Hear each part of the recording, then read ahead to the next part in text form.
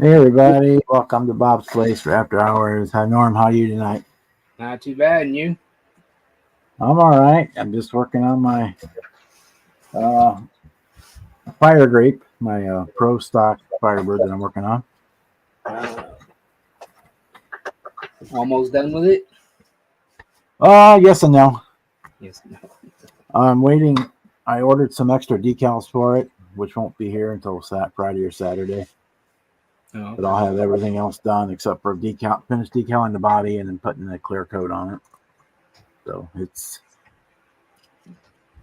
almost there. But when I decided to put the stripes on it, it would be done tonight, but because I would have had it cleared already. Uh, But since I changed it, decided to add the gold stripes to it. Get this down here. There we go. It's done with the color shift, Color shift, yeah. Looks good. Looks and good. I decided I was gonna add. I'm gonna add a gold trim stripe between the purple and the white. Oh, okay. I'm waiting for that. Once those come in, I can shoot the clear on it and the body, put the glass in, and put the body on it. The chassis is basically done. I've got one more wheel to put on. A little touch up painting to do, and then it'll be done as well. Hey, Mike. So just be waiting for the.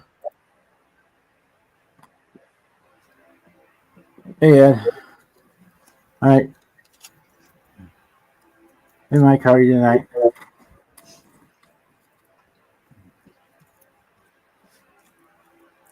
Yeah, Saturday I finished my father's tribute build. I dropped that off yesterday for Father's Day. He was happy. That's cool. 'Cause I basically built one of his favorites that he had when he was just started the family when I was born. Just chilling tonight. Yeah. Uh, I was at the year I was doing my Father's Day build. My dad actually passed like 2 days before I got it done. Oh shit, that sucks. Well, we knew it was coming. I mean, he had cancer, and he got to the point where he told him just quit. Let him alone. It's time to let go. So, yeah, he. Well, my dad's still recovering. He just had a four-way bypass. So that was another reason it pushed me to hurry up and get it done. I mean, he'll be fine, thankfully, thank God. But it's just one of them things. You never know. Yeah. Yeah, he passed on the Monday before Father's Day, and we buried him on the Friday before Father's Day, and then on Father's Day I actually finished him off. But it was a tough go. Yes, Mike, I am going to be there at Pam's Con. Hoping to see you, Tom, and another guy. I can't think his name's Sam. I'm not sure.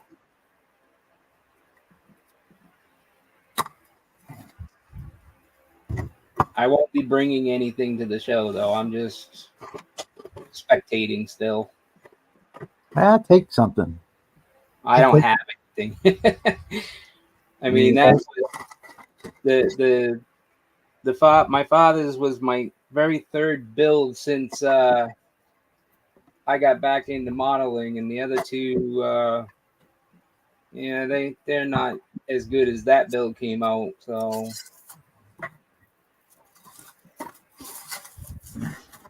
If you just got something in progress, take it along. It helps start conversations.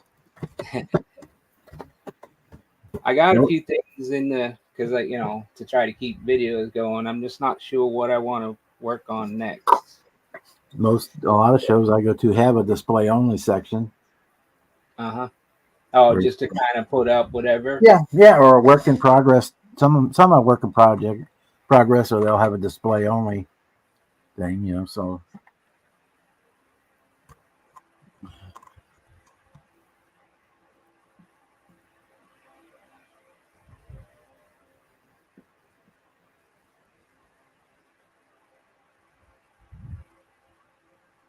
That's cool, Mike.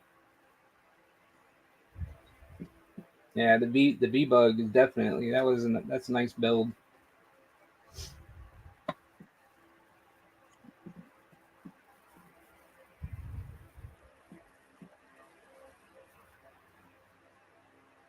Hey, Theo. Primer table is my favorite. That what they call like a work in progress table? Yeah, it's just basically you have it done. It's you got parts and primer. Parts and primer. Yeah, I started my very first build before my father's trying to do Blue Ox's street machine build, but I decided to do more than because I cut the doors out, cut the trunk out to put in all kinds of 3D stuff, the NOS and fuel cell, and I'm designing some of that stuff myself. So it was like it just sent that project spiraling down a rabbit hole, and she just sits there. So I might finish that next. Because I'm trying to actually do my own. I had some in progress that were working. I was designing my own door hinges, and then hopefully able to mass produce them for people because a couple other people were really wanting scale door hinges.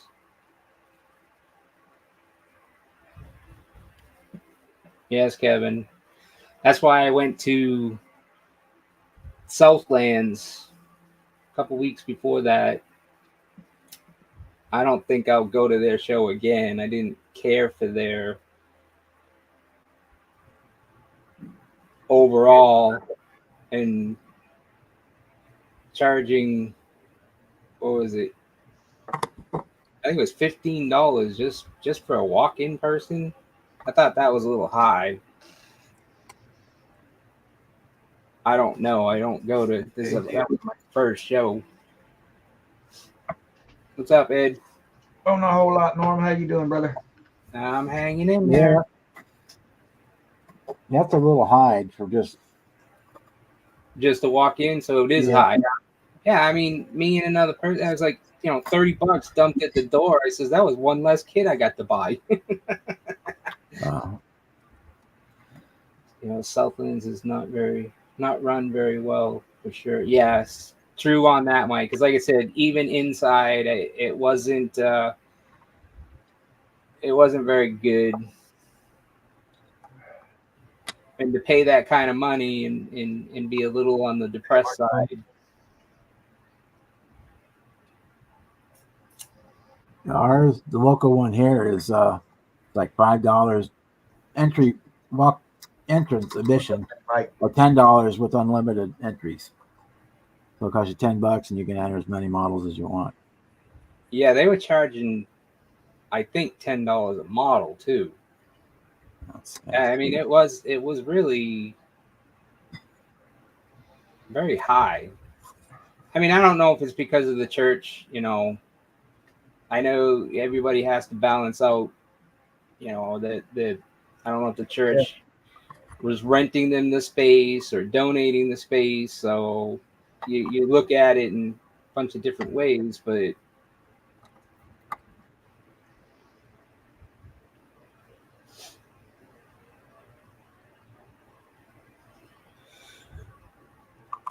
I don't think how much they have it on here.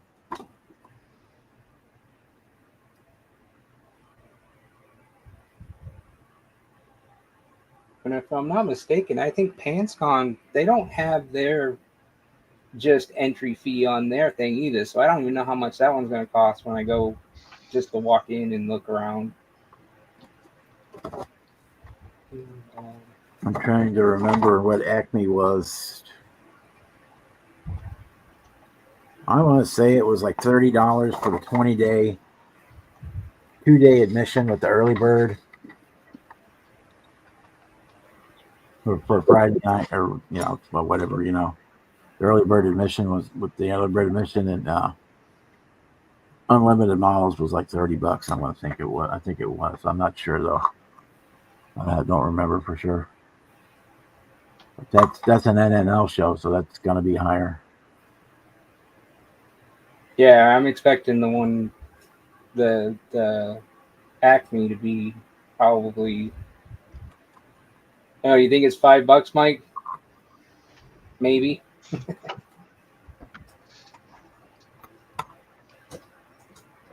Neither peach nor cherry, more like smelly.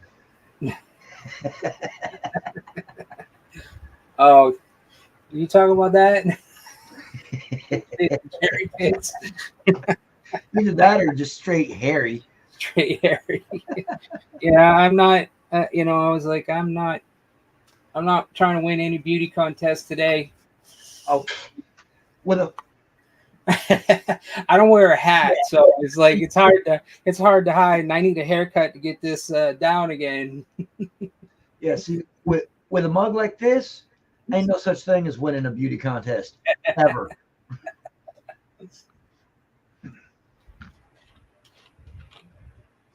But at least I'm not one of those ugly dudes that doesn't know that he's ugly.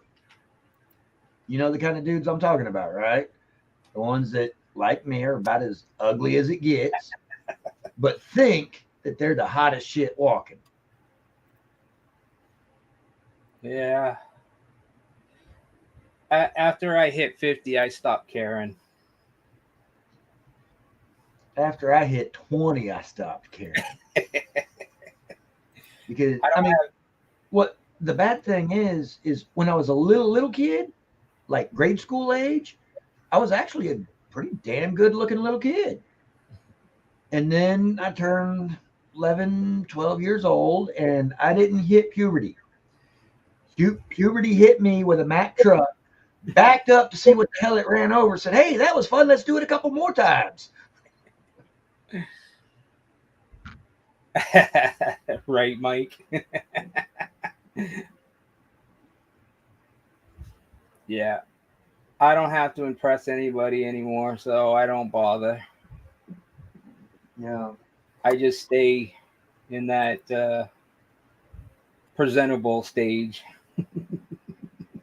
I mean, I try to keep presentable, but I mean, I look like a biker. I got the beard. Used to be a lot bigger beard. I'm talking like even bigger than Sarge's beard. I mean, my beard at its longest when I trimmed it for work was down to here. Right. I can't grow one that long. I get bushy, but I've never been able to grow a beard long, even when I was riding. Yeah. But I didn't, I had a goatee for a little while, you could pull on. And Yeah. And then there's the fact that I'm always walking around in a tank top. I got the buck knife on my hip. I got my wallet on a chain. I don't ever wear anything that ain't black. So, I look like a biker. I know I look like a biker, and I don't give a fuck. Right. Damn camera focus. Oh, don't get me on cameras, man. I'm pissed at the one I bought from Amazon. There we go. Sometimes when I either get real close to the camera, or if I hold something up close to the camera and it focuses in on it real close, it doesn't like to refocus on me once I sit back down away from the camera. So I have to hold my hand up to it and then slowly pull it back to me, so the focus will follow out. I'll have to try that with this one because it's supposed to be autofocus. I haven't seen no damn autofocus in it. Yeah. Because, I was filming my video, and on me it was good, and then when I reset it up to do the car and the tray, it wasn't focusing on my car. I was like, that's the camera I'm using right there. Okay. C920 Pro. Yeah. By Logitech. Yeah. Yeah, it's a 1080p 30 FPS. I mean, this one here, except for I don't know I would have to learn some more stuff as far as recording. Because this camera is nice. This is PC. But I was using my GoPro, and I decided to I bought a 5K. I bought this. Kevin, how are you tonight? I bought this thing. Yeah. Almost $200. It's supposed to be autofocus, and it's shit. Major shit. Well,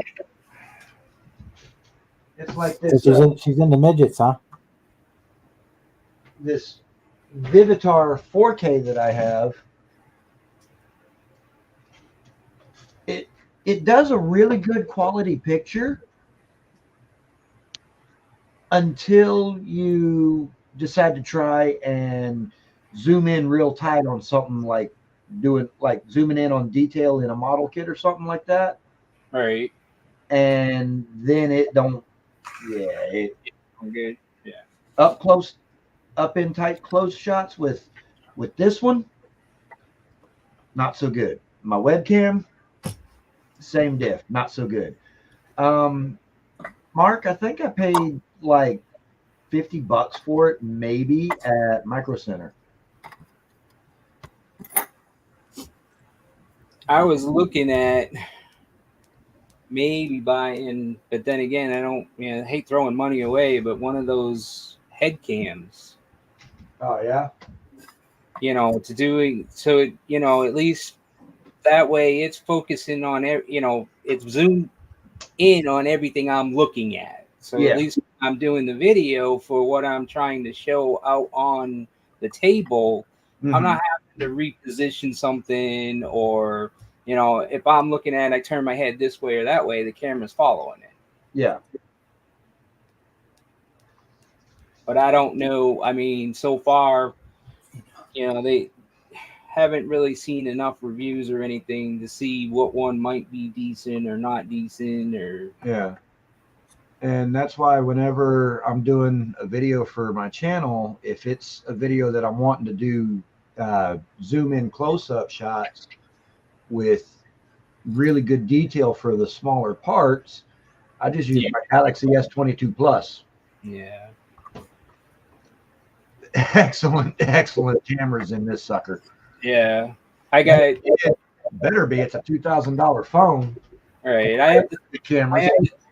I have the 24 and I have the 22 Ultra over there, but the 22 Ultra's got a cracked screen. Ouch. And this one, and actually I was trying to use the 22 Ultra for my 3D scanning tool. Mm-hmm.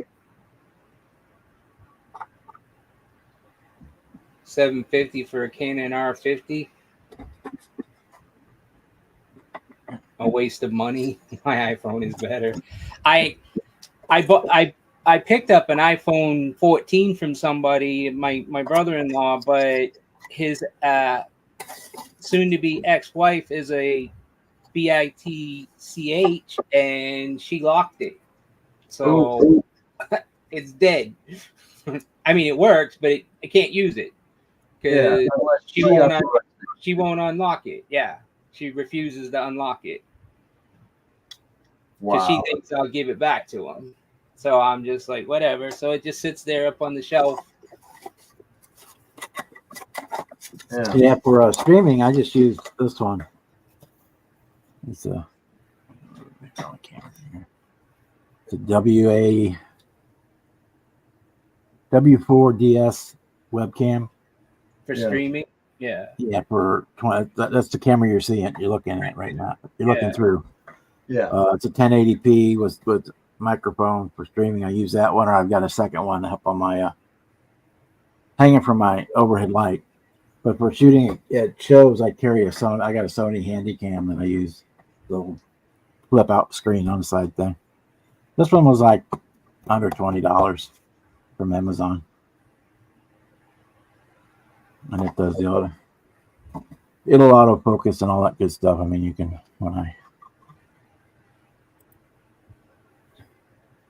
it'll bring right in there. Sometimes it takes a second for it to think about what it's doing, but that's about 3 inches from the lens right there. What you're seeing. Wow. Yeah, and thing is your camera, the one you're using, Bob, does really good for focusing in on little small details like that. Yeah. Whereas my Logitech that I'm using, it doesn't focus on detail for jack dill. I mean, When I shoot my actual videos, or when I go to shows, I shoot with this little Sony Handycam. Sony Handycam. Yeah. Yeah. That's Alright. what I'm kind of looking for, is a Sony or a Canon. You know, because to me, it's like I've always had name. You know, back in I still have it, but you know, Nikon used to be my favorite, and I was looking at something, but Nikon didn't keep up with the 4K 8. Yeah, I've had this one for 7 or 8 years. I have a Sony credit card, so I had a bunch of Sony points that were going to expire, so I got it for free with my Sony points. Oh, that's cool. Not bad. I think it retailed it then like for $150. You could probably find it for around $100 or so, or less. I haven't looked. Yeah, this has got the flip out screen that you can turn around and all that good stuff, and my Vivitar is the same way.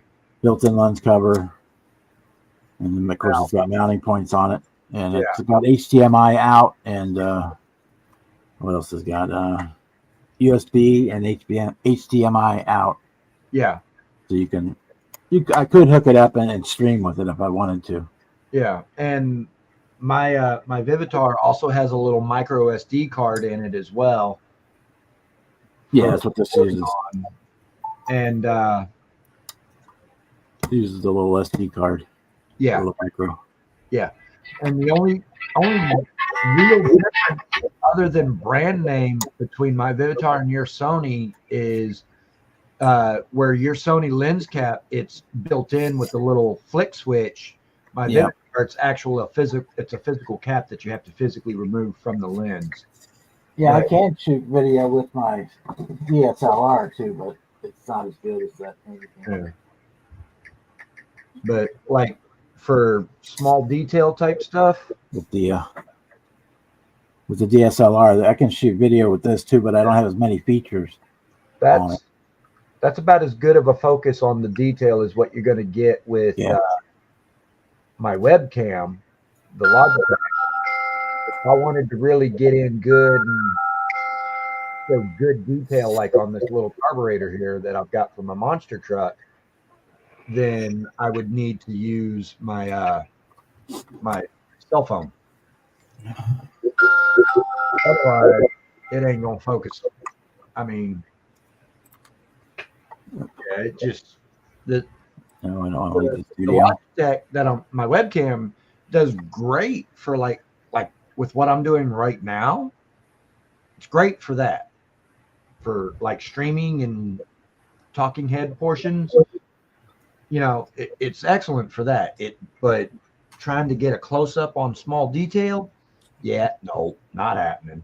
Yeah, and you were seeing mine in 720 because I don't pay the extra money to broadcast in 1080p, so it downgrades it. So if I had to pay for the extra, once I get monetized finally, then if I'm making enough money to pay for it, then I will upgrade so we can do the 1080p. But even this one, this is the one up here is an old Logitech. And I have a second Logitech that is sitting on top of the monitor next to the one I'm currently using. Yeah, this is an LO1 HD webcam, and it'll do 1080, but it doesn't like it. Yeah, I don't know. This one doesn't. This is the fixed focused one. It doesn't. It tries, but it doesn't. It can't really. Yeah, I don't know what the model of the other Logitech that I have is, but I know it's not as good as the Logitech that I'm using, as the newer one. So,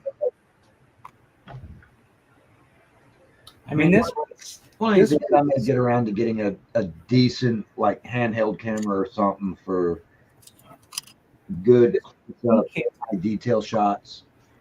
Oh, cool.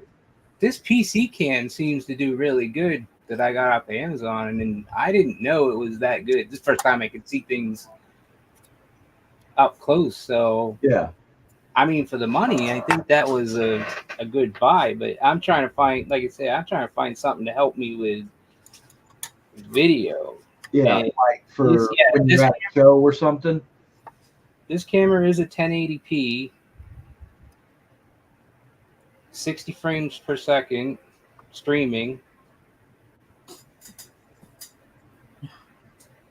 Yeah, that's what And mine. I only paid $40 for it. It was $39.99. Yeah. That's. I mean, I think I might maybe paid right around 50 or so for mine at Micro Center. how do I shut that off? Yeah. So I just used that one. It was like under $20. That one, this one here, Yeah. for $20, and it came with a little flexible tripod and all that crap that I don't use, but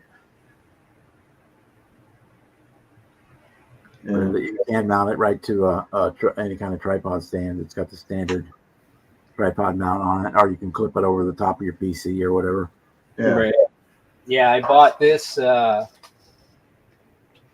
mount up top to give me either straight at me or straight down, because it does pretty much Yeah. and it wasn't that bad of a price, so I can mount it at the roof. And Yeah, I've got another boom arm here somewhere. I got to find it, and I'm going to move the camera off of my light onto the secondary boom. Yeah. It won't be affected by the light so much. yeah, I bought at Ollie's this cool LED light that kind of has multiple movable outside. You can get in there and it shows, you can see the fluctuation with the light, because it Yeah. and stuff, and it doesn't like it. And every time I turn the light off, the spike throws it off. So I'm gonna get that other stand for it. I got it somewhere. I just don't know where it's at. I got the mount for it is already on my table, but I don't know where I put the boom. Yeah. Well, it's like for when I'm using my phone to make a video with, I've got this little selfie stick tripod thing. Gold wheels. Yeah, I've got one of those too for my DSLR. Yeah. And the selfie stick, it has a little USB rechargeable Bluetooth shutter button control. I don't ever use that part because, hey, Jason, because all I ever do is I just clamp my phone into the clamp that it comes with for the phone, and then I just set it up and go to recording with it. And then I've got a regular camera tripod for the Vivitar that has the little quick release thing on the bottom of it, so I don't have to sit there and screw the camera down to the mount and unscrew it anytime I want to move the camera around or whatever. I can just flip a little latch and pull the camera out, and then when I'm ready to put the camera back on the tripod, just pull the little latch back out, put the camera back in, let the latch go, and it locks the camera down. Yeah, I've got one of those for mine. It only came with one, and I can never been able to find another one. A quick release for my tripod. I got it on the bottom of this one. Yeah. But it only came with one. So I have to, every time I change cameras, I still have to switch that mount. So it's not that much of a help. Right. Because I've never been able to find another one.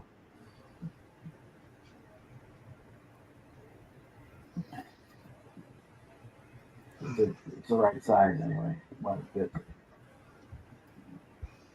course, I only paid like $20 for the tripod, so. Yeah. I mean, my tripod, I think actually both my selfie stick and my tripod I want to say they're both on. ONN from Walmart.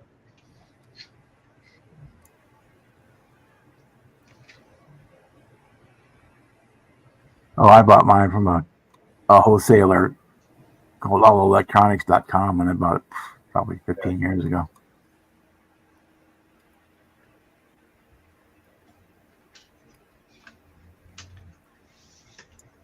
Okay, do this without screwing it up.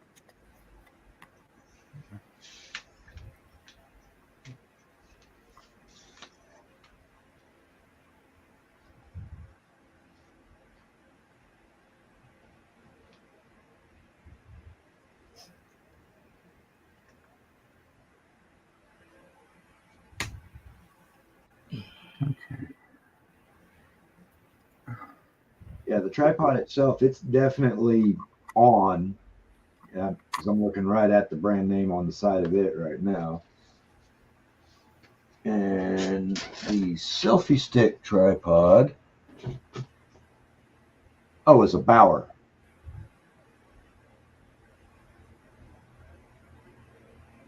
Thought it was on, but it's a Bauer. Either way, I bought them both at Walmart, so.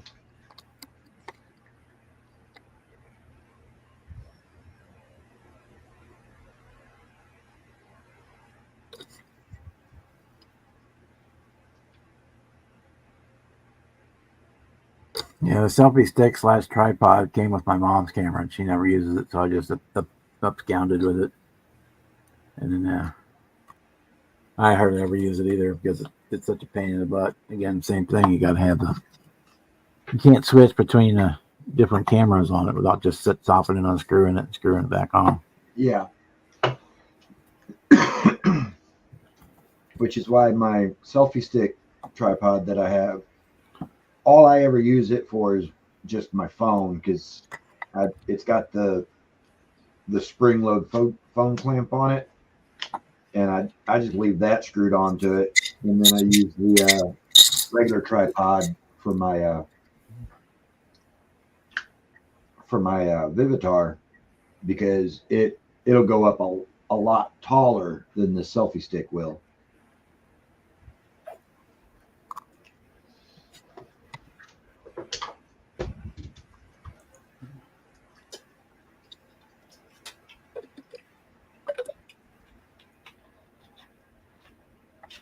According to the post office, my stripe should be here on Saturday, so I'll be able to probably have this one done, but early next week. By this time next week, it'll be done. Cool. But that's all I'm waiting on is the stripes to show up.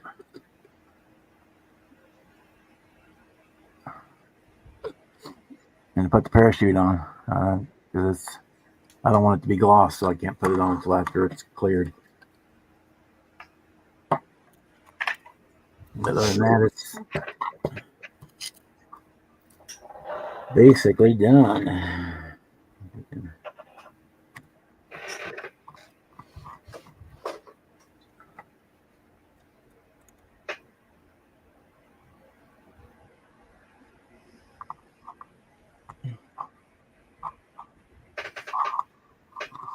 Left is right and right is left. Left is right and right is left. That's the only on his camera drives me nuts. It's backwards? Well, no, well, you're not seeing it backwards, and I'm not seeing it backwards, but I got to go backwards to. Oh, yeah, I've been doing the same thing when I was doing the shop card shoutouts. I'm like, oh crap, I'm going the wrong direction. Like right now, it's not quite centered on the screen. To me, it looks like it needs to go to the right a little bit, but I actually got to move it to the left to center it in the screen. That's what it's going to look like. It doesn't have glass in it yet, or the other stripe. That's what it's going to be. Yeah, the stripes are going to help it too, set it up more. Yep. Yeah, that's going to match the gold wheels. That's part of the reason I decided to go that way. Match the gold wheels.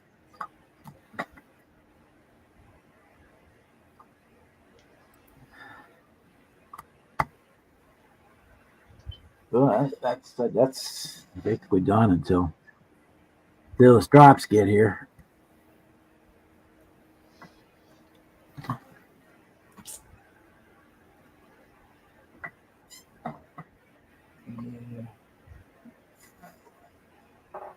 my diorama shop is a lot bigger than I'd like it to be, but it's in scale.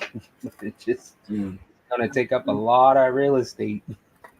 Yeah. Well, it's like the diorama shop that JT over at I Need My Garage Time is building. He posted a video on it either yesterday or today, and that sucker's gonna be huge. Yeah. Yeah, mine's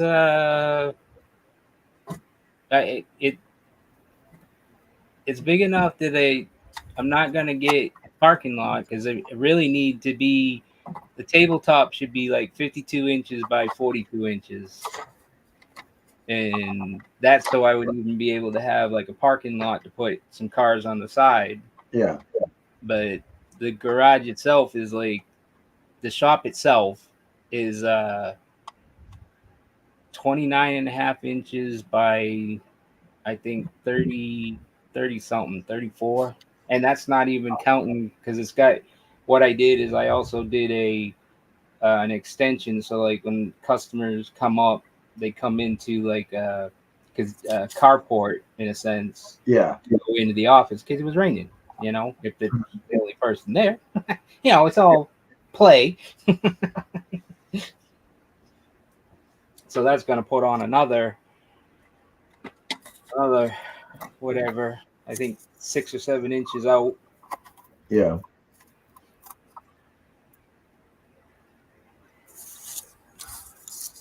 Yeah. Well, I mean, I'm gonna eventually do a garage shop type diorama as well, and I'm gonna have to clear all the portion of my stash that I currently have sitting on top of my armoire that I'd inherited from my grandfather. But right now I've got a bunch of model kits sitting up on top of it. But when I get around to building my diorama, I'm going to have to find somewhere else to put those model kits because I'm going to put the diorama on top of the armoire. But the Ferrari 599 GTO that I won Friday at my model club meeting in the raffle.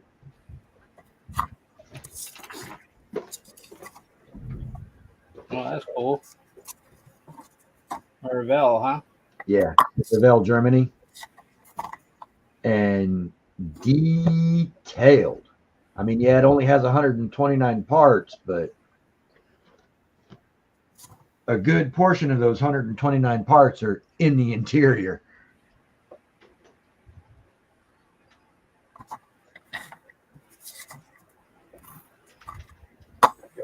This is going to be a fun build. And for the 3 grill pieces in the front here, the 3 grill pieces here in the front on the bottom, they actually include mesh in the kit to use for that. Cool. Yeah. Oh. I got a lot of space in here, but I got a lot of stuff taking up all that space. Yeah. Well, I'm kind of the same way. I mean, and I bought 2 more, well, 3 more kits, plus gifted another kit, and I have no room for my kits. Unless I add a little more shelf up there where the helicopters are, because I can stack 3 high on what I got going around. Yeah. And that's it. Otherwise, I gotta find room. I find new homes for all the RC stuff, but that's they gotta stay in a environmentally controlled. And then sticking them outdoors in Florida is not good. Hey, Mir. Hey, Mir. Hey, Mir.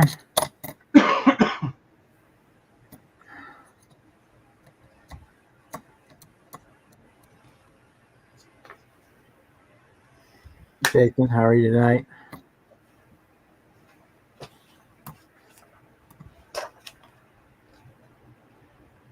I do know I got to get off I got a lot of designing to do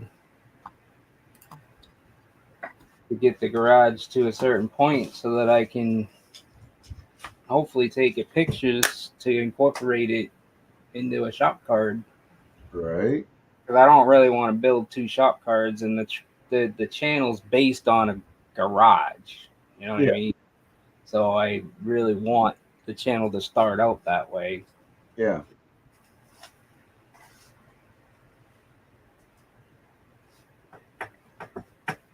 I change my shop card probably once a year or less. Well, I usually print 100 cards at a time, and when they're gone, then I'll print the next one. It's different. So I've had, I guess, about 4 of them so far. Yeah. Keeps them current too. I think I still have a bunch of photo paper, 3x5, so I was gonna print out a bunch myself. Yeah. And kind of looking at what I've gotten already for cards, I was like, trying to get some inspiration from what other people have done. Yeah. I need to. For my shop card, what I'm gonna do is after I've gotten the Silverado Wedge Bed Bash and the 67 Pro Street Chevelle that's going to be sitting on the back of it one as my senior tribute build. Once I get those built, I need to get put together like a garage wall backdrop type diorama so that I can just kind of set the kits in front of it and take a couple of pictures of them.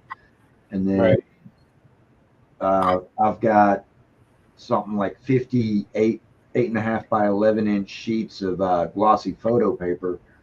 I'm just going to print 4 cards per sheet, or 4 copies of the picture per sheet, and that's going to be my shop card.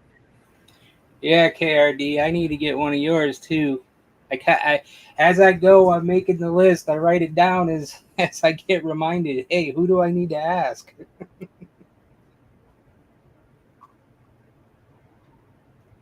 And who will actually, because I know some people want to do swapping, and right now I don't have. Doesn't matter. If you don't got one, you don't got one. I'll send one to anybody. Yeah. If they got one, they send it back. If they don't, that's fine too. Yeah. So basically what I've been doing is everybody that is sending one out, I've saved all the envelopes. So as soon as I do get my own shop card, those will be the first to be same here. Out. I will. Same here. I have all the envelopes here in my filing drawer. Yeah. And I pull them all out and boom, boom, boom, boom, boom, send them all out for the first people that have already given me. Which for me right now, the ones that I have shop cards from that are going to be getting the first run of my shop cards once I do get them printed out, it's going to be King Bob, because I've got one of his. I've got one of Mini Mike's. I got Mini Styrene Bender, aka Chuck, and I've got T2, Terry Brownlee. I got 10 people already to right off the bat. So on mine, I take them when I go to a show. I carry them with me, and if I can talk to somebody, I'll hand them one. Yeah, I had I put the QR code on mine for the Oh, wait a minute. No, I got yours. Right there. Yep. So I have to do with your camera or your phone or whatever, do the QR code and it takes you right to my channel. Yeah. Yeah, yours was in my video just recently. Yours, Chuck's Styrene Bender's Garage, and I think Chuck's was by himself. You, Morris, I believe Paul from Styrene Relics, and Hobby Dude Mark. Those ones I just did the last video.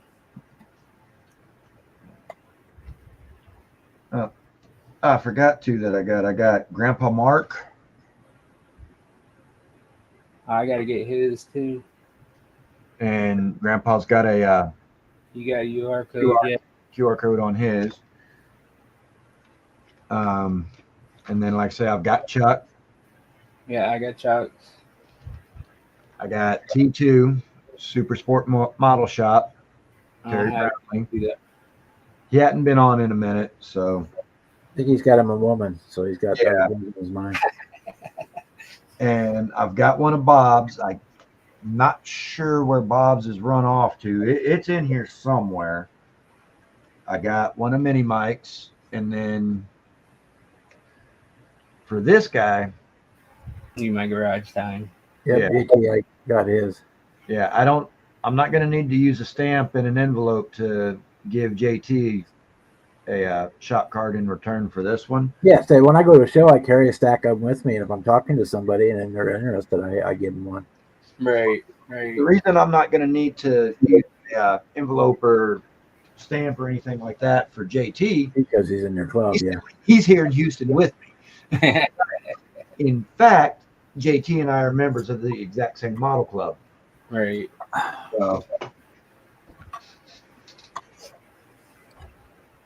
So I can just hand JT his in person. Yeah, and I started putting those who send me stickers, those are down on my mat under the glass. Yeah.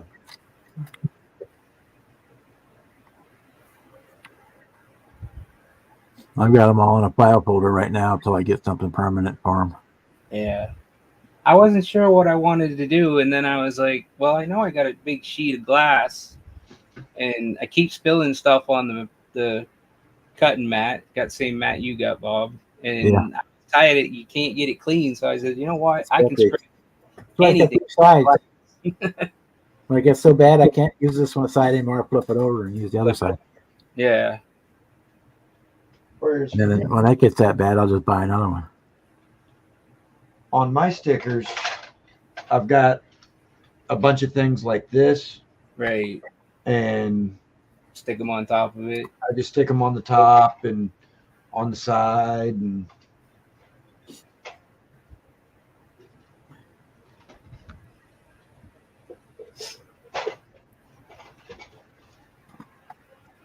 I just do mine on Vistaprint. They're not super expensive that way, and then yeah. they get you free envelopes, and I think they'll even do like your return address on them for free if you want. I haven't checked that deep into it.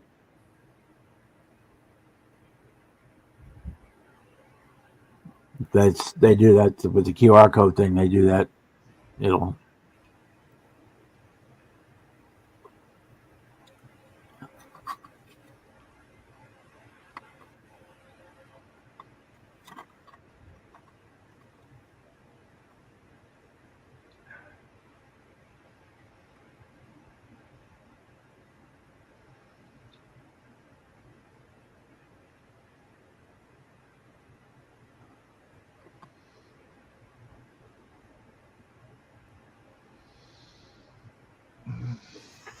Oh boy.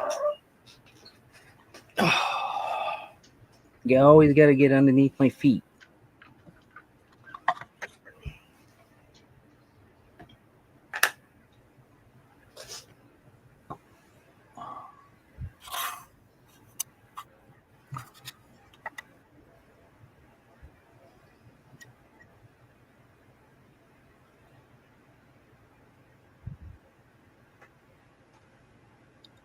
Hey Ed, how you doing, brother?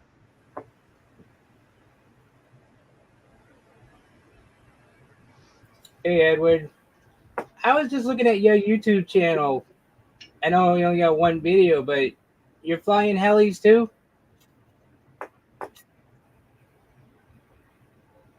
Yes, Norman's the name.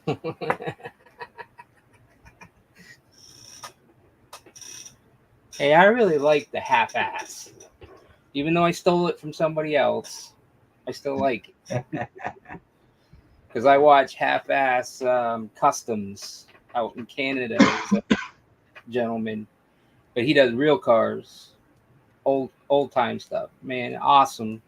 That guy can do sheet metal work, like, and it's all by hand. He ain't doing everything is just out of his head, and it's pretty cool to watch. Yeah, there's shit on there.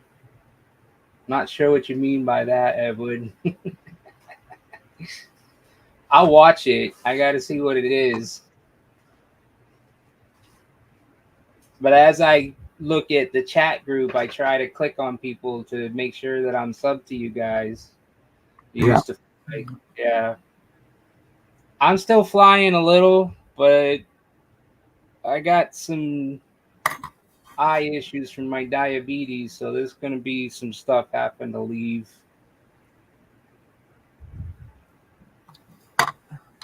Yeah. Whereas when it comes to RC, I never got into airborne RC. I was always, well, not full-time airborne anyway. I was always into the cars and trucks, and granted, they'd get airborne for a little bit, but they were mostly wheeled. Yeah. Yeah. There isn't a vehicle that I don't own that hasn't gone up somehow Right? and done the tumbles and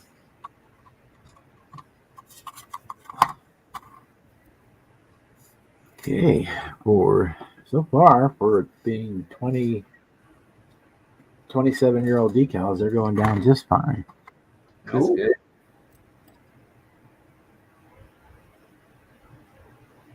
I started with the little ones because those are usually the worst.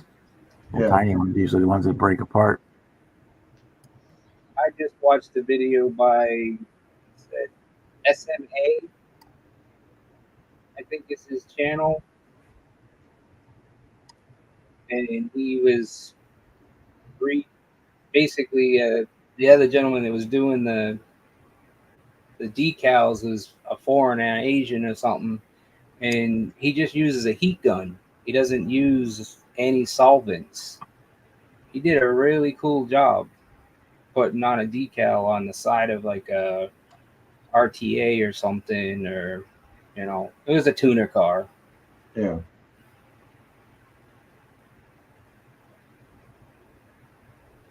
Yeah, and I'm on a lot of Facebook groups. I have too many. There's 30, well,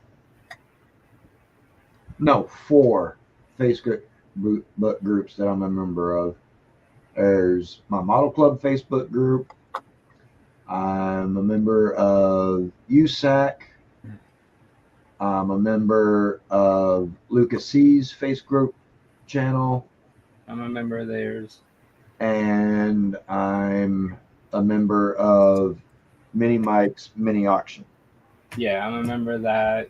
I'm a member of Grandpa Mark's, Chuck's, but I got like a ton of RC between the boats, the cars, the semis, and all of them. And I have my own Facebook group for rock crawling. So, because I used to compete quite a bit back in the day. Not much now. I'm on too many Facebook groups to count. Huh? I'm on too many Facebook groups to count. Yeah. I can't count them all because there's a lot of different ones for different things. Some I'm highly active in, and some I just graze. Yeah. And for me, I'm not real super active on Facebook in any of my Facebook groups, not even my Model Club group. But that's because I'm not real active on Facebook. I mean, the only person, because the mini auction, well, hey JT, we was just talking about you just a little bit ago. But mini auctions is in my Facebook friends list because you got to join that page to be able to see the post for the auctions. And then because I had to join that that page to get in that also put Mini Mike in my friends group, my friends list. And other than that, absolutely everybody else that's in my face group friends list, they're people that I actually know face to face. JT being one of them.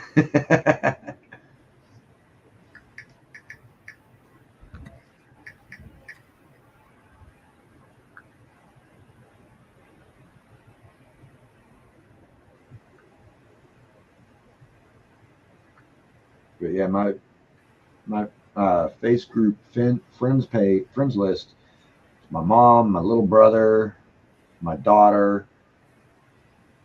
You know, mostly it's just family.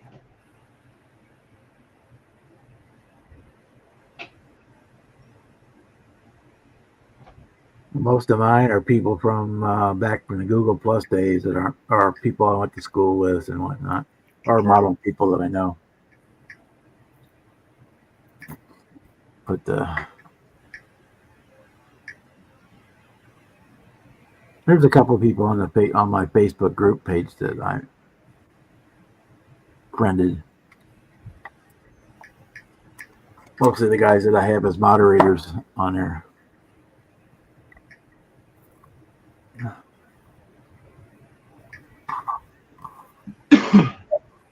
JT's asking what you're working on there, Bob. I am working on the Revell Nationals Firebird funny car because I can't go any further on that Pro Stock till the decals get here. And it is, where's the box?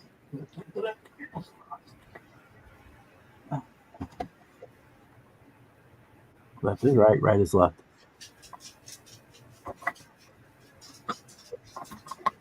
Where's my mouse? There's the mouse. Yep.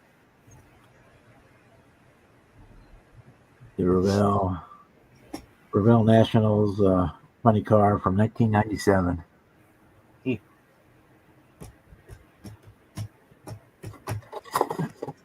Which is one of the kits I got from the mini model auctions. Shameless plug.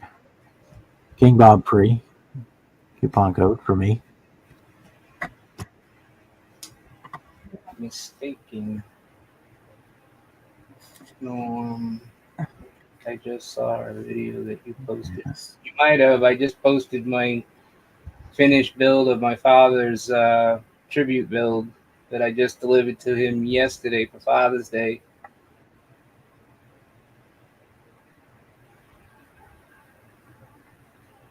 '60 Starliner. He drove it all the way from California to Massachusetts.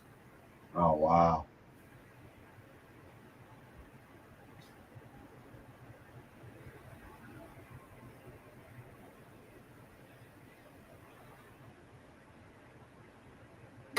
And if I'm not mistaken, I was thinking I need my garage time. I think you made a comment asking about the 3D printed stuff. Yeah, Bob does build quick. He does. Bob is stuck at home. I'm stuck at home too, but I can't build that quick. So I sit here on live streams every night for 5 or 6 hours. So I get 5 or 6 hours bench time in every night. Hmm. And the nights I'm not on live, I'm just sitting on my butt watching television because I have to stay close to home all the time. Rest in peace, Live B. All right, Mark Jones. You all.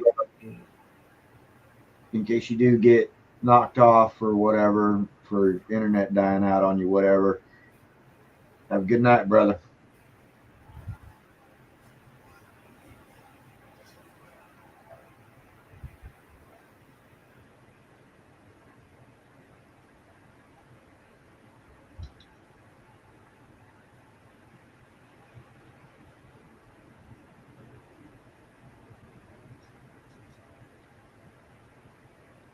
Yeah, they're working real good. They're a little bit sick, but I guess probably a good thing for the fact that they're 27 years old. 65, 67, 77, 55, 46, 77, 7. JT, I know the feeling. Let's see. I've got monster truck. I've got one. See, I've got the semi for pulling the monster truck's trailer. I've got the Pete that I'm trying to learn how to program a Arduino for, so I can do all the lighting on it. I've got the Bison that I'm doing for the portable parking lot. Might have to. I've got the trailer for the monster truck. I've got 3 of the AMT Repop Chevy trucks, 2 dualies and a 2 dually, like I say, 2 dualies and the Silverado. Let's see, I've got the Corvette CR7, the race car. I've got the 70 Vet LT1 ZR1. I've got the Dodge Viper. I've got the V10 Dodge pickup. I've got the older Dodge pickup that comes with the little mini bike.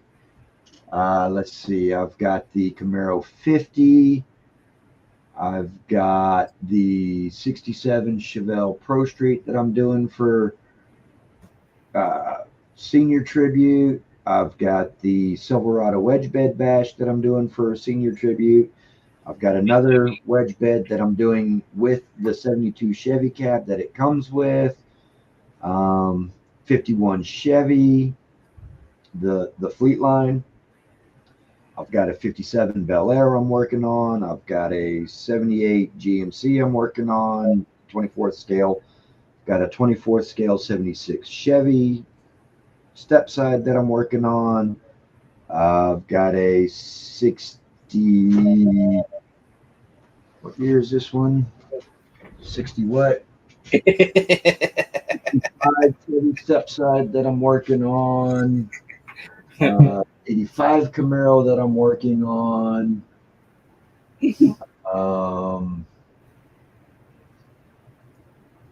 And I know there's probably 2 or 3. Oh, I've got an F14 I'm working on. I've got an AH64 I'm working on. I have definitely opened every kit. I've got the Impala Lowrider I'm working on. And yeah, no, I don't buy a kit without, as soon as I get home, I open it. Even if all I'm doing is opening it, taking everything out of the bags, putting it all back in the box, and then putting it on the shelf for later, I still open it as soon as I get it home. Can you? I don't know your name. I need my garage time. It'd be easier to say JT. Oh, JT. Yeah. JT. Do you have a 3D printer or? Hey, Jimmy. Hey, Jimmy. I'm the same way. I open up some, but I gotta really want to see the inside to open it. Otherwise, I kind of leave them buttoned up until I'm ready to do something with them.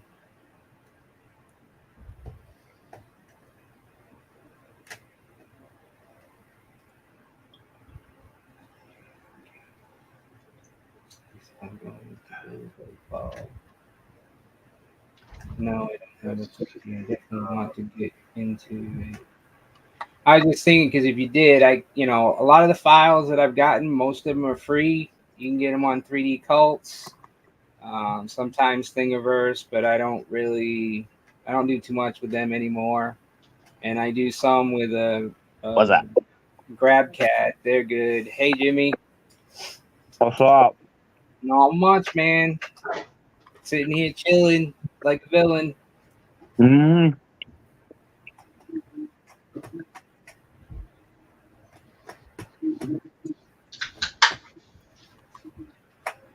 But I might be able to help you out, JT.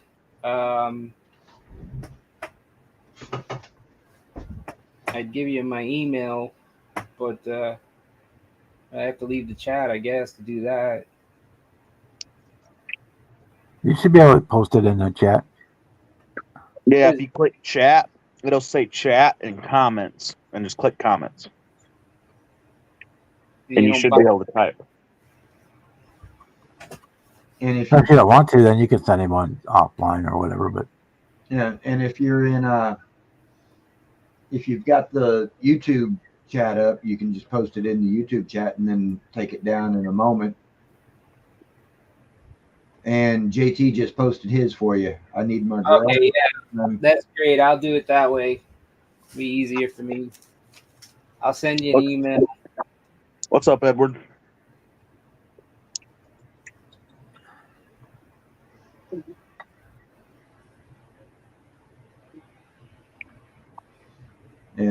And I'd like to get into 3D printing as well. It's just right now I can't afford the damn printer. Yeah. Believe it or not, the prices are really coming down. The biggest key to getting into it is what you want out of it. That's what I would tell you as far as, because you can buy a resin printer and probably only spend $200, but it's only going to do a certain level of things, like, mostly small stuff. It's not going to, you won't be able to do a body or any kind of chassis unless you cut them in half or something. Yeah. And see, thing is if I were to get a 3D resin printer, at least have to be big enough to where I could at least kind of tilt the body up at an angle, and or the chassis up at an angle to be able to print out a body and or a chassis. The one I have up there, that one right there, that prints full chassis. Actually, this one right here by Black Box. I've done everything, and I did the whole body and everything, and 2 frames at a time. And that printer right there, I just waited and watched. I only paid $279 for it. So, and that's a Creality, but a lot of people, like the Anycubic and the Elegoo, but I know I'm looking at an Elegoo. I don't know what the print bed size is, but I do like the fact I prefer to try to use Wi-Fi like my old one. This one's not Wi-Fi. You got to use the USB stick. Yeah. I'm not fond of transferring files that way. A lot of times them sticks don't write all the file properly, and then you end up with a failed print halfway through. Yeah. No, I'd love to get into that printing.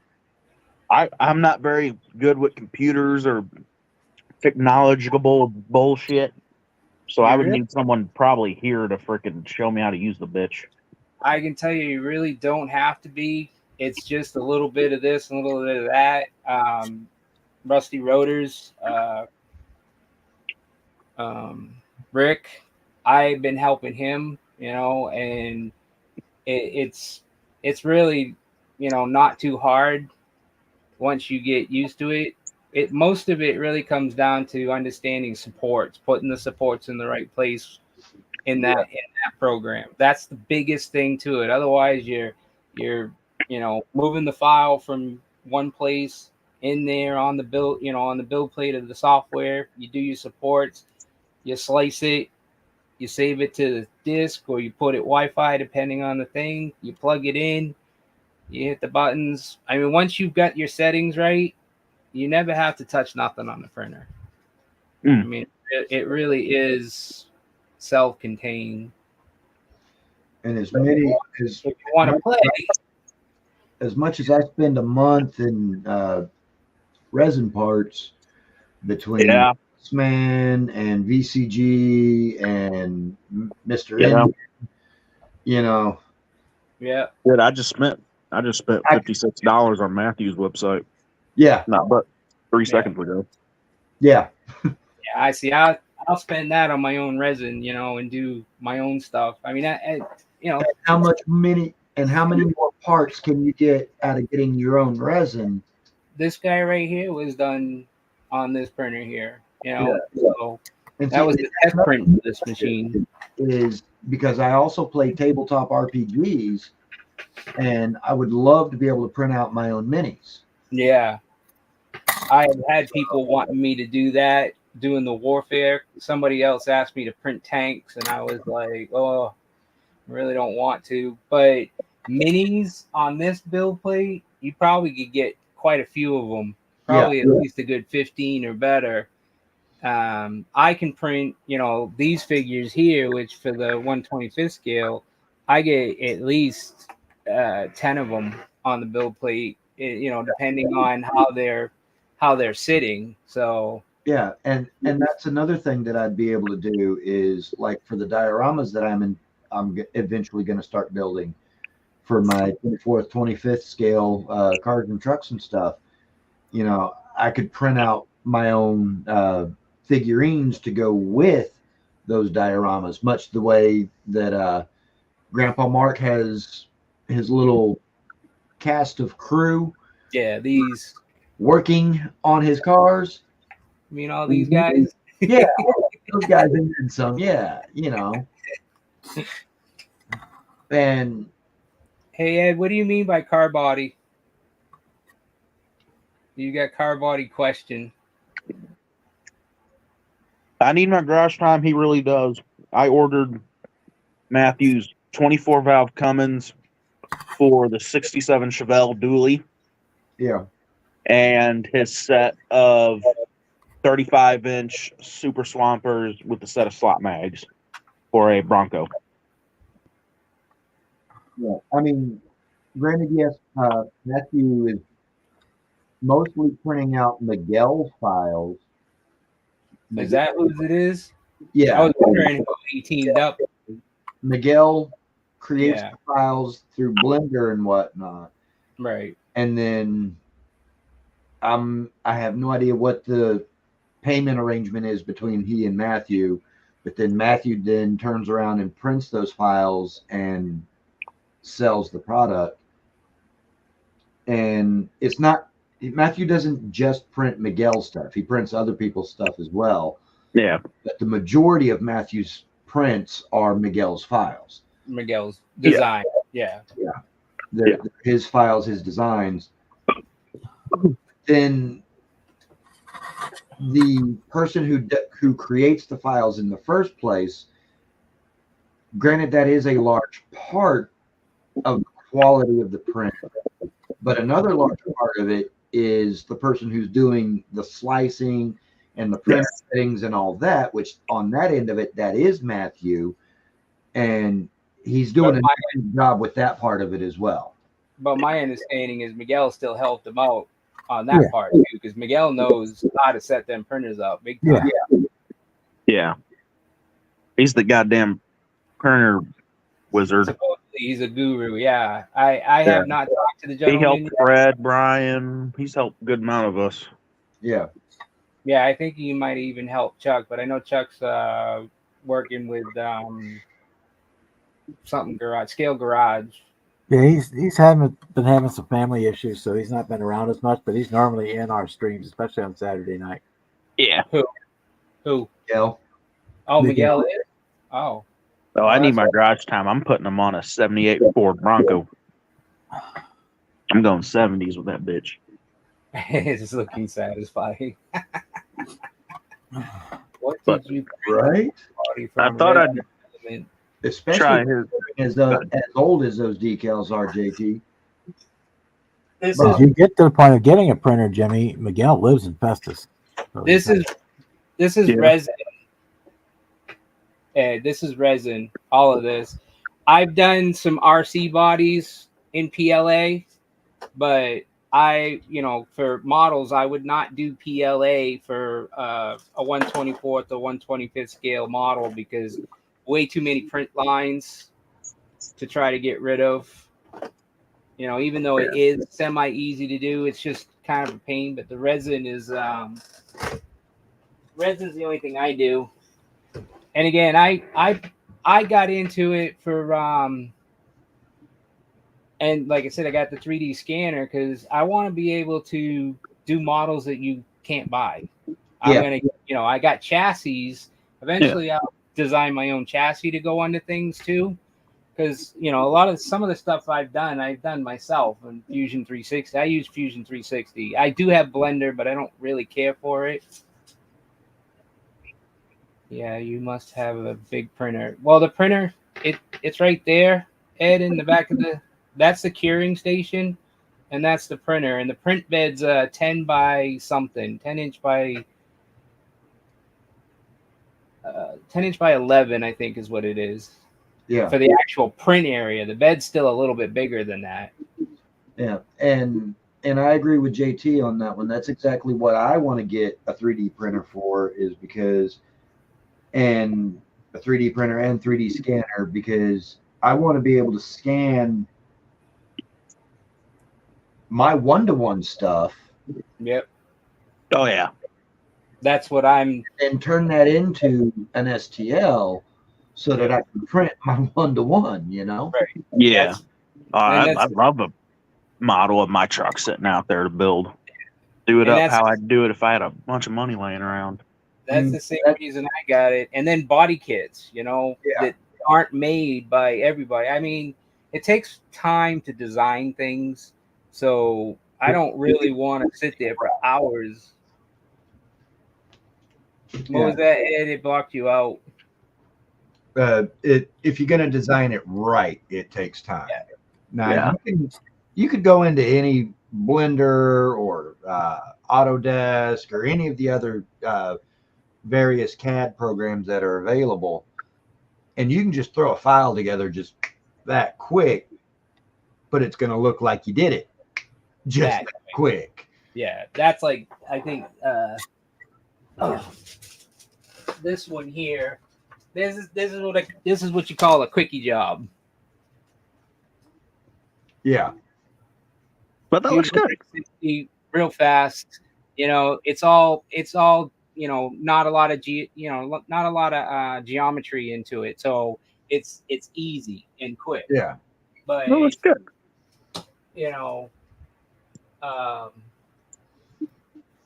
This here.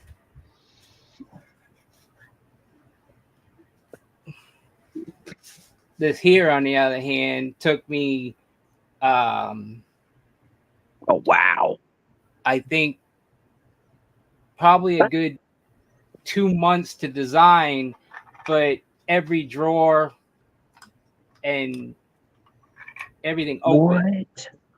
Wow. Is that 24th or like 25th scale? This is actually 1/10. Oh. And I designed scaled down to 24th, 25th, though. Yeah, I'm going to. And then each piece is if you could make that 24 scale, I'll buy one from you right now. Right? Each piece is module, so each piece is separate. Because originally what I did is I designed it to sell it for people that were doing dioramas with RC.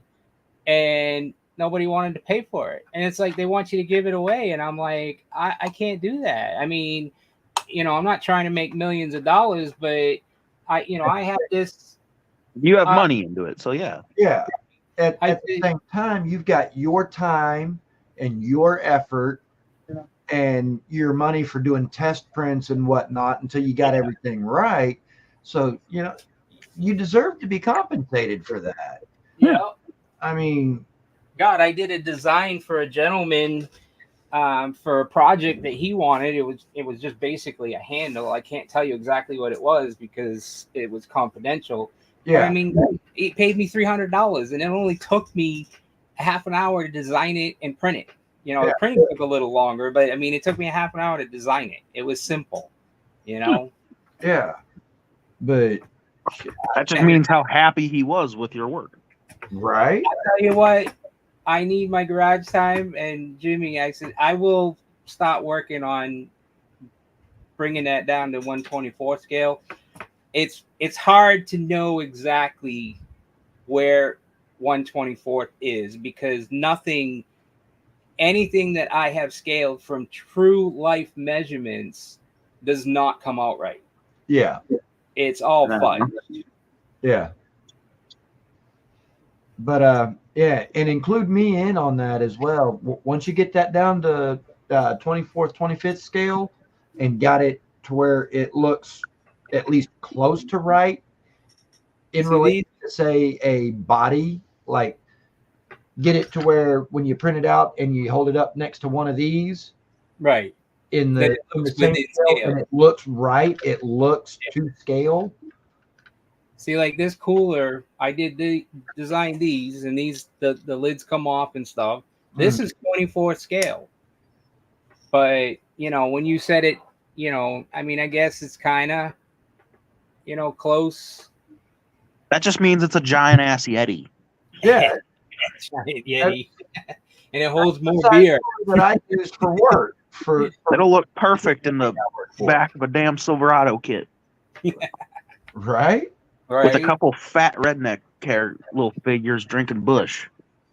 But yeah, I mean, decide how once you get that down to a 24th, 25th scale sizing, let us know what you want for it, bro. I know I'd be willing to pay it, and I'm sure Jimmy and JT would too. Oh yeah. Yeah, So- I'll work on it. That's because I got to do it for my garage, anyways. Right. So, Might as Yeah. well get paid for it in the process, because you got at least 3 people here that want it. Yeah.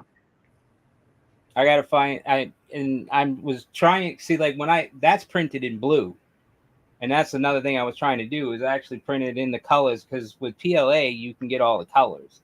Yeah. So I can print it in red, black, yellow, green. The resin, there's not too many colors. I mean, there are, but they're transparent. It's like, why would you want transparent color, guys? Come on, mix some Well, solid. even then, we have spray paint. Yeah. Paint it. I have spray paint. I mean, shit, if I do one, I'll paint it. I'd end up painting it black and put a bunch of Rat Fink and Ed Roth Yeah. decals and pinstriping all Not over only it. do I have spray paint, but I've got jar paint, and to go with jar paint, not only do I have a bunch of hand brushes, but I got airbrushes too. And Yep. I don't know if you hear my compressor kicking You in. leave, you Yep. leave your compressor on all the time? Yeah. I thought that was stress to a compressor. If it's going to be running all the time, that's stress to the compressor. Okay. But so long as it gets up to pressure, and then the motor shuts off, But it's and all then right. So it's not putting any pressure on the diaphragm in there. Yeah. Okay. Like that's like the one that we have outside. We always take with us when we take the 4-wheelers and dirt bikes out. It's just a little bitty one that it won't do anything until you hit the button and start filling up a tire or some shit. yeah. But I mean, it's got compression, but as soon as you hit the button is when it starts. Yeah. I mean, it's got pressure in the airline, but Ford Blue, not. No, I not know, Ford. gross. Blue. yeah, no, I want mine black and red. You could do cobalt blue. Black with green rat finks all over it. And as far as I'm concerned, print it in whatever color you want to print it in. I don't care. I'm gonna paint the damn thing the way I want it to be, any damn way. Yeah. Yeah. I usually print in whatever resin's on sale. There you go. Even then, that's Yeah, and like I say, I mean, you see my stack of Tamiya jars there. And I mean, if people buy it Yeah. and complain that's not already a color, then fuck them. I've got We 6 more paint. Tamiya jars over here under my screen. I've got 6 more over here, right here. I've got 4 more here, and I've got a whole bejeebers more up there, and then I've got another 6 down back. here. So yeah, I've got paint.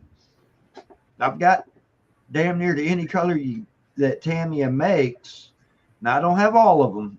There's a couple of them that I don't have yet, and for the colors that I don't have, I can take the colors that I do have and mix them and make the color that you want.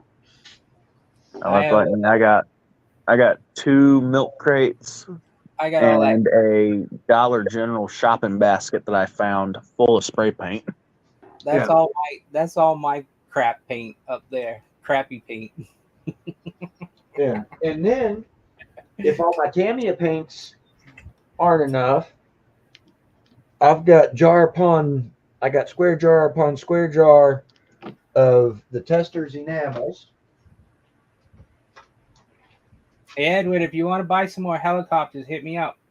And then I've got, I don't know how many big cans of I have a I've few. got. I gotta go get me. I need burnt orange for my Firebird build. And then over here is this cabinet is like this deep. It's a good Wow. 2.5 feet deep.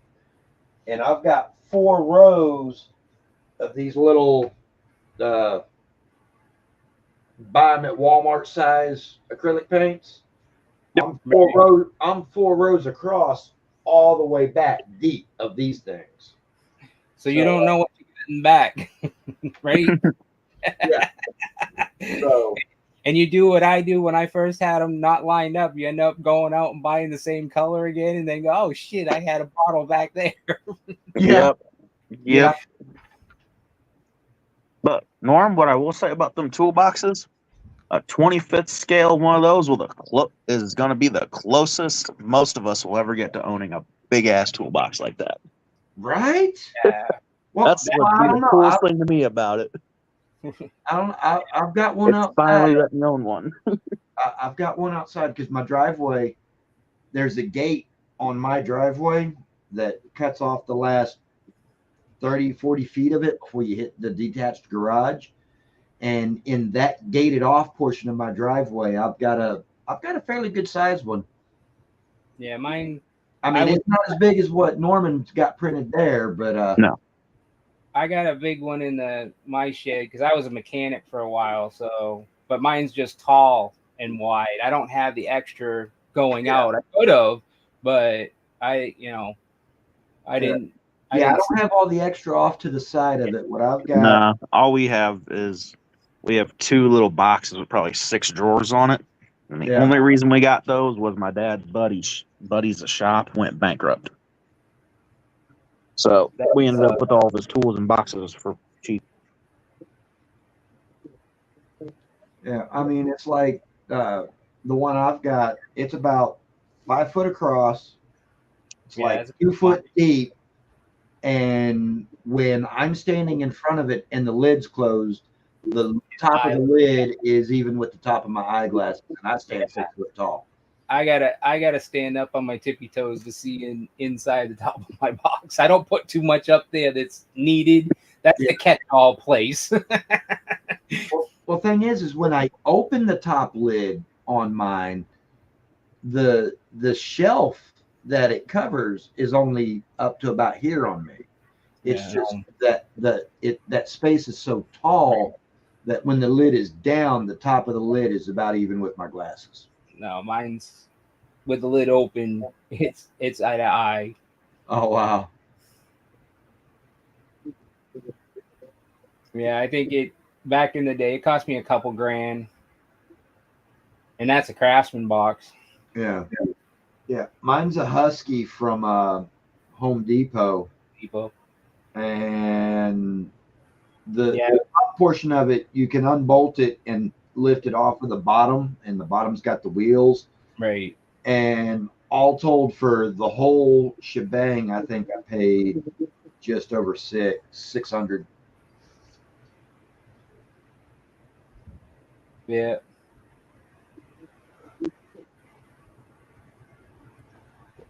And the bad thing is, it's not enough space. As big of a toolbox as that is, it's never enough space because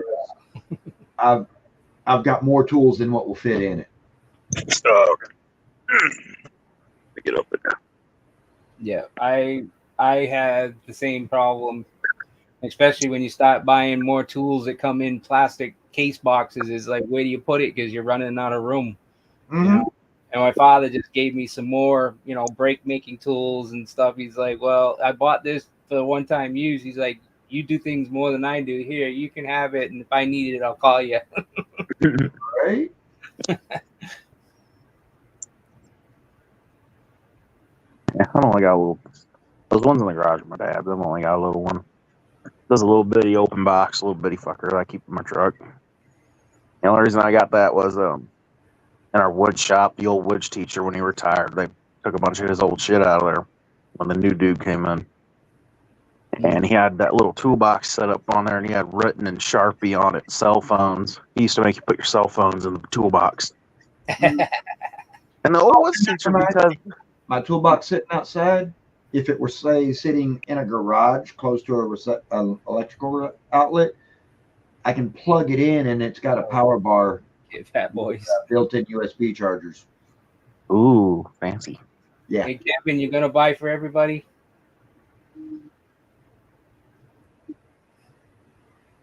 And he was throwing it away because it said cell phones on the side of it in Sharpie. I called him a dumbass, grabbed it, and threw it in my truck. Yeah, I mean, because it said Took it home, spray painted it red, and with a Sharpie wrote Snap on the side of it. I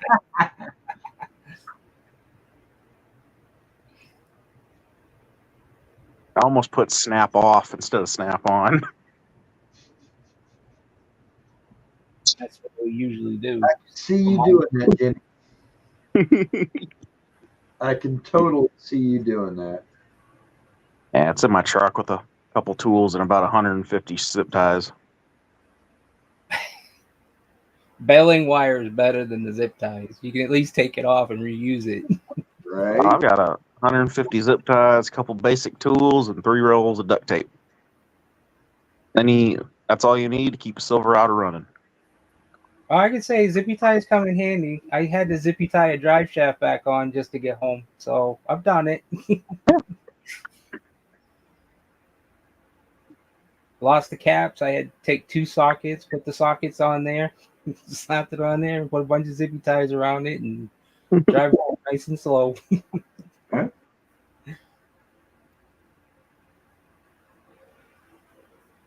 That's about like, what was it, last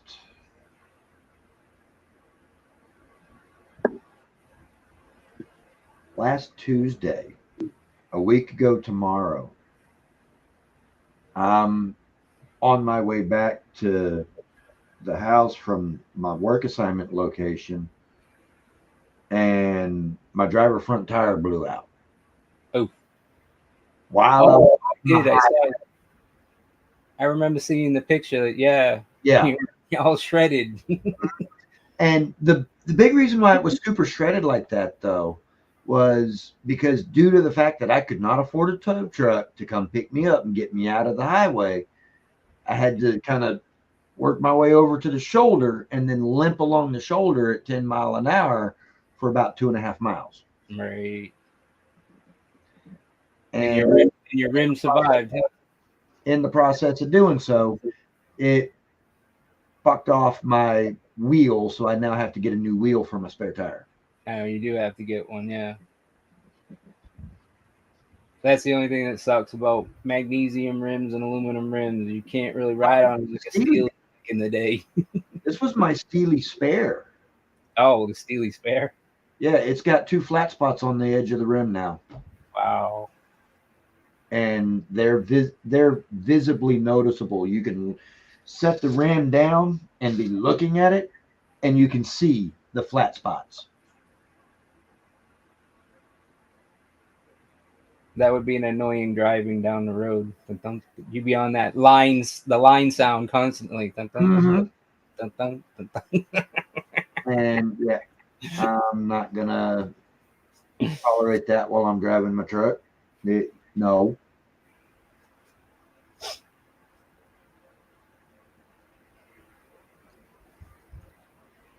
You guys keep talking about ice cream sandwiches. I'm gonna go get my cheapy Walmart one. Right?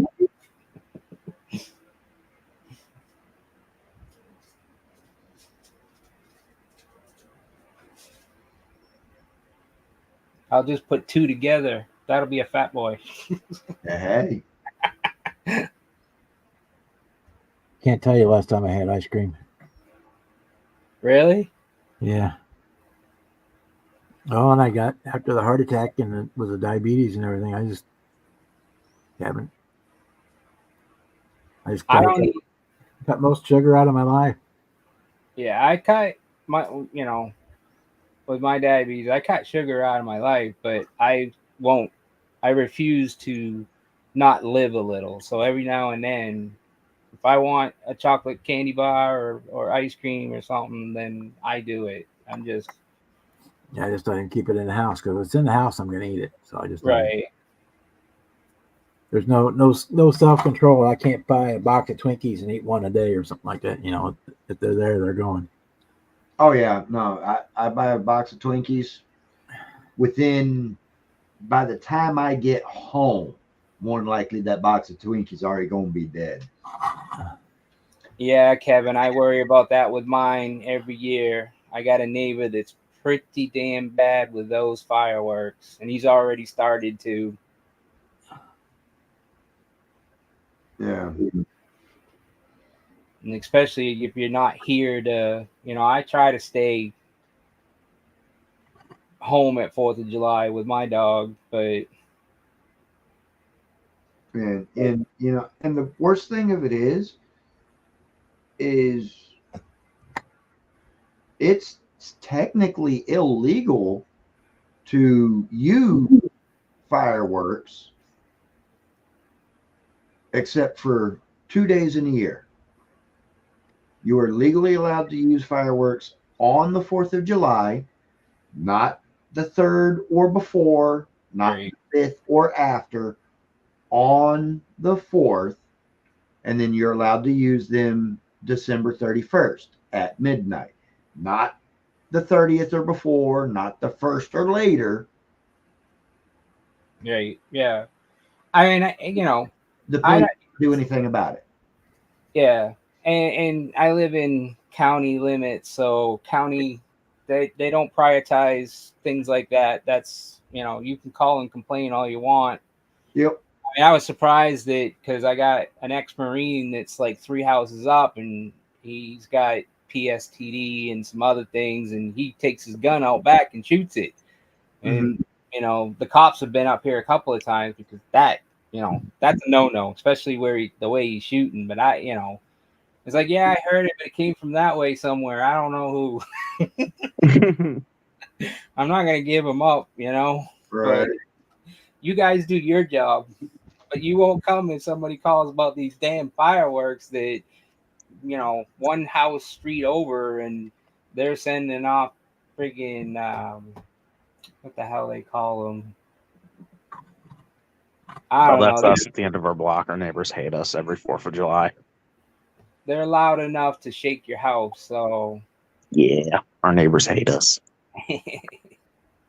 Well, they already hate us because I've got the stereo in my truck built, and same with the stereo on my dad's Harley.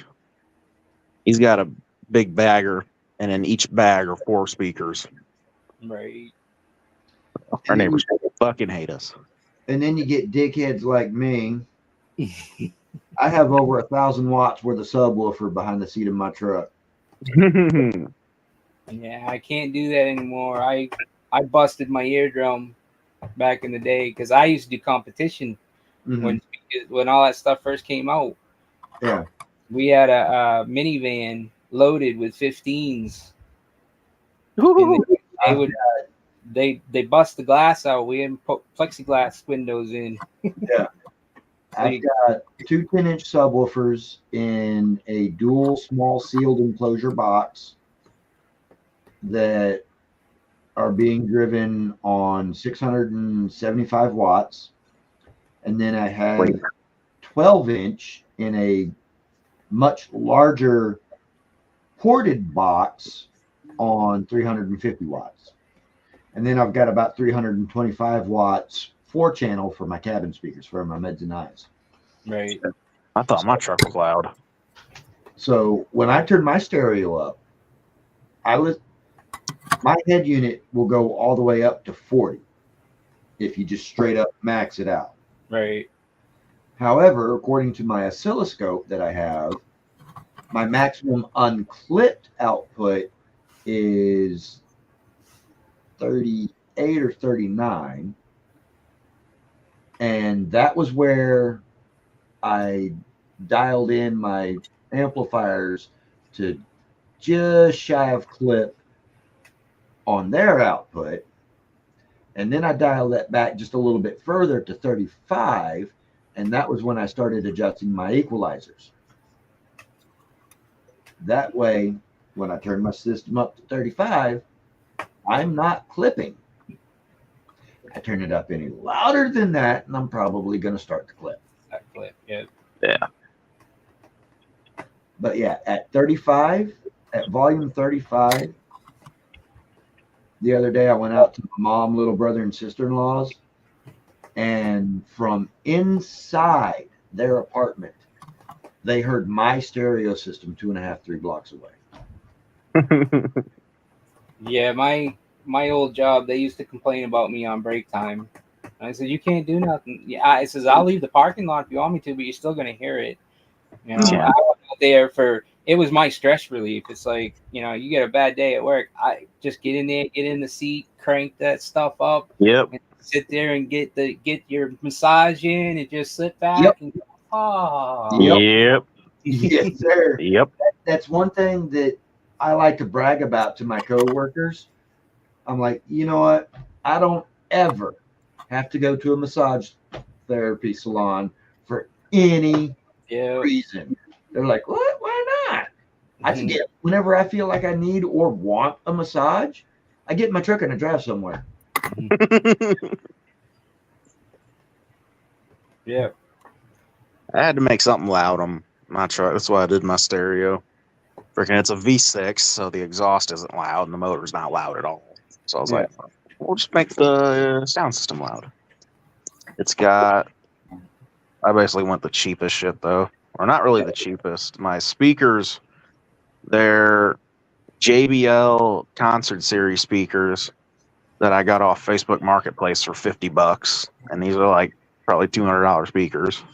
That's not bad. Dude bought them for his son, and then his son never used them. The better speakers So I got the I have in my truck for mids and highs. it was the door speakers and then the pillar speakers, and I freaking there was that piece of plastic kind of over the speaker hole, that stupid freaking GM piece of plastic. Mm-hmm.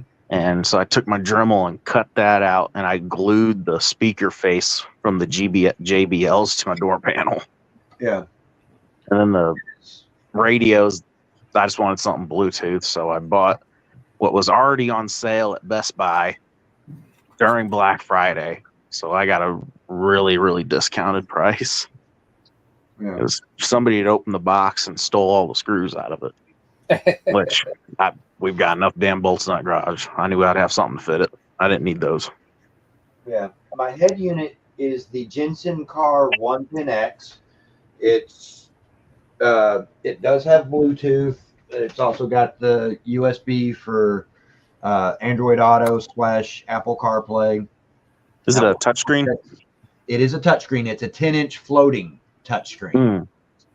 I was looking at them touchscreens. It was freaking $180 during Black Friday for a touchscreen, and then it was another like $50 and all the little added on pieces I needed to make it work with my truck. Yeah.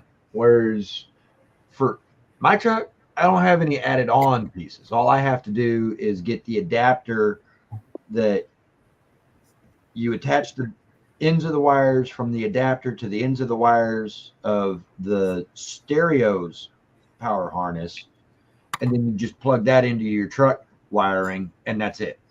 Yeah, that's what I needed, was the adapter, and none of Best Buy's touchscreen radios came with any of the mounting shit. You had to separately buy all the mounting shit for it at my Best Buy.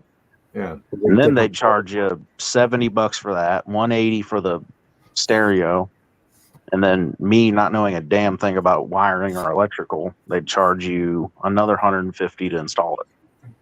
Oh wow! I'm so glad I do all my own install. Oh, my dad helped me do the one I did, and I'm so glad he did.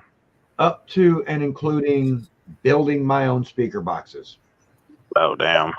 We did ours too back in the day. But no, I would have done my the unit was like $300.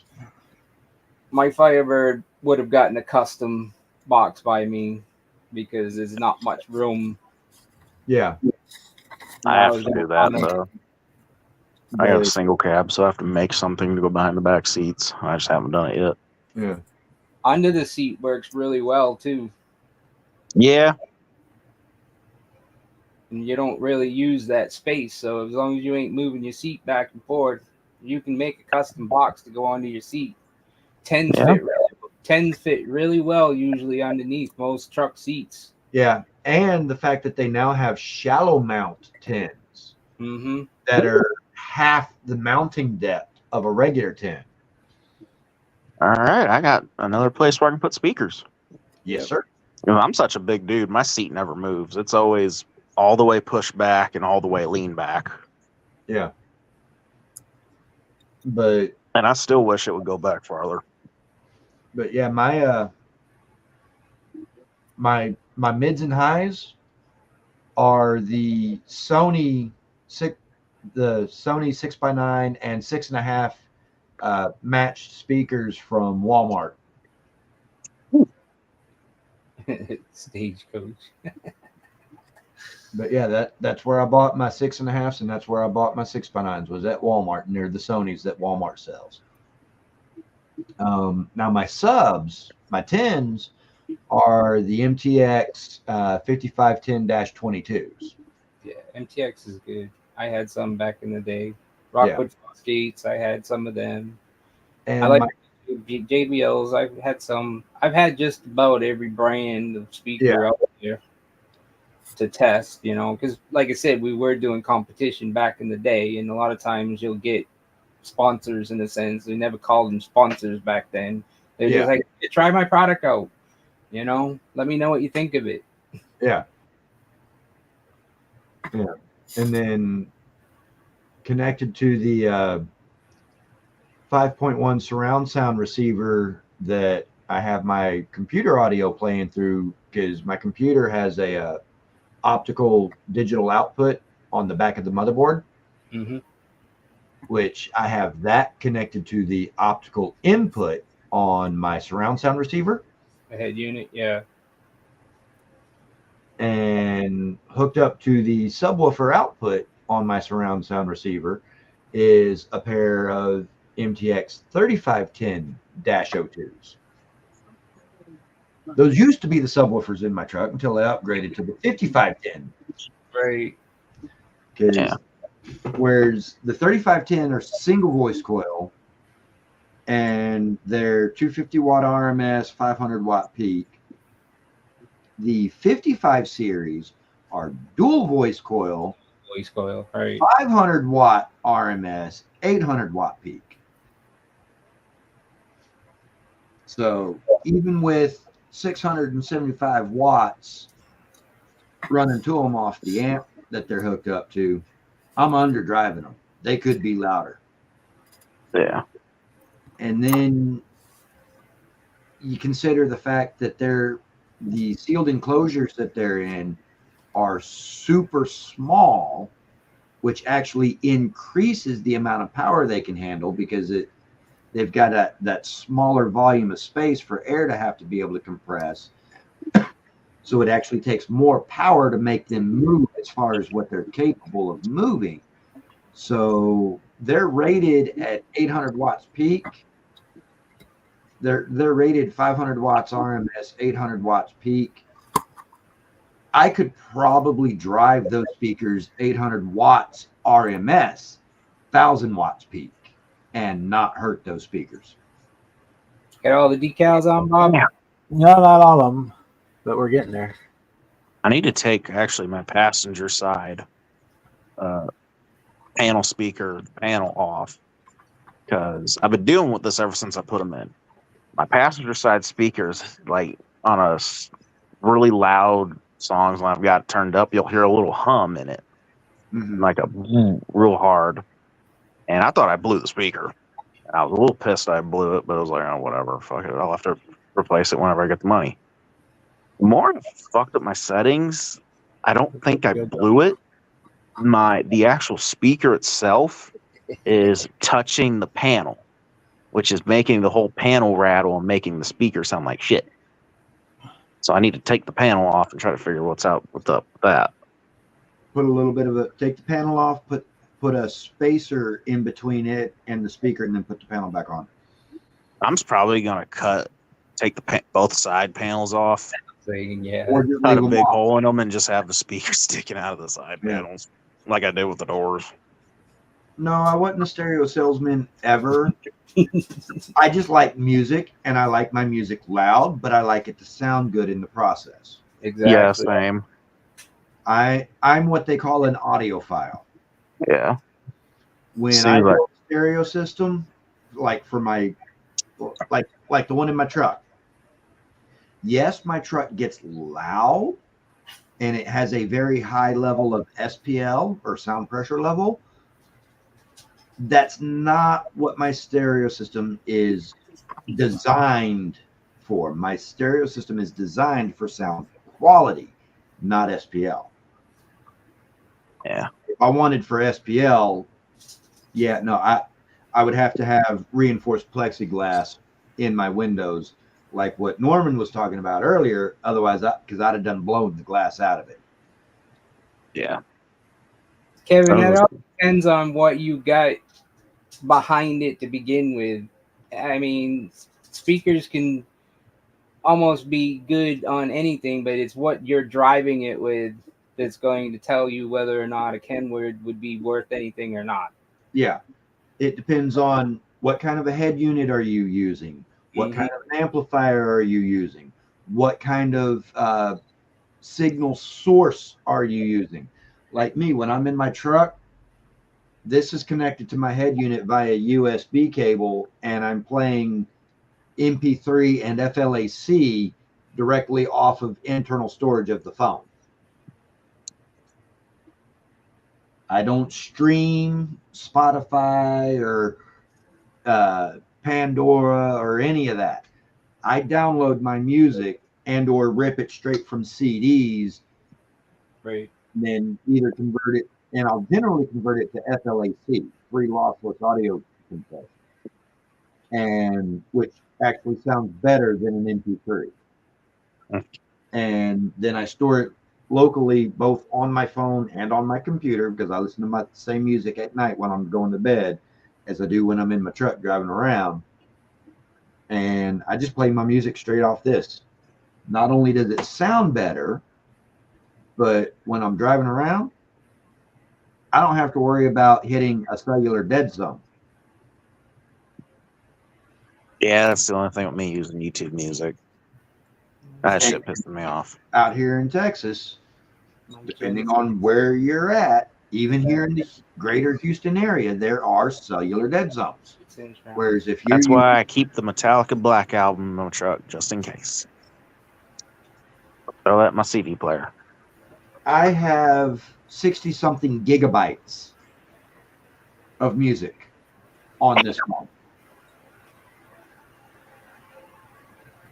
I used to till someone stole it all. I used to be a heavy Pirate Bay person. And if anybody knows what that is, you know. I'll be right back, gentlemen. Well, see, my thing is yes, I have gotten a lot of music through Pirate Bay, but everything that I have gotten through Pirate Bay, I've also gone at a later time, especially if it was something I liked, and I actually bought the album, so that yeah, I have the album. I may very well have had the music from the album prior to getting the album, but I have the album. I have honestly, genuinely paid for my music. So, Glad I got that. Kevin, Station Wagon's got all sorts of good place for speakers. Oh, yeah. All sorts of good place for speakers. Why do you think you see so many minivans and station wagons at them stereo competitions or whatever the hell they were? SUVs like Suburban Yep. Tahoes and Blazers. Yep. Yeah. All kinds of good space for speakers. Even trucks. You have a bed. I don't need a bed. I drive an extended cab. I just took the back seat out. Yeah. But they make them. I've seen them a lot. They make them big waterproof speakers and shit for them RTVs and stuff. Yeah. I've seen a lot of people put those in beds of trucks, like mini trucks and stuff like that. And man, that shit's fucking wild to me. It sounds good. Yeah, I would have to. On a mini truck, I can understand. Because If it's on a lifted truck, then fuck that.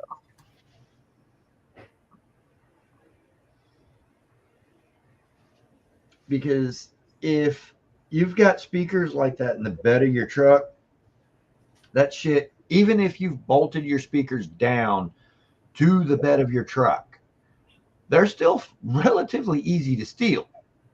Oh yeah, sure. But if you have them inside the cab of your truck, that greatly increases the difficulty of theft. Yeah. So I'm glad I got my stuff ordered up though from NCW. I'm ready for that stuff to come in. That's gonna be cool. Yeah. Yeah, I'm tapped out on cash now. Oh, Freaking, that was what I had left to order them parts. I bought some stuff. I finally fixed the problem with my truck. My check engine light was on. It was the vapor leak or whatever. mm-hmm. And I finally figured out where that was. That was a pain in the ass. Was it the expensive part that you hadn't replaced yet? No, thank God it was not. It was a $15 part. Oh, that's cool. It wasn't the gas cap, was it? No, that was the first thing I replaced. And then, well, the dude my mom works for told us it was this certain vapor solenoid thing. And You muted Jimmy.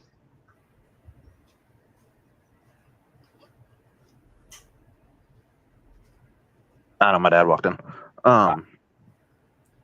And he said it was right in front of the gas tank. Well, when we went to O'Reilly's, they scanned it. They said it was this other part on my motor. So we bought that and replaced it. Wasn't that. Went to a different place. They told me it was this certain thing that was on my firewall. They're like, okay, bought the part. Went to find it. That part definitely did not go to my firewall. Definitely did not. So the dude at O'Reilly's was a dumbass.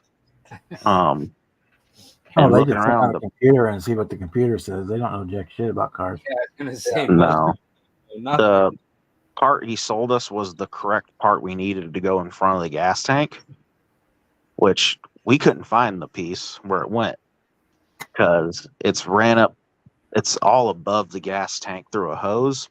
Mm-hmm. And the way to get to the part is you have to stick your hand through this little bitty thin gap, and it's right on this little rail between your cab and your bed. And when we were looking up how to change it, it specifically said would be easier to have truck on lift. Nah, we took a couple jack stands and I crawled up under there. Another kind of sort of easy. And then I broke the clamp that went onto it, so I'm hoping it stays. Just take the bed off. Unbolt the bed from the frame. Take the whole damn bed off.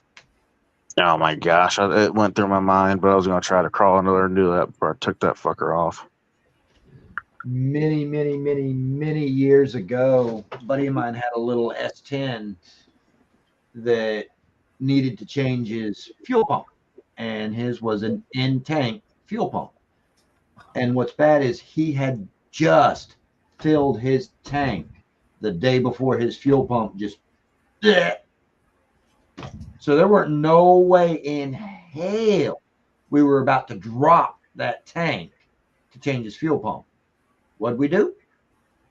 Crawled up underneath that SOB with a couple of ratchets, pulled the bolts out of the bed, picked the bed up. Well, took the power wiring out for the taillights, picked the bed up, flipped it over onto its rails on the ground next to the truck, replaced the fuel pump inside the tank without even touching the straps for the tank, put all that back together, picked the bed back up, flipped it back over right side up, set it back down on the bed of the truck, bolted it down. Boom. Do some. Took We had like to do 2.5 hours all told from the time we got started to the time we were finished. My son's IROC, because we didn't want to drop the tank, and that was a big. You got to drop the axle and everything. We just cut a hole in the back floor. For the Yep. trunk. That's what we did in my dad's 96. He had to replace that, and he had a full tank of gas. So we just took a saw and we cut a hole in his bed. I said, I am not doing all that. I says, well, I'm going to cut a hole and I will bandage it up. You'll never even know it was there. Oh, you could tell the one in my dad's old truck was there. We just drilled a couple holes in the panel we cut off and zip tied it back to the damn truck. Hey, whatever works, right? Yeah. It was his 96 OBS that was the truck that got me in love with OBSs. But now that I've got that figured out, I need to go have it rescanned and the check engine light taken off so I can go have my emissions done because my tags expired the 1st. Ooh, ouch. So yeah, it's gonna, and in Illinois, of course, it's $180 plus $5 tax to get your tags done. Ouch. Out big And time. that's praying I don't get pulled over for expired tags, because then it's a $250 ticket. Throw some mud on it. On top of the cost of getting the tags in the first place. Youch. And you know, of course, I live in a crooked ass cops are dickheads town. No offense, Jimmy. I'm so glad I don't live anywhere near you. Nope. Especially It also doesn't help that me and my dad have the same last name. Not the same last name, but we have the same name. I'm Junior. Yeah. And all the cops around here know him pretty well from when he was younger. Yeah. So And especially they run my plate and see his name. Yeah. And my being glad I don't live anywhere near you is especially considering the fact, how much per gallon of gas do you pay? Oh, Jesus. Almost $5 a gallon. And it takes $112 to fill my truck. Yeah. $2.80 a gallon. You lucky son of a bitch. My 25-gallon tank takes about $65-70. I'm just waiting until November. What? I didn't say that. I think I'm paying $317 right now. Still, you lucky son of a bitch. Oh, don't get me wrong, there are areas here in Houston that if I were willing to pay their price, I could pay up to $3.50 a gallon. Yeah, I was going to ask him the same thing, Kevin. What? Why you just don't try and unhook the battery for the 24 hours and it should reset. And then if you unhook it and turn the ignition on with the Because battery, it'll discharge it it. delete all my settings in my stereo.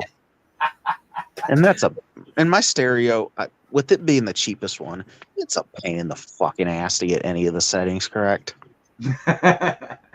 Well, get a little 12 volt. It's got 4 different settings for the same goddamn thing, and it's a pain in the dick. Just get a little 12-volt battery and clip it on there to keep your radio all set for the night and have the rest of the vehicle unplugged. Only Well, problem is that I'm just going to drive it up to the shop my mom works at, so the dude will clear it for free for me. Oh, That's the only reason I haven't bothered with it. And if you were to hook a battery up to the power leads of the head of the radio, you would actually then have to disconnect the power leads of the radio from the rest of the truck's electrical system. Oh, yeah. Otherwise, that battery will keep the computer charged as well.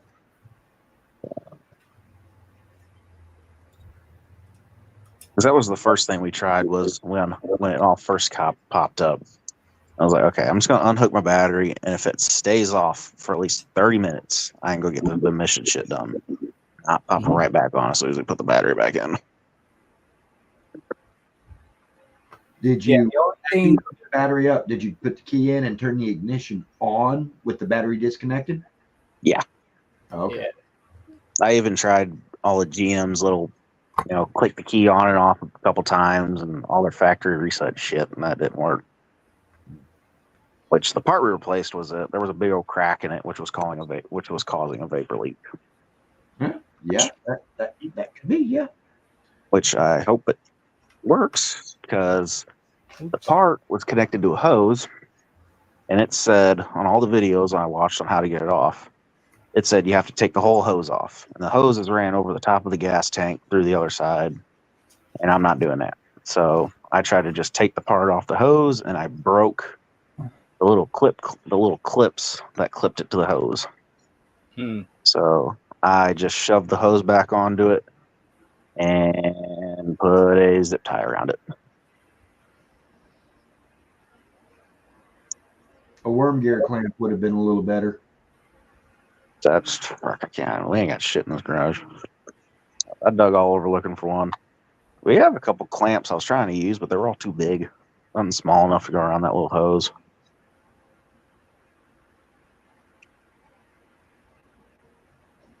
25 years old, huh?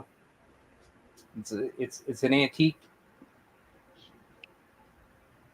Yeah, in Illinois, it's anything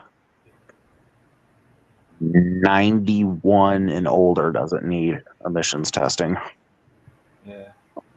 Mine's an 03. So, I just live far enough out in the country that we're not required to do it either. That's one of the things I like about Florida. There's nothing with cars, no inspections, no nothing. A lot of people drive some pretty ratty things around here. Here in Houston, the only vehicles that get emission checks on their inspections are ones that are equipped with OBD2 for the onboard diagnostic. If your onboard diagnostic connection port predates the OBD2 port, the only thing you have to worry about with inspection is a safety inspection, which is basically just checking your tires and your brakes and your lights and things like that. No emissions that's check. all the. And start of next year, that even goes away. If you do not have OBD2, no inspection at all whatsoever for your vehicle. Yeah, that's all the cars, like I said, 92 and older have to do is the safety checks. Well, the only way they could do any emissions check for my truck is to put the sniffer in the tailpipe. Mm-hmm. Because my truck does not have OBD2. My truck predates that. My truck's a 94. You know, a lot of the in St. Louis, a lot of the on and off ramps on the loop outer belt have cameras and sensors on it. So if you pass by 3 or 4 of the sensors and it goes green, then you don't have to do an emissions test.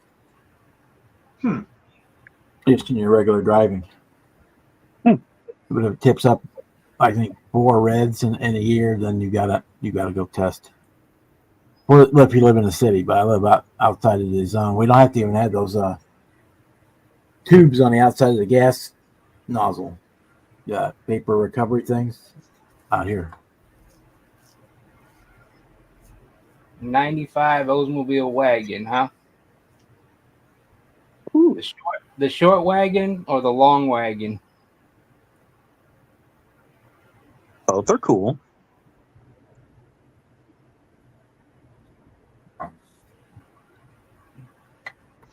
That's what Revell and AMT need to do. They need more wagon model kits.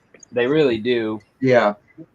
Old Buick Roadmaster Pro Streeted tub with the big dumbass motor would be awesome. Wouldn't it though? Yeah. I'm gonna do a 4x4 66, but I'm going to be putting the SS, changing the front nose clip and then the rear taillights to match the SS model instead of the regular Chevelle Talk model. about 4x4 cars. I wonder, Norm, have you seen my Chevelle? No. The Chevelle I'm building, it's the 67 Chevelle AMT kit. It's on the big game GMC frame. I took the rims and the rims out of the 96 AMT dually kit, and I put the big game tires on those rims. It's a 4-wheel drive diesel 67 lifted 4-wheel drive diesel 67 Chevelle. You get Cummins in it. Oh yeah, that's what I ordered from Matthew's website. His 24 valve Cummins. Yeah. It looks sick. It really does. I think I'm gonna use the Deserter chassis. I'm hoping that one will work. Depends what scale the Nova is. If it's 25th, then it'll work. But if it's 24th, then you have to use the big game. I just like the big game frame in general because I like those big old tires it comes with. Yeah. So the big game, that's the 24th scale 78 GMC. Right. Big camo one on the box. On the box. Yeah, okay. I just like that frame better. I don't have that kit. It's a decent kit. I only have two. I know I got the Deserter, and I know I got a step side somewhere, but I don't know where it is. The Deserter is the 25th scale version of the big game. Yes. The difference between Deserter and big game's 24th, Deserter's 25th. Yeah. But that frame, that big game frame will fit under a 25th scale car. Yeah. You might have to shorten it, but it'll work. And then Which that frame is very easy to shorten. That's why I like it. I've got two of the AMT Jimbo Jimmies, the hot rod 4x4 GMC Jimmy. Oh, fuck that kit. Two of those kits. I tried to get one, but Hobby Lobby hasn't had one. Mine is anyway. Yeah. I'll turn my camera on, Bob. I'll show you. I built that kit, and that kit's a pain in the fucking dick. Because, AMT can't mold anything not crooked as hell. Oh, you talking about the Jimbo? Yeah. Well, see, Hang on, let me open this up. my Jimbo is probably just going to be just a straight parts kit. I haven't decided. But the other Jimbo, I'm going to use the frame, but I'm going to use the body from my Coca-Cola 72 Chevy that I've got, and I'm going to cut down the panels for the bed to make a short bed out of it, since the Jimbo Jimmy would otherwise be a short bed. Oops, how do I turn this fucking thing? Flip it. There it is. Hey, Ron. There it is. Hey, Hey, RPM. Hey, Ryan. Ed. Greetings. Well, that's the one I did. Salutation. Yeah, greetings and Lowered it salutations. down too, Oh, yeah. Oh, because the Jimbo is supposed to be a high-rise 4x. Lowered it, tubbed it. Well, almost tubbed it. Half tubbed. this is. Cut I out started 40 building it. Didn't give it the tubs. Yeah, well, I didn't have anything to make the brackets for the back because this was supposed to be I was going to glue the hood down Slim Shady. and it was going to do something like that. Yeah. Yeah. Yeah, and I was going to make a little panel right here and glue the seats all to the frame and make it a funny kind of almost car. But the damn body was so freaking crooked. The top was real crooked and warped up that I just kind of threw. This was last year's freaking Pro Street Group build. Yeah. Yeah. Whereas It's a decent. the Jimbo, like I say, I've got this this Coca-Cola 72 Chevy long bed pickup. I'm gonna cut the side. I'm gonna cut the bed down to make a short bed out of it, and I'm gonna mount that on the Jimbo frame. But I'm gonna lower the Jimbo frame down and make it a rear wheel drive only. Oh yeah. I will say the frame out of the F100 Foose truck fits this kit very well. Yeah. That's what this frame is. I freaking sanded a little bit on them frame rails to make it lowered a little bit more. Lowered up a little bit, and you can see where I sanded the top of the transmission. This one kind of, I need to finish. I need to make the brackets and really finish this one, but it looks good on the shelf, and fuck it. That, or I'm gonna steal the wheels and the motor out of it for something else, because that thing pissed me off so fucking much.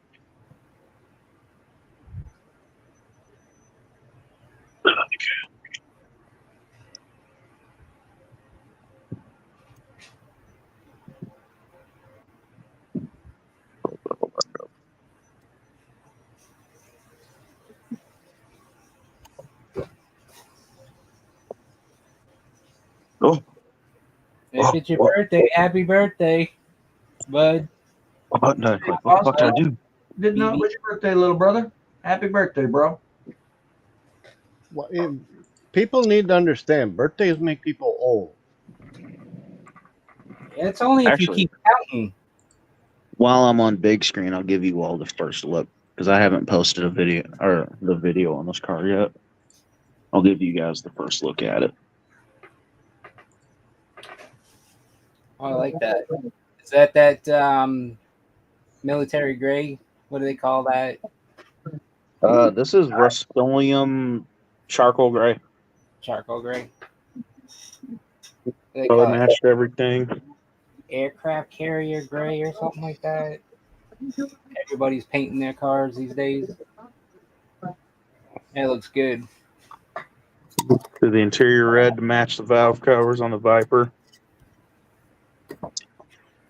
This is the TA kit, so it didn't come with a shaker. I don't like that TA hood scoop, so I just left the hood open. Yeah, these are die-cast wheels, and man, they fit.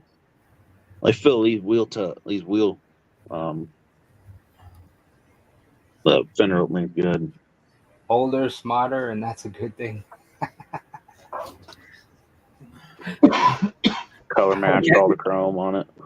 Mike, I guess that depends on what age you're at, because I think I don't know about getting smarter. Oh, I've been graduated from high school for a couple months now, and I feel like I'm getting dumber. That'll happen the rest of your life. Yeah, that's what I'm saying. You'll slowly burn the cells in your brain. The only thing I got smart at was learning how to paint Rust-Oleum. That Ford pickup you've been working on, the Lightning? Yeah, that's done. Nice. I think I did a video about this one. I'm pretty sure. Looks good. I finish a build and then forget to finish a build video about it. I know I haven't done one on the Chevelle or the Challenger. Chevelle, I freaking dropped and broke. That's like the video Oh, that's some shit. today on this OBS monster truck I'm working on. You know, I highlighted the monster truck here in one of these lives a long time ago, and I just kind of set it aside and hadn't really worked on it since. But I went to looking through my my channel content this morning, and I was like, oh shit, I never did post a video about this truck on my channel. Let me get that taken care of today. Lewis's 5.0s in it. Man, that motor fits this truck perfect. LT3 or LT4? I couldn't tell you. I just know it's a 5.0 Coyote motor. Oh, okay. I don't follow Ford motors very much. I don't blame you. Straight pipe exhaust. Again, die cast wheels and tires. Made the seats are out of a die cast. Made the tonneau. Now Um, that's a very true statement, Mike. Yes. made the roll pan on the back out of a Chevy bumper. Not the best, but all right. This thing I'm pretty proud of them. I don't like that damn splitter on the front bumper that the Lightning comes with. Should have added a little more styrene to it and had it curved down. Yeah, I didn't have any styrene or Bondo, so I just cut up a Chevy bumper and made it work. Buy a Does- fucking for sale sign. Telling you.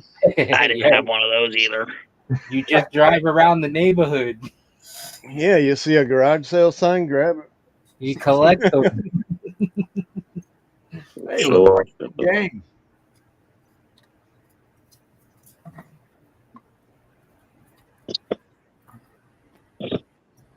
Shut this thing up. This fucking door on this goddamn cabinet don't want to shut. Don't judge a push rod. But with the Ford, I just used what I had. That's Boston's way of saying "ka." Oh, cock. You don't have the Yeah. R. New With England. Boston, you have to learn how to speak stoner. You're up in the New England Not area. so much that you have to learn to speak Stoner, you have to learn to speak Yankee. Yankee. No, yeah. you have to learn how to speak Boston Bud's language. I also Yeah, speak dumbass. Actually, it's No, not kind even of- that. I speak dumbass. I can't understand them. Boston Bud's language is kind of a combination of Stoner and Yankee. I know. I have that accent still a little every time. I'm Yeah, from New cool. England. Yeah, Boston Buds, cool. Yeah, pocket car. Yeah, Jan got to go pack the kind of pack. Man, no words. Boston. I really hate when my daughters hang around with all her redneck friends because then she's all Ewans and you all and Y'all, y'all. I'm look here, y'all. Y'all. Hey, y'all's my favorite word. Hey, G, yeah, no, you, y'all too. All right. Yeah, now it's short Whole text. conversation here. Just in like I just recently found out it's Sprite, not Sprite. What a fam. Sprite. Well, if you're in the South, it's all Coke. Doesn't matter what flavor it is. It's all Coke. Oh, well, Coke. I just call it cock. It's all Cock. Diet depending on Cock. how old you are. It's Cock pop. Zero. It's all Piss pop. Bee. Dr. Pecker. Dictor Pecker. Yeah, Dr. Pecker.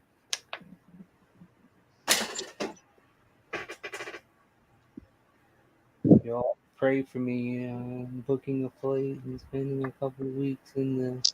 Yeah, I know you'd say you want a Coke, and then it'd ask you what flavor you wanted. Then you'd say you wanted Sprite or root beer or whatever. And then you get fools like Mini Mike, who apparently don't know how to go home.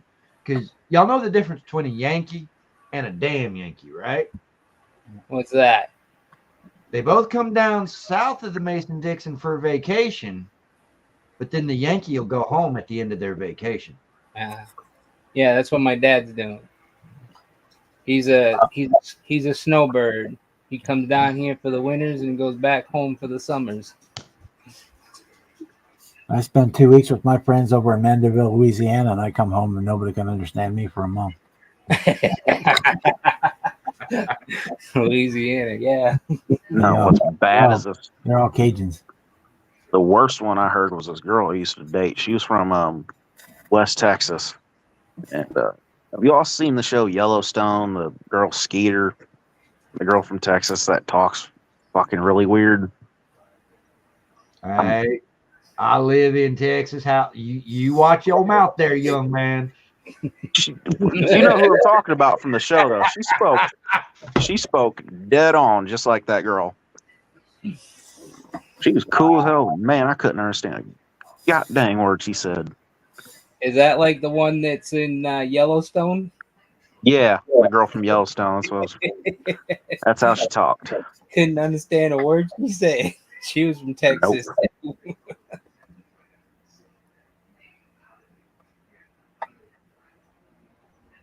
There's plenty. She got real bad when she was mad. Oh my god. She'd be yelling at me about something and I'd just start laughing. The fuck you laughing at?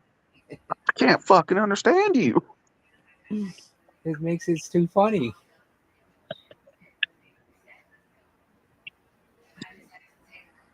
Yeah. You see, and Michael Landon's daughter is the girl on Yellowstone. Oh, was it? Didn't know that. I'm waiting for the I think last. Skeeter is her name in the show. Little pink-haired girl. and then of course, if I wanted to, I could break out with a Scottish brogue if I wanted. No, my friend, the best is when you get scammer phone calls and you hit them with the 24/7 voice. 7-Eleven. The 7-Eleven voice, my friend. Yeah. I love getting those. Start asking me about my freaking Amazon gift card or whatever. My friend, why the hell are you trying to scam me? I am at the goddamn place Jimmy's with young you. if he says he likes getting them calls. Oh no, I quit getting them because I was hell towards them people. No, you ain't done yet. Until you're dead, you ain't done getting them phone calls. Right. I haven't got one in a while. You ain't got a phone number in your name yet either. I do. Not a home phone. The show T-tier. Do they even use phone books anymore? Does anybody know what a phone book is?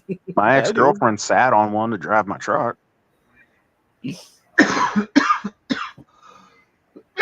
they even print phone books anymore? They should. No, but they got an app. I've got one holding up the table leg in our living room. I do think it's funny that they don't put cell phone numbers in the phone book, though.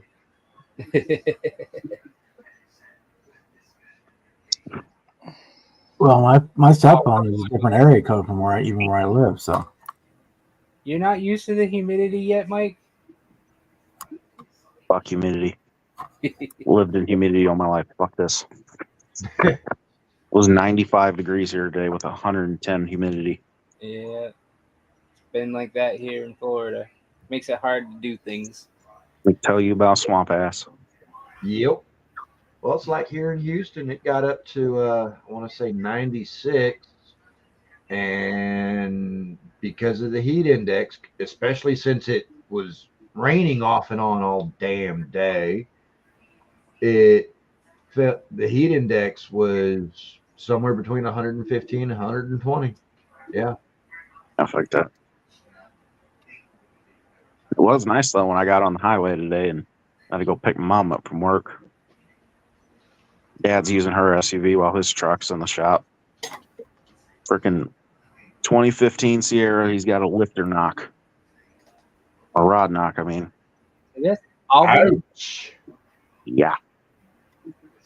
Tell him, man, it's not good for your truck letting it get down to E and almost run out of gas. And he's like, can't fucking help it. Gas is so fucking expensive. Like, I get it. 84. Really, Mike? You've been here since 84? And you got a problem with the heat? It's me and Mike will always have a problem with heat because we're both fat guys. Oh, that ain't got nothing to do with it. It is with me. I'm a fat redneck Irishman. I don't tan. I burn, and heat is hell. Later, Edward. Cool of myself, so yeah, I'm leaving. I used to do freaking landscaping with this old dude and his company. That was fucking hell. All right, Edward. Have a good night, bro. And I've gotten used to, because freaking doing that, you were always in jeans and boots. Oh, yeah. So I got used to ignoring the heat when I was busy. But if I'm like sitting around really doing nothing outside is when it'll start bothering me. Yeah. Otherwise, I can focus on something and ignore it. So you always went down to the valley, huh, Kevin? Hell, it's still all I wear is jeans and boots. Freaking, it's hard to find a tennis shoe to fit my big ass foot. I don't even own shorts. Seriously, Really? I do not I own a single pair of shorts. I got 2 pairs of basketball shorts that I sleep in. That's it. That's the only thing here in Florida. There's no way I could stay in jeans in Florida. No way. Florida? Damn, I'm starting to sound like Fafa. Right? Wow. And thing is not only do I have nothing but jeans, every pair of my jeans is this color right here. Black. Yes, sir. Yeah. Every Oh, tank my top I boy. own is this color. Every t-shirt I own is this color. Yeah. I usually always buy black too, but Yeah. I was approached by a girl that told me you need to put a little color in your life. Nah. All my jeans are blue, but most of my shirts are black. And then like I say, every single pair of jeans I own is black. My tank tops are black. My t-shirts are black. My chef's coat that I wear for work is black. Burn sleeves that I wear for work are black. Ball cap that I wear for work is black. I always wore the same color because they never knew if my clothes were clean or not. Exactly. That's what I love about blue jeans. You know, it's like, oh yeah, I wore them 3 days ago, but they're still fresh. Put them back on. Well, I can't stand. My mom thinks after every time I wear a pair of jeans, you have to wash them. Coming I from a can't- woman no, who I changes can't her stand clothes 3 times a day. It depends on what you're doing, you know. Yeah, if I have like actual like dirt and bullshit all over them, then yeah, I'll throw them in a wash machine and then just put them back on the next day. Shit, if I don't get them actually, even if they're dirty, I'll still wear them most of the time.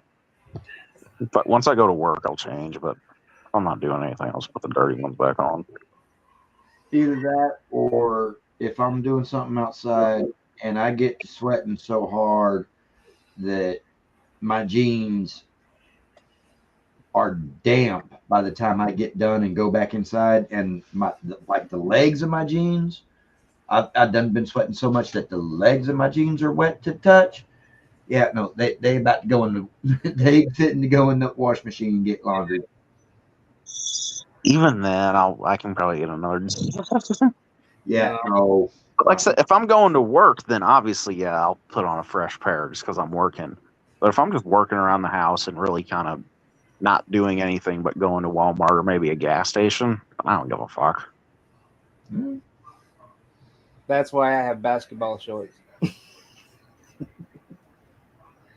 Oh, I've done that before too. Left my pajama pants on, just slid my boots on. So fuck it, just went to Walmart. Probably from hanging with me and Mikey. It's a benefit of not giving a shit what people think of you. Uh-huh. There is that, yeah. Yeah. I'm not out here to impress you, Exactly. and I don't live with you, so don't worry about what I'm doing. Exactly. You and I do not live inside the same house. You and I are not romantically involved, and I ain't giving a fuck if I impress you or not. Mind your own damn business. Keep your nose out of my damn business. Yep. Just Anybody who ever had anything to say about my jeans got the same damn question. What size do you wear? right. If they Oh, ain't that gonna was- buy my wardrobe, they ain't got a fucking thing they can say. Yeah. That was a big thing with me at the school. I didn't give a shit what people thought of me. So my buddies really one day they bet me $30 I wouldn't show up to school the next day and cut off jean shorts and my cowboy boots. And I showed up and cut an old pair of jeans I cut and a freaking pair of my cowboy boots. Yeah. And I went even farther with it and I wore a pink shirt. Hey. Here, I thought you were gonna say you wore a thong, but okay. Whatever. At your workbench. That or a ballerina dress or something. I thought it was gonna be something really good. Nah, I would have said 50 for like a tutu. Like I said, I don't give a shit what people think of me. I freaking walked in the first class that day, and my teacher looked at me. What the hell are you doing? And I'm like, it's $30 on the line. I went and sat down. Hey, Boston, I used to wear those. What was that? MC Hammer pants. 1991, 92. What were they actually called? Parachute pants. Parachute pants. No, those are total different. story. Parachute pants are totally not what MC Hammer was wearing.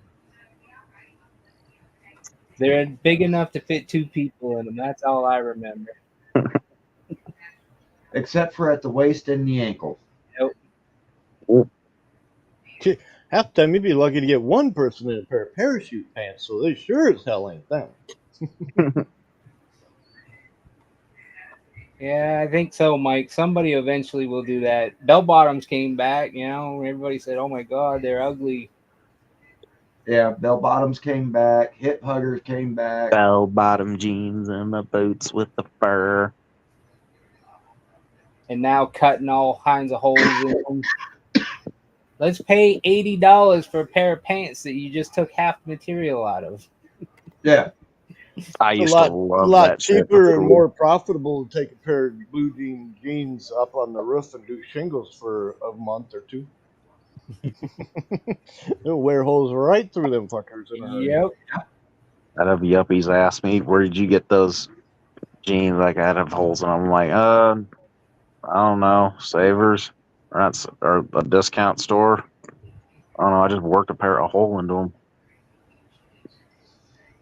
I'm walking around with goddamn jeans they bought with holes in them. I couldn't believe that shit. I got 3 or 4 pairs of jeans from when I was roofing that have absolutely no thighs in them whatsoever. Yeah, I got a couple of those. You can see the bottoms of the front pocket sticking out, and it goes all the way to just below the knee, and there's literally nothing there whatsoever. I got a couple of those. I split doing damn landscape. I don't know. I got quite a few of those. Or like me, because I walk around barefoot everywhere. The heels. Always, scuffing your pants. Mhm. Which is why I've got 3 pairs of jeans that I wear for work, and that's it. And when I don't have my work boots on,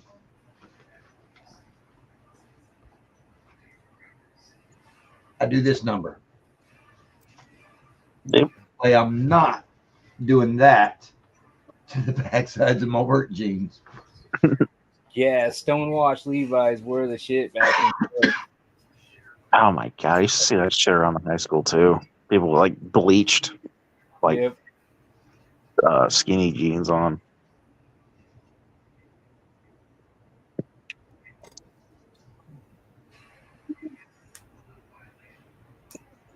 Okay. There's a lot of goofy freaking looking people that want to think about it at that goddamn school.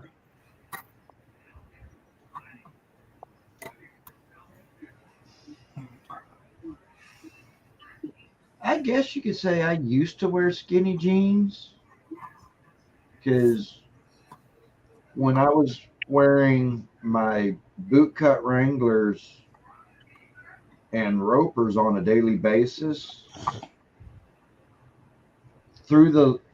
from the waist down to just about the knee, my jeans were what I referred to as being saddle tight. Because if you've ever ridden a horse and you're wearing a pair of jeans that aren't tight to your skin, and you're on that horse for any length of time, when you get up out of that saddle, you're not going to be a very happy camper. Nah. Which is why I call my jeans saddle tight. Yeah. And by That's a better name for them. I always called them cowboy cut. yeah, well, see, cowboy cut is the way the leg from knee down to the cuff is. Same as boot cut. That's fair.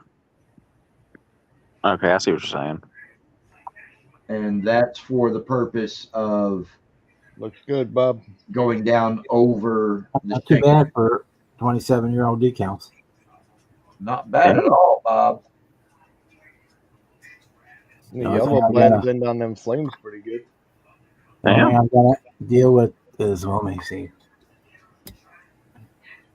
the color difference between the yellows. Hmm. I have to airbrush something in there, and you can see the ghosting of where the decal is actually in person.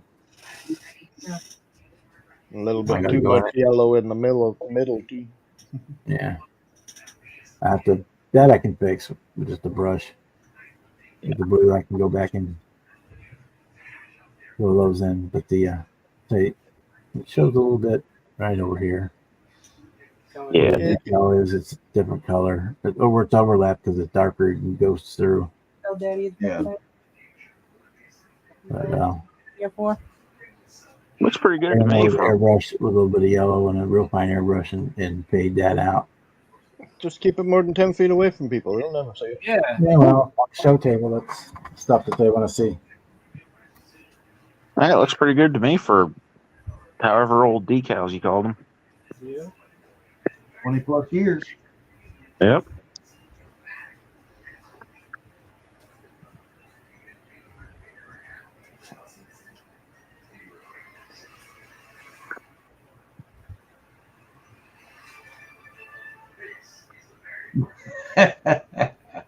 Yeah, I've never understood stirrup pants.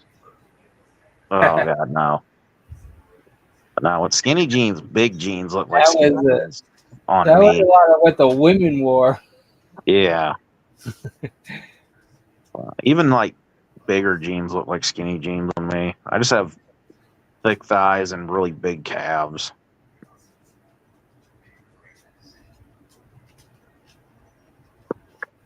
Where'd you find the awesome vintage kit, Bob? I'm built like my grandpa. My grandpa was 6'7", almost 430 pounds. I'm definitely built like him.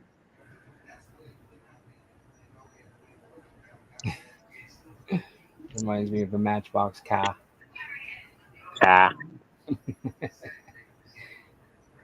Little Matchbox car, yeah. Mm-hmm.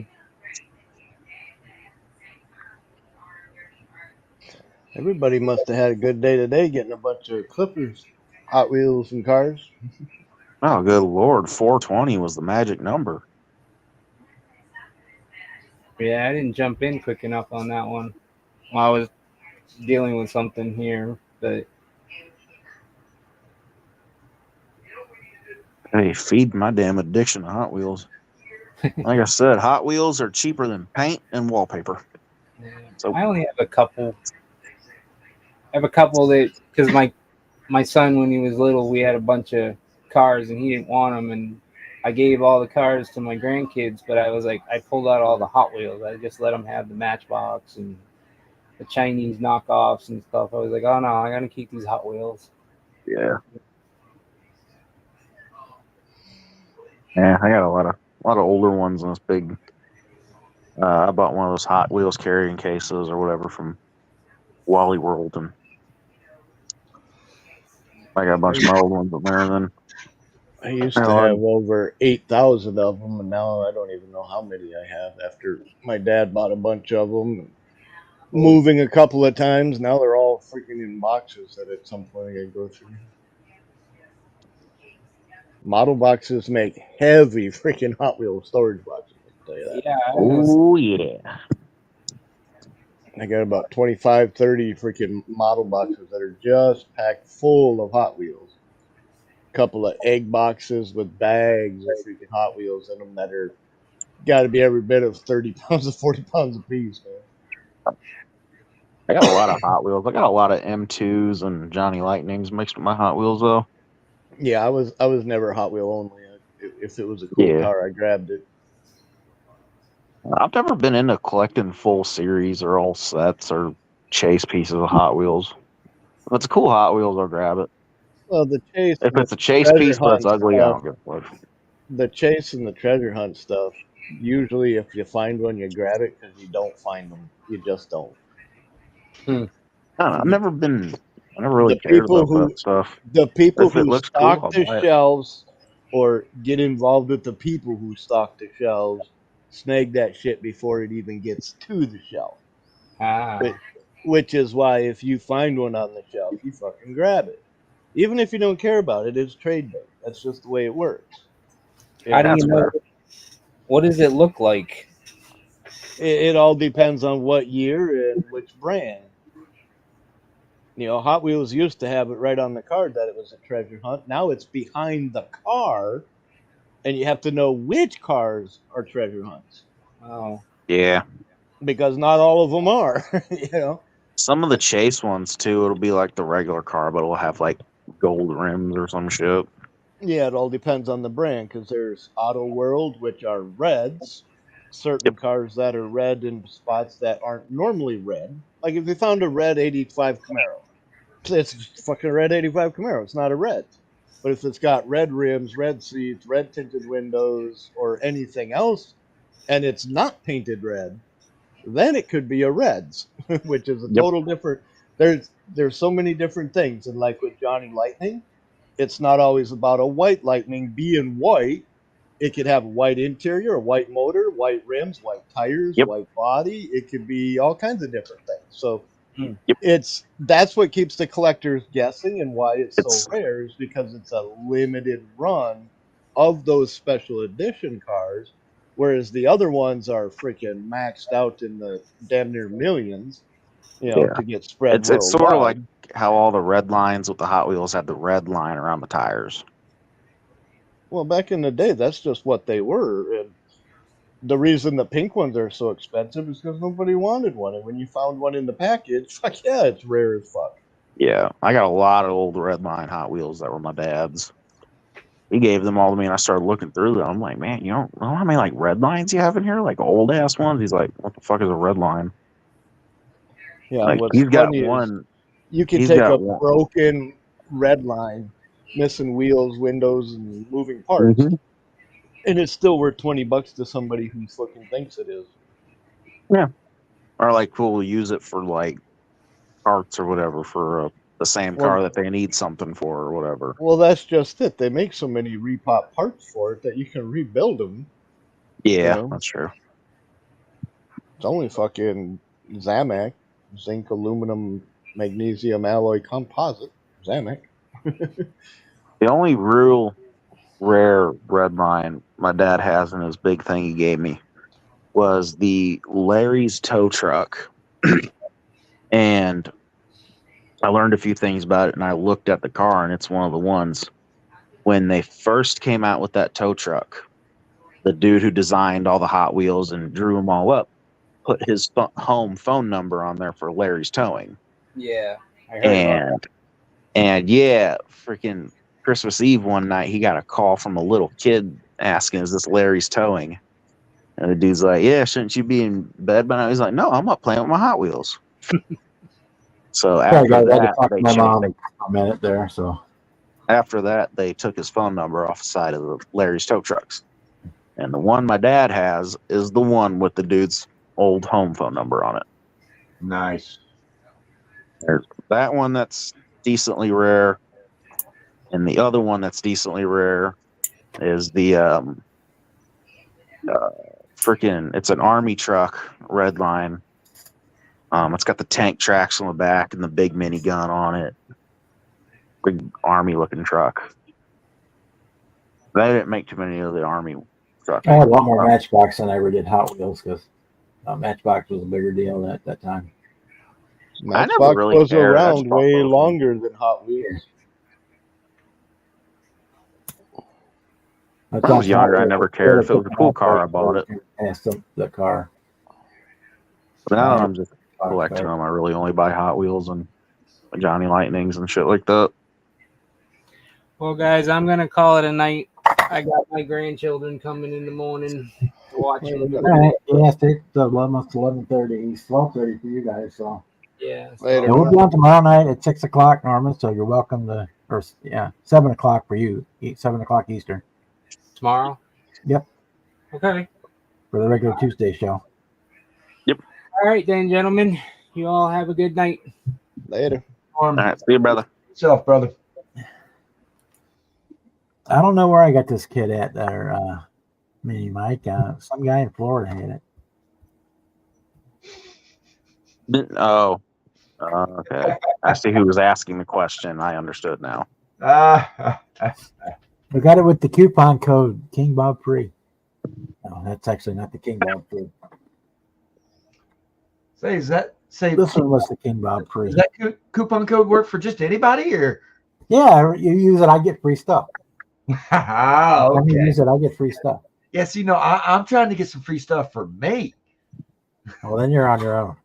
That trick never works. Yeah, well, yeah, that ain't gonna happen. No, I have them in the window for a couple days. I've only got to see one that maybe is going to yellow out a little too much still. Yeah. You But ain't I may really be able going to- to see it yellow out on anything that isn't white. Yeah, it's on the dark blue, and it's one of the great big ones. So I got the Solvaset on there. When it dries up, I get the more Solvaset to go underneath of it. It may. I'm seeing the air bubbles right now. That's the problem. I think if I get it down, the bind down fully to the plastic, to the paint, then you won't really see it. I managed to get my Scout done all except for the decals.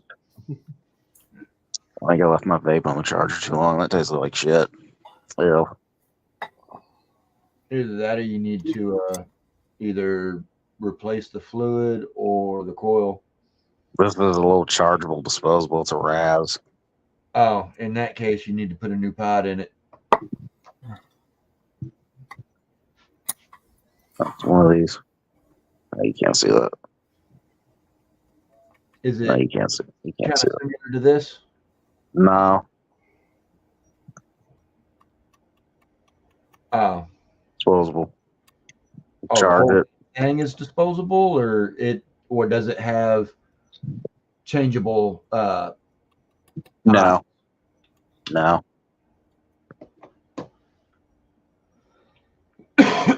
If the whole damn thing's disposable, then it's just time for a new one. Yeah, but there's still a good amount of juice left in it. I think I just charged it too long. I may have burnt it the fuck out. Which I really hope I didn't. Otherwise, I ain't got no money to get a new one if I do. And so, hey, Morning, Miss, Penny. Good morning, Penny. I shall return momentarily. It is nicotine time. Oh, suck. I gotta work tomorrow. This thing don't work for work tomorrow. I'll be pissed. Yeah, I gotta be up at 5 a.m., so I'm not getting a lot of sleep tonight. Yeah, we're gonna shut down here in a few minutes anyway. I'm done for Oh, the night. thank God. I took the night shift tomorrow. I took night shifts because I told them I am not. I'll get up. If you need me to work in the morning, I'll get up and do it. But I'll be pissy. I'm not a morning person. Yeah, I never had that problem when I was at Walmart because all the old ladies all wanted to work the morning shift, and every time they give me one, they were beating themselves up to be the first one to get home on the morning shift. Yeah. That in the morning, you got to prep all kinds of shit for the day, and night shift, you just come in, make sure everything's clean and stocked, and you ain't got to like prep no fucking veggies or anything like that.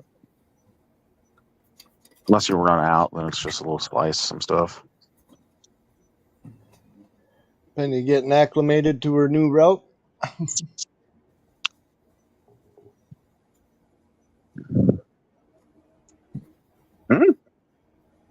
Oh, maybe that hit just was something weird. Just I just hit it again, and it tasted fine. I don't know, vapes are weird. I totally don't understand vapes. Fake people smoking fake shit that ain't even real, and you could just have a real fucking cigarette. Well, I can't really smoke those in the house. Got a few minutes yet, Penny?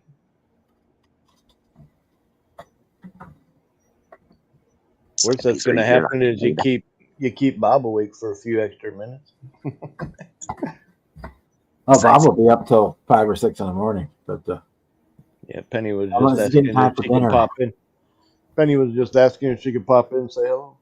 yeah, it was like 5:30 over there. Sure, you want to? We'll be here for a little bit.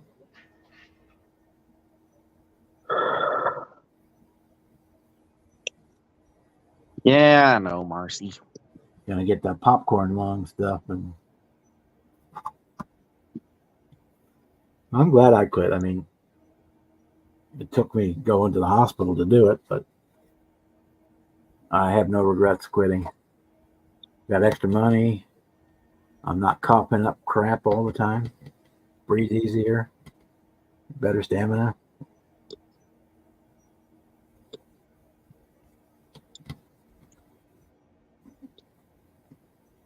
The only time I still miss it is when I'm on the car on a long road trip.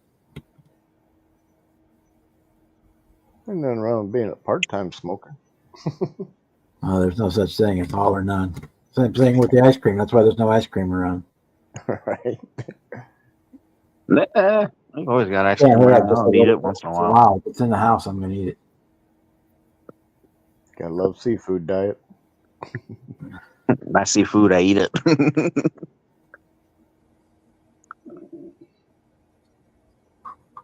I have cookies in the house, so I'll graze on them until they're gone. I mean, there's no eating 2 here and 2 tomorrow and 2 the next day.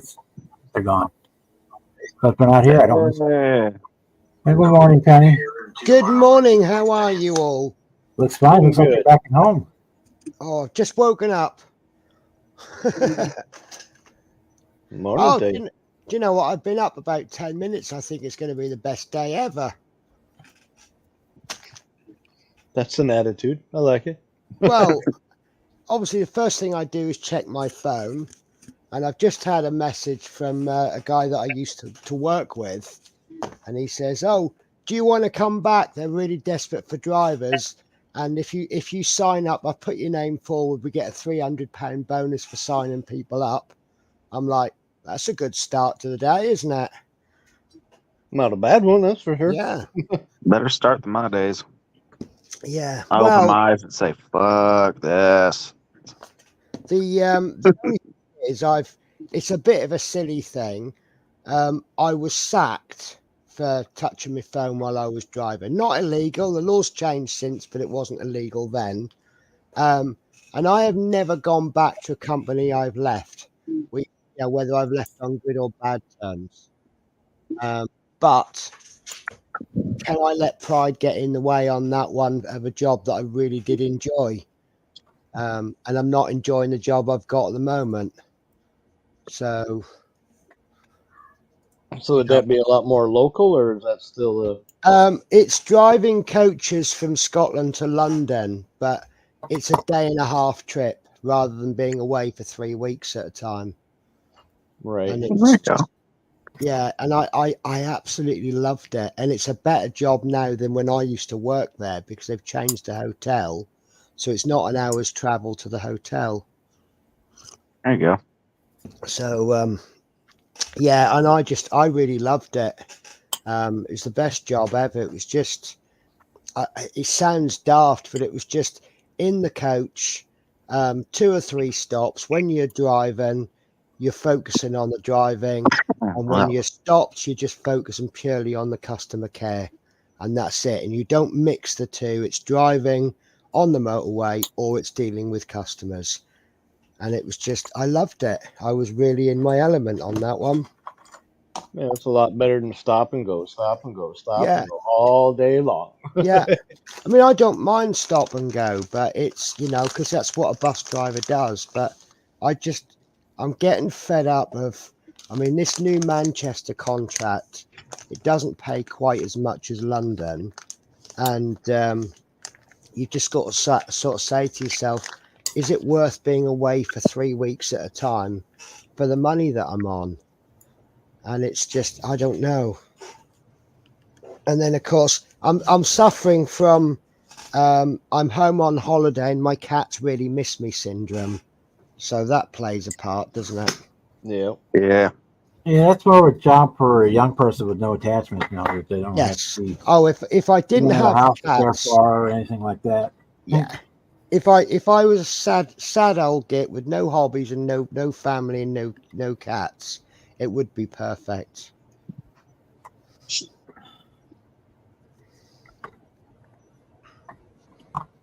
When I was younger, I was offered a job working the river boats, and that's that kind of thing where you worked 30 days on, and then you were off for 2 weeks. You Yeah. worked 12-hour shifts for 30 days on the boat, and then you were off for 2 weeks. And wherever you're at, they would fly you home and fly you back when Greeting, your Panzer Cat. furloughed. But yeah, you can't run a normal life that way. That's for the young people or single guys that have nothing going on. Yeah. Hey, Panzer, good morning. This is the thing. I mean, if I'd have discovered this job when I first started driving 20 odd years ago, it would have been perfect. But it's just, I mean, it's okay. There's nothing wrong with the job that I do. And I did say to my boss the other day, I said, look, part of it is the fact it's change, and nobody likes change, even if it's better change. It's just, you know what it's like when things change. So Yeah. I did a naughty thing yesterday. You did a naughty? Yeah. So I'm Very going through naughty. a phase. I'm going through a phase of trying to reduce my stash collection. I'm actually working on some models, and That's always nice. yeah, and I might have spent £300 on a model. How much is 300 pounds in dollar? I would say $450. $400. Yeah. Ooh. Yeah. Ouch. Well, so what it is I'm trying to redo my channel. I do a lot of part works, and I'm just getting fed up with the part works. Sometimes the quality's a bit poor. And on Wednesdays I do the Eddie Stobart truck, and that's coming to an end. And I've always said when each part works finishes, I'm going to replace it with something. And I've said, it started off a bit of a joke, but Wednesday is going to become Wooden Wednesday. So I'll make something made out of wood. And Wednesday is now about 5 or 6 weeks away from finishing the Eddie Stobart. So I thought, well, I'd better crack on and get a wooden model. And so I've picked up the Okra B-type bus, 1:24 scale. And but it's one of those crazy things, part works are like £10 a week for 2 years. And it's a little bit like buying a model on a finance scheme. You'll buy a £500 model, and by the time you've got the credit agreement in, it's probably about £1,000. It's a heavy model. If you've got the £500 in your pocket and you can spend it in one big chunk, it's expensive short term, but over the course of 2 years, you've saved yourself a lot of money. And this, I've looked at instructions on this bus. Yes, okay, it's about £300, but I could probably get a year's worth of videos out of it. And that's now become really good value, isn't it? Yeah. Yeah. Especially when you're trying to find content for a channel to keep it alive. Yeah. Once you get people hooked on it, they're going to stick around until they can at least see it locked up looking like a thing. The theory is you've got this model, which a lot of, you guys could just do it and it'd be fantastic. I've seen what you can do with cars. But there's a lot of people who might look at that and go, I'm not going to attempt that because that's way too complicated. But if I'm doing one instruction stage per video, hopefully people can look at that and go, well, yeah, the way she's done it, it's like eating an orange, isn't it? Nobody eats a whole orange. You have to peel it and then separate the segments and then eat one segment at a time. Did I just talk crap then, by the way?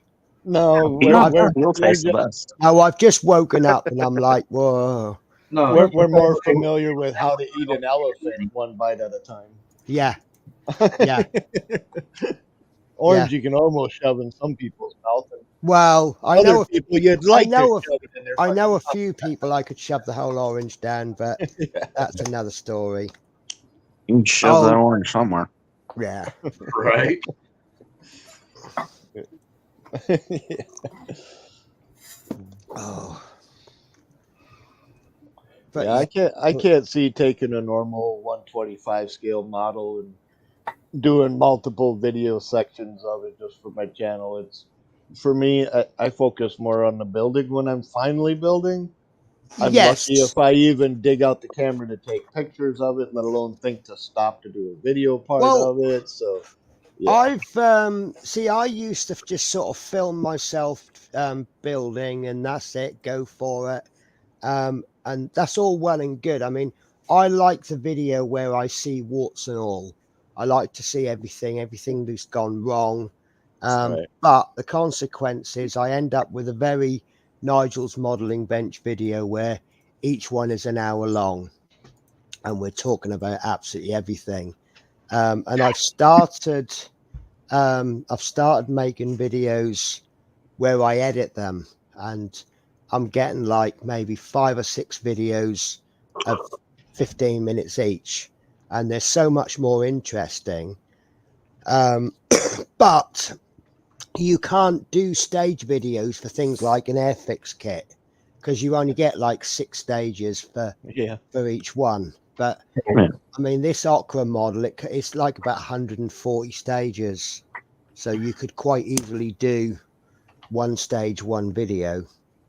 But my plastic model kits, yeah, you couldn't stretch them out over multiple parts. Yeah, the You longest I've can, ever been not able to very stretch many. one out is like 10 episodes. Yeah. Right, I'm That's going to have to including building a disappear for a diorama minute base because and I've everything got else. some filter tips. I've got them in the living room, and I do apologise. You're going to see my pajamas. That's all right. Hello, who are you? Where are you? Why are you not here? I'm Jimmy. I'm over here. Only 12 plastic kits. I see where you're going, Panzer. No, I like the videos on the cars, like kind of spread out instead of one long ass video. And say what you've done, what went wrong, what you had to change because AMT or Revell did something fucking stupid with it, and you had to fix it. My older videos used to be that way. They were a lot more parts, but now I'm on the live stream so much that so much of the building gets done in the live stream that I don't have a whole lot of step-by-step videos anymore. I've done that a lot recently too, and that's why I've on quite a few of my builds I've finished. I've forgotten to film a video and post it about it, showing it finished, because I'll show it on a live and then bring it upstairs and forget to film a video on it. Like the Charger, I've had that Charger done for a while, and same with the Chevelle, and I've just been forgetting to freaking show them on a video. I'm pretty sure I did a video on the F-150. I don't remember now. I'm gonna have to do one on that too. Well, look at your YouTube page and see if it's on there. Yeah, I'd have to tab out of this. Oh, yeah. Fuck. I think I've had to do 2 videos, maybe 3 videos where I have more than one car built done in there. Didn't do enough pictures or a video of some of them I built. I'm like, oh, I'll just add this one to this video. And add that one in there too, because I haven't done that one. No, I did do a sort of video on the Challenger. I just made a collage of a bunch of photos I took and then put a song over it and posted it. But I didn't really do a video about it. You know, I'm also, when I first started, I would do like 8 or 10 videos per build, but it got to be too much. I'll probably only do 4, but I won't I'm a bad habit of not posting for a while, so Yeah, I'm it'll pretty be much 4 down to, videos. It'll be 2 videos, and then you won't see it for a month and a half, and then it'll just be done. I'm pretty much down to an intro, 2 updates, and a final on most of mine anymore. Most of them run about 4. I'm getting them done quicker now that I'm not at school all day. I'll have series. Like I have a live stream build series where it's 1 video per model, but it's models like this one are built completely in the live stream. So I'll just have pictures, stills, and a slideshow, and then a final.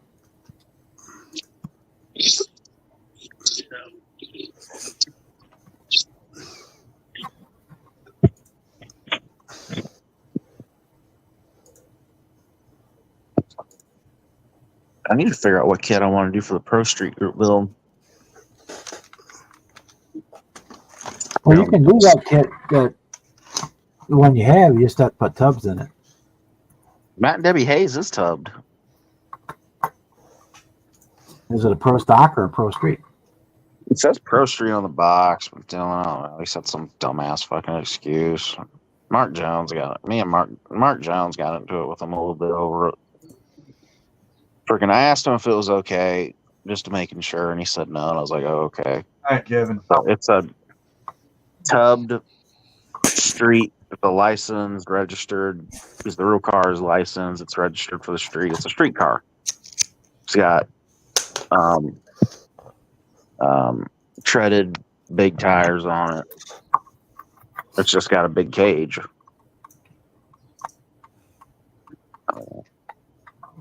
I was saving that kit to do it. The Matt and Debbie Hayes. I was saving that kit for this group build, but I'll do something else. Yeah, I got a lot of kits the other way. I've got a lot of Pro Stocks, and he said you can't do a Pro Stock, even though it's basically the same kit. So, but I'll find something.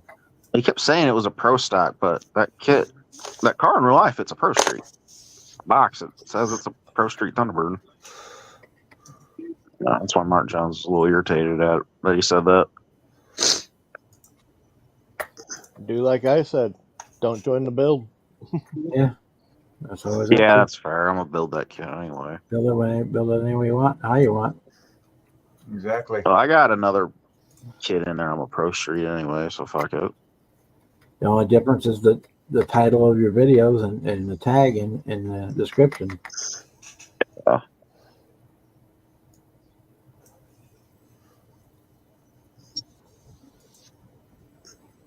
Yeah, I'm gonna find something the Pro Street because I like doing Pro Streets anyway. I love Pro Streets, yeah. The first kit I ever did on my channel was a Pro Street 70.5 Camaro. And I'd actually do that Nova box stock. I've never done that kit box stock. Oh, the stolen parts from- I want to build that kit too. I have one down there. I don't think I'm gonna do it completely box stock though. Different set of rims and tires, and Oh, it's got really cool wheels and tires in it. oh, it That's does. cool. I'll use one something else, but with that kit, I'm going for more like a Murder Nova look. So it's gonna have a big twin turboed 572 or something. You do like you did on the Street Outlaws, and they did the 4-door one. They call it the Mordor. Yeah. Or, yeah. The Mordor. I'm not Nova. gonna paint it flat black though. It's gonna be like some bright color, but it's gonna kind of be like a cousin or little brother to the Murder Nova. And then I do have the 72 Nova, the 69. Yanko Nova. That car is gonna be I'm gonna try to do a dead-on replica to the Murder Nova with that. Good night, Kevin. Just because I've seen that car real life run down our drag strip, and I've got some incredible photos of it. Do farm truck. Farm truck's another one I want to do.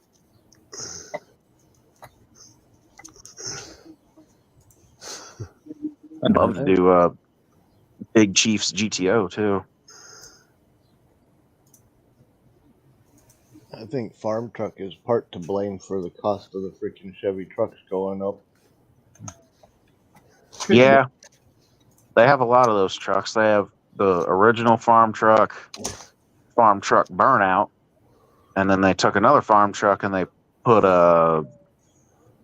they made it into a drag boat farm truck. No, I don't know, Panzer, how long we'll go. We'll just see how the conversation goes, but probably not a whole lot longer. I mean the cost of the model kits. When farm truck came out, the cost of the 70s fucking trucks went through the fucking roof. Yeah. Oh, I thought you were talking about the real trucks. 'Cause I've noticed a jump in those years of trucks. Trucks too, yeah. I've noticed a jump in those years of trucks. It's like my truck. I got a 94 Chevy 1500 two-door extended cab. When a year and a half ago, I was looking to get a vehicle because I needed one. The car I was driving at the time had died. Same year model trucks, 92 through 96 Chevrolet two-door extended cabs at big dealerships here in Houston with average miles, which that puts them at 275 to 350,000 miles on the odometer. We're selling for $10,000 and $11,000. Yeah. I got very lucky when I found my 94 with only 143,000 miles for 2,800. Yeah, that's like my truck. 03 single cab long bed Silverado with a fucking V6 two-wheel drive. But it has, when I bought it, it had 122,000 miles, and it is a rust-free, solid truck. Freaking the dude, I knew the dude that was selling it. He was originally going to put it on Marketplace for like $7,000. It's Marketplace, looking around, and anywhere else, trucks those years that clean are going for like 7, 8, 9, highest 10. Yeah. I got it for $5,000 because I knew the dude. Even $5,000, I don't know if I have a rust-free car. I shut the door a little bit too quickly and it all fell off. Are you even allowed to drive a car with rust over there? Yeah, do you know, oddly enough, yes. Yeah. That's what holds British cars together. Yes. Yeah, that's what holds all cars together. And hopes and dreams as well. I must admit, the last 3 weeks, my car has been running on prayers. Please make it. Please make it. God damn it. Yeah, and I can driving it, taking down the highway, and just having the truck for a good almost a year now. I can tell it's a good motor. It's definitely low mileage and hasn't been run to hell. The only time the dude ever drove that thing was pulling his camper to Florida and back.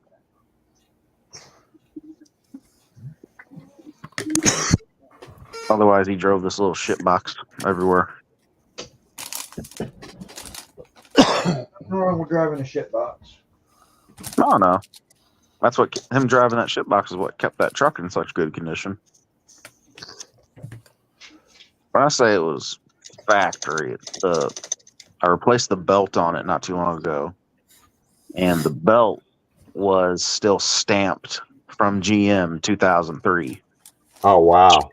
The shocks on the truck are basically gone. It needs shock, but the shocks are also stamped GM 2003. So when you say yours is completely factory stock, you mean It still has stock. the Jeep behind the seat bolted to the floor, and it's never even been unbolted. The GM tire repair kit. Oh, wow. It comes with a little air pump and a little baggie full of little tire patches. The original owner special ordered the truck as the work truck model, so it's got crank windows. It doesn't have power locks. It's got rubber floors instead of carpet. It's a V6 two-wheel drive, the base model. He ordered it for a work truck. Yeah. And he also ordered it with the color matched GM big solid tonneau cover. Oh wow. And he had that truck for 6 months, and it got repossessed by the bank. And then the dude I bought it from, his wife worked for that bank, so he got a good deal at the auto auction off the truck. Right. Drove it, and he only drove it during once every summer to pull his camper, to Florida and then back. That's quite the And during the winter, there, Panzer. Sorry. and then during the winter, it'd stay in his garage.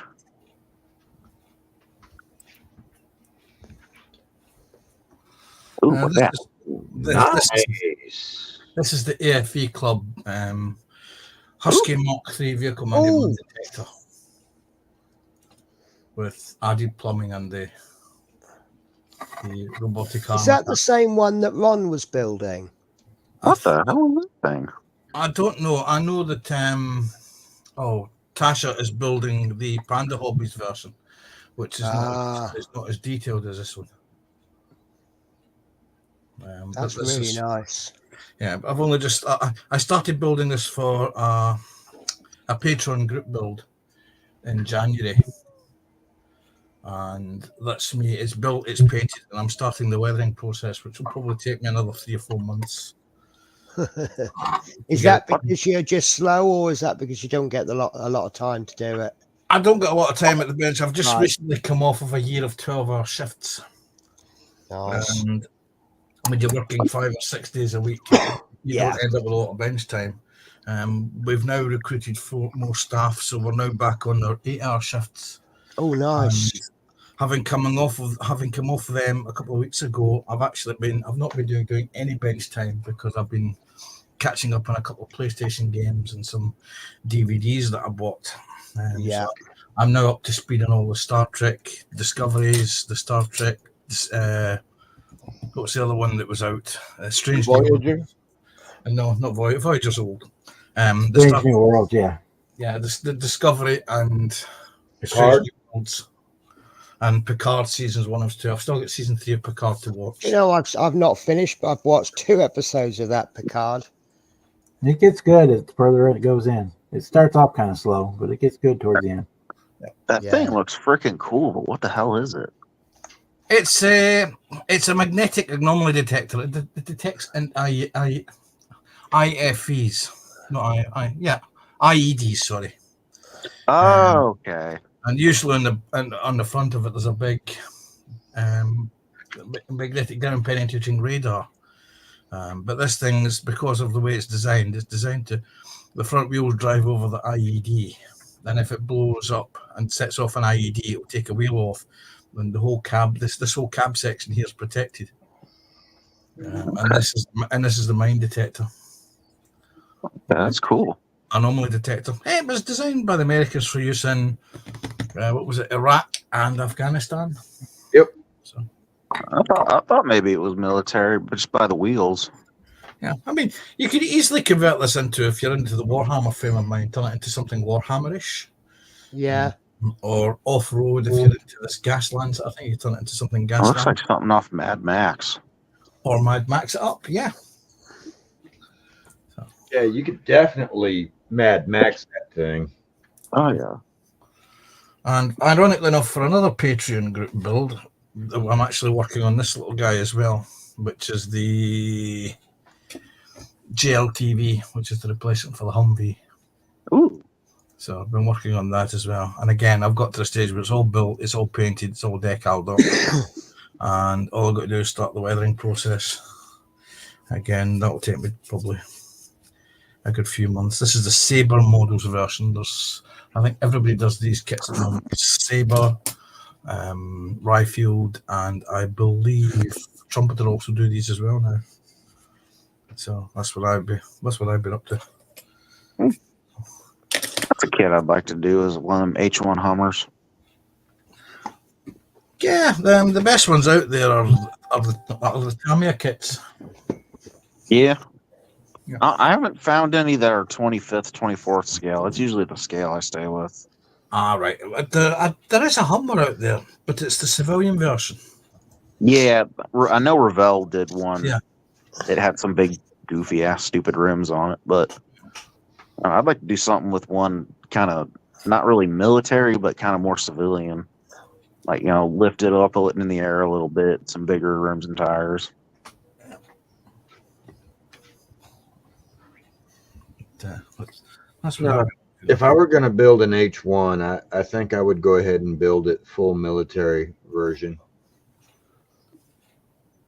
Yeah, I've got a couple 148 Cool. scale ones. Military, so that Yeah. might have just a touch to do with it, but it You wouldn't- would have to be 24/25 scale. Yeah. You wouldn't slam it and six wheel it like the Gas Monkey one? No, You know what? Actually, if I had the parts and the knowledge to do that, I would. Because that thing is fucking cool.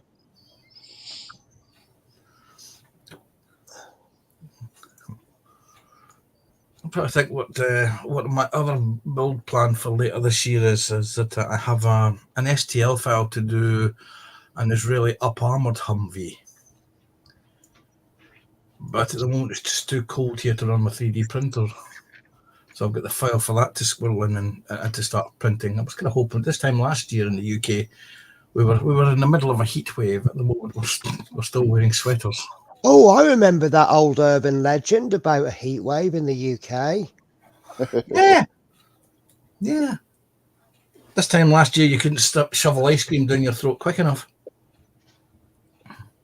Yeah, but then again, this time last year, I was driving an air-conditioned bus, so I wasn't so bothered about it. My biggest complaint was passengers getting on the bus slowly because I've got the door open. I'm like, hurry up and get on so I can shut the doors. right? So, Yeah, it's testers gonna be about 36 here tomorrow. I'm not looking forward to it. testers did a H1 Humvee kit 24th scale. You could do the SUV or the pickup truck version.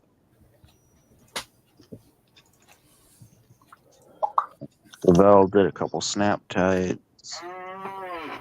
The Revell snap tight ones, if all you want is the body and interior tub, that's not bad. The chassis is a single piece, which means you can get rid of all of that and put independent suspension all the way around and have Yeah. fun with it. Well, they got a couple. Revell's got a couple H2 ones on California wheels Yeah, series, which I wouldn't do those big, stupid wheels. I'd lift it on some big off-roady rims and tires. And well, an H2 was just supposed to be a civilian version no matter what. It wasn't meant to be a military. let me see. Meg, what the hell is this company called? It's a Japanese company. Meg did a H1. Indian V Yep. Yeah. And I only want to do it kind of civilian because I want to paint it yellow because I don't know why Arnold Schwarzenegger's yellow Humvee just looks freaking cool to me.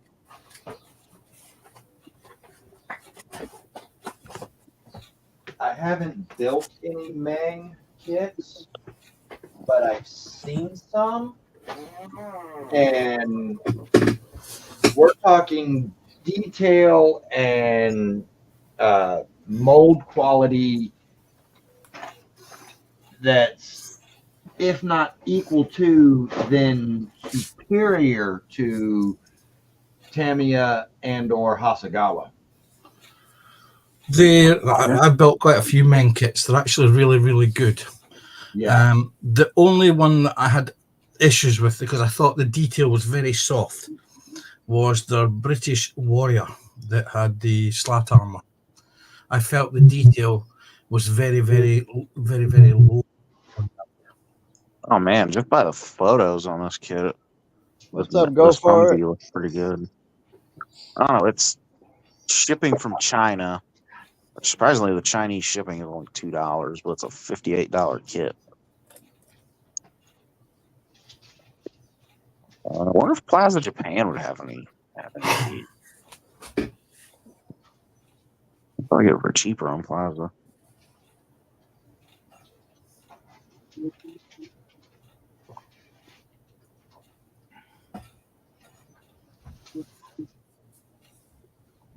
Right.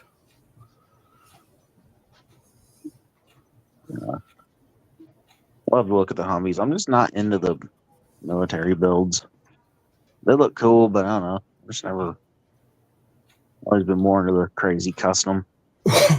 Just think of the crazy. Well, you got to remember that civilian Humvee is designed for civilian roads, so it's a lot narrower. When you look at an actual Humvee and compare it to an armored fighting vehicle, they're about the same. They're about the same length and width of an M113. Because when I built my first ever Humvee, this is going back to the mid 80s when they first came out as plastic kit, I thought Italieri had got the scale completely wrong because it was the same size as the 113 armored personnel carrier. Yeah. But no, it's when you get to see them in real life, they are actually very wide.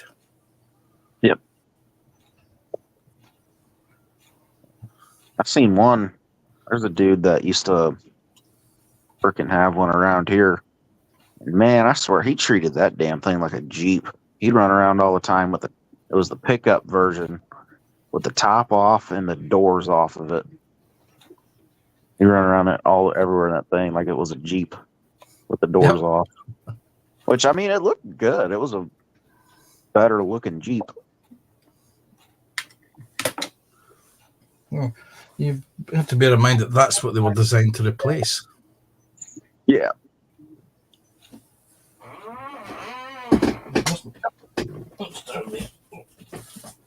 There was one done up at SEMA a couple years ago in H1. Lifted 8 inches in the air. It was all done up camo, like a military one, but it was all 8-inch lift on big 40-inch tires with a bigger rim.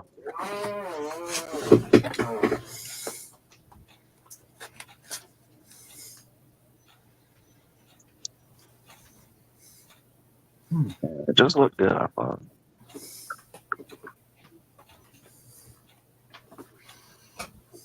If I had the skill level and the parts to do like Gas Monkey Humvee, I'd do one like that. Just because I love the wild, weird customs, and that's just something right up my alley. That weird ass thing. Morning, go for it. Morning. Morning, go for it. What's up? What's up?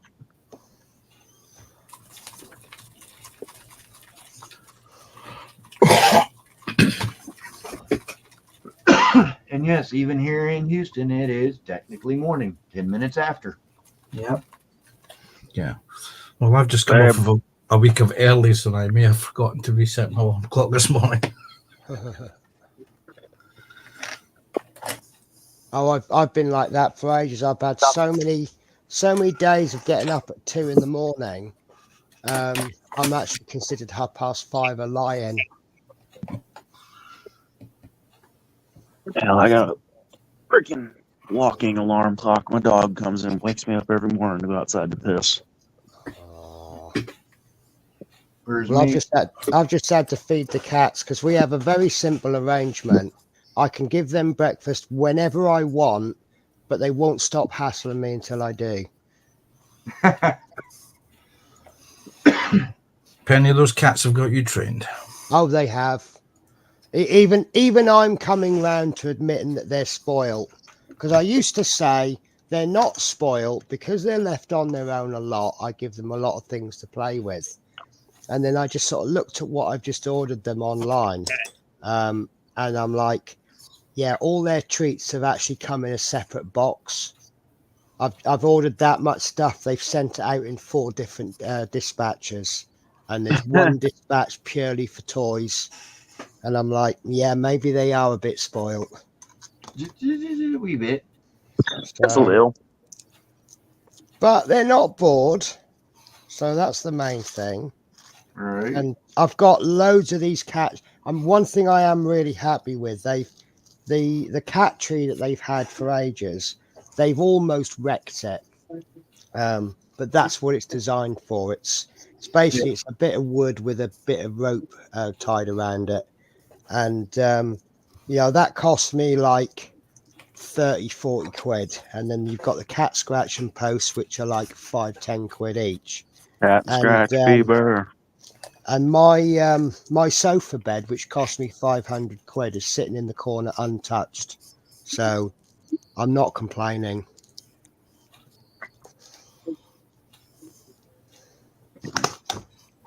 So I Hopefully do. my dogs are pretty lazy.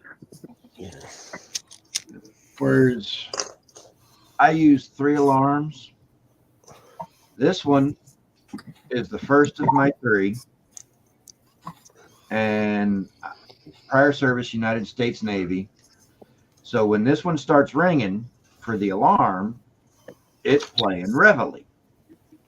Nice. That'll wake you up. Thing is, though, it sits on its charger pad for the wireless charging right next to my head there on my nightstand. So all I have to do is reach over and slap it, turn it off. My second alarm, which goes off 5 minutes after this one, it's a little further over on the far end of my nightstand. I actually have to sit up and kind of lean over to get to it to turn it off. And it just plays whatever the factory preset default alarm clock tune for it is. It's my JoyTab tablet. Now, if that doesn't say I don't know how to change the tone, I don't know what does. No, I'm just too damn lazy to change it. 'Cause this I changed the tone on. And then my third alarm is over here directly behind me where I'm sitting. I actually have to get out of bed and walk over to it to turn it off. And I changed it from its factory default to a beep, beep, beep, beep, beep, Oh, just to make sure it was annoying enough to make me get out of bed to go turn it off. do you find though that by setting 3 alarms, you purposely go back to bed after the first 2? No, Okay. even if I were to just set the one alarm, I would still just reach over, slap the phone, turn it off, and then go back to sleep. Oh, okay. I'm so much of a non-morning person that when I say I have to be up at 5 a.m., that's because I clock in at 7:30 a.m. That's how long it takes me to wake up and become civilized so that I'm not grunting at my coworkers. Oh, you're a lot better than me. I mean, I can get up at 4 in the morning. I don't become civilized till about 10 o'clock at night. Well, But I'm awake at 4:05. yeah, when I say civilized, I mean, when I first, it's like several months ago, because I live at work. My apartment is one of the spare rooms that we don't use at the office. Yeah. So there was several months ago, my boss, the owner of the company, president, CEO, etc., was in the office space outside.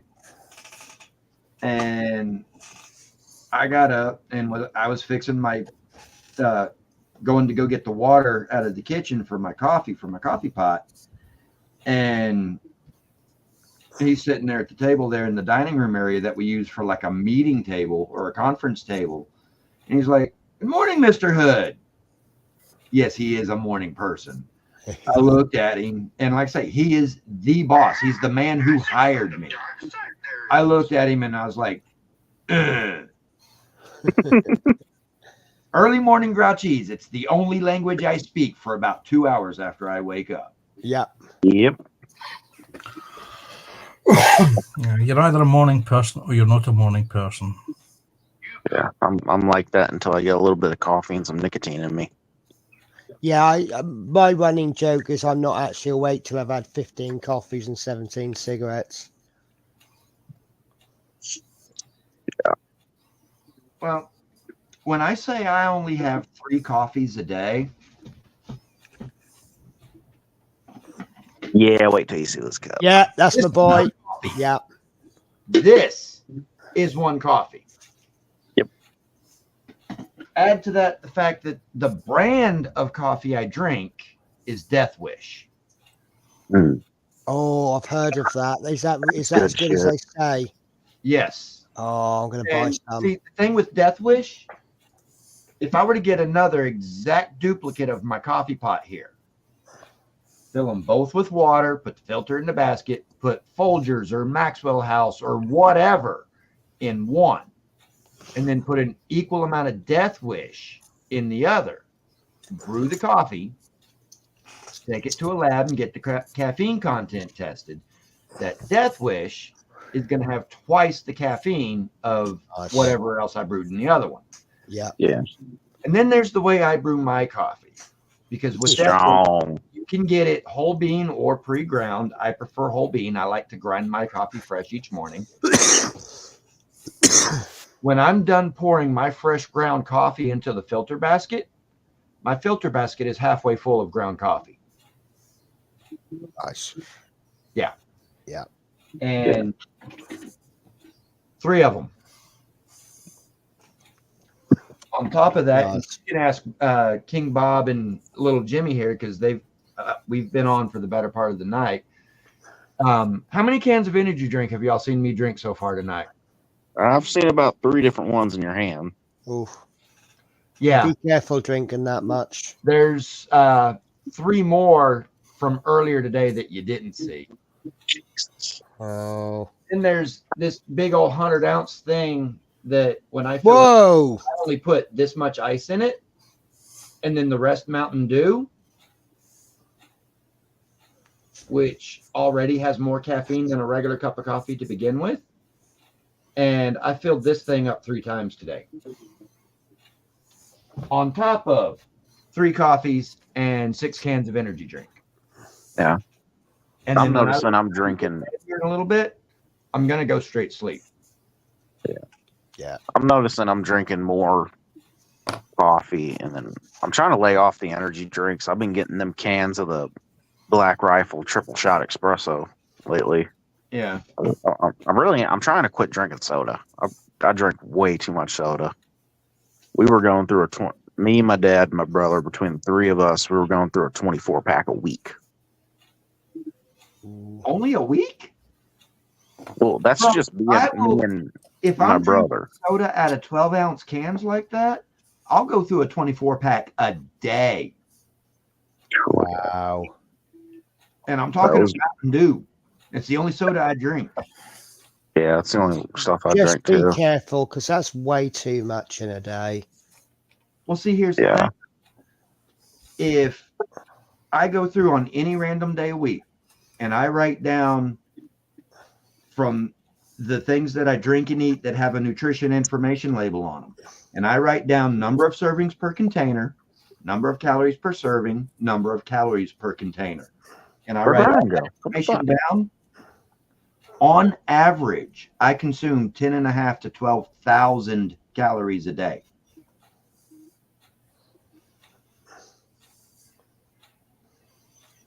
Ten and a half thousand. Yes. And looking at you, you're obviously burning all those calories, aren't you? Wow. Yeah, I wish I could do that much and still be that weight. See, I consume about I consume about 3 calories a day, and I just get fatter every day.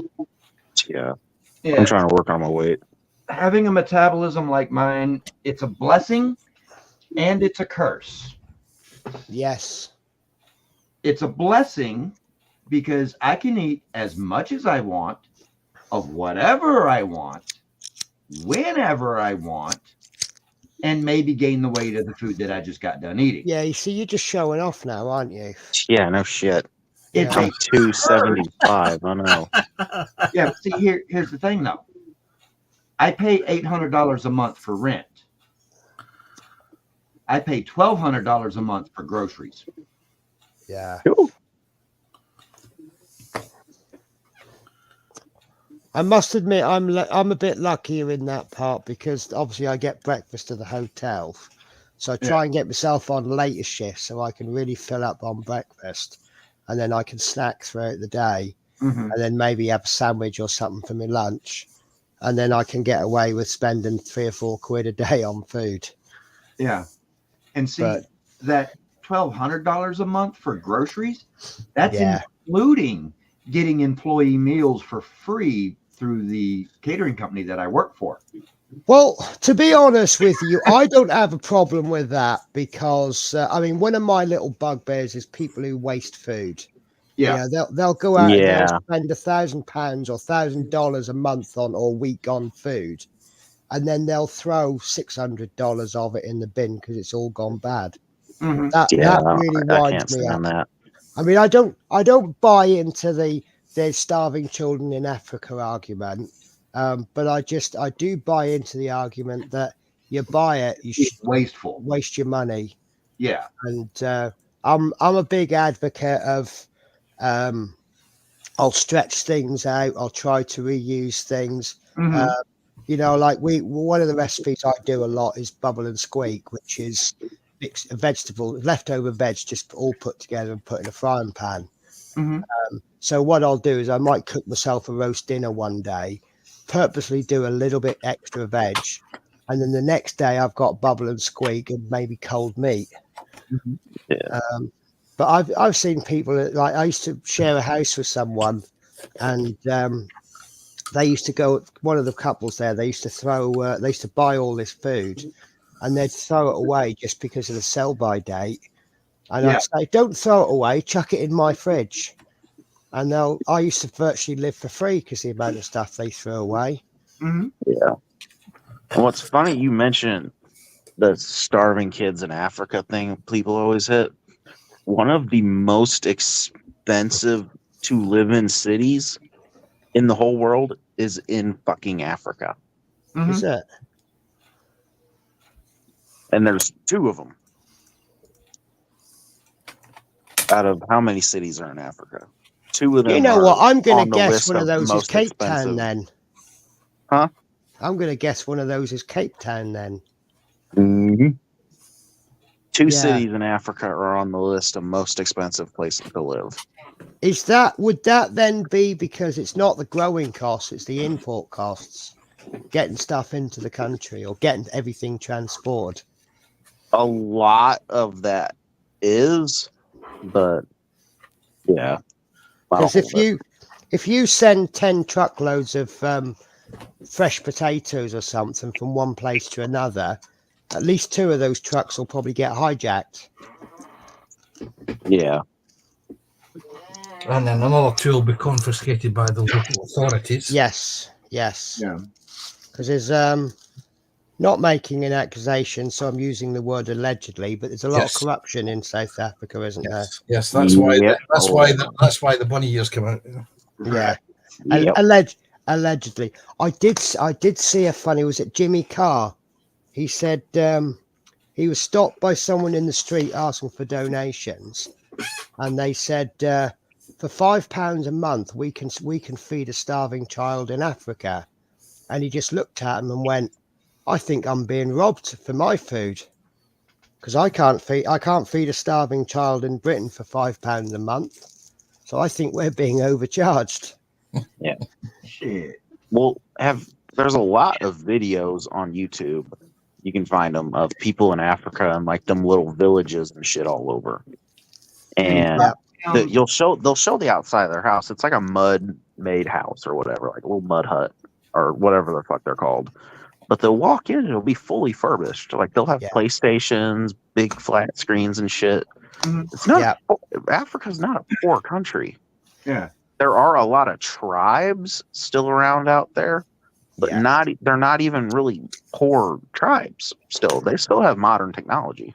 Yeah. But something not to appear racist or anything, but you will notice that in Africa, everyone drives Mercedes cars. Yeah, but do they drive new Mercedes cars? Yes. I could have said something so fucked up right just then, but I'm not going to say it.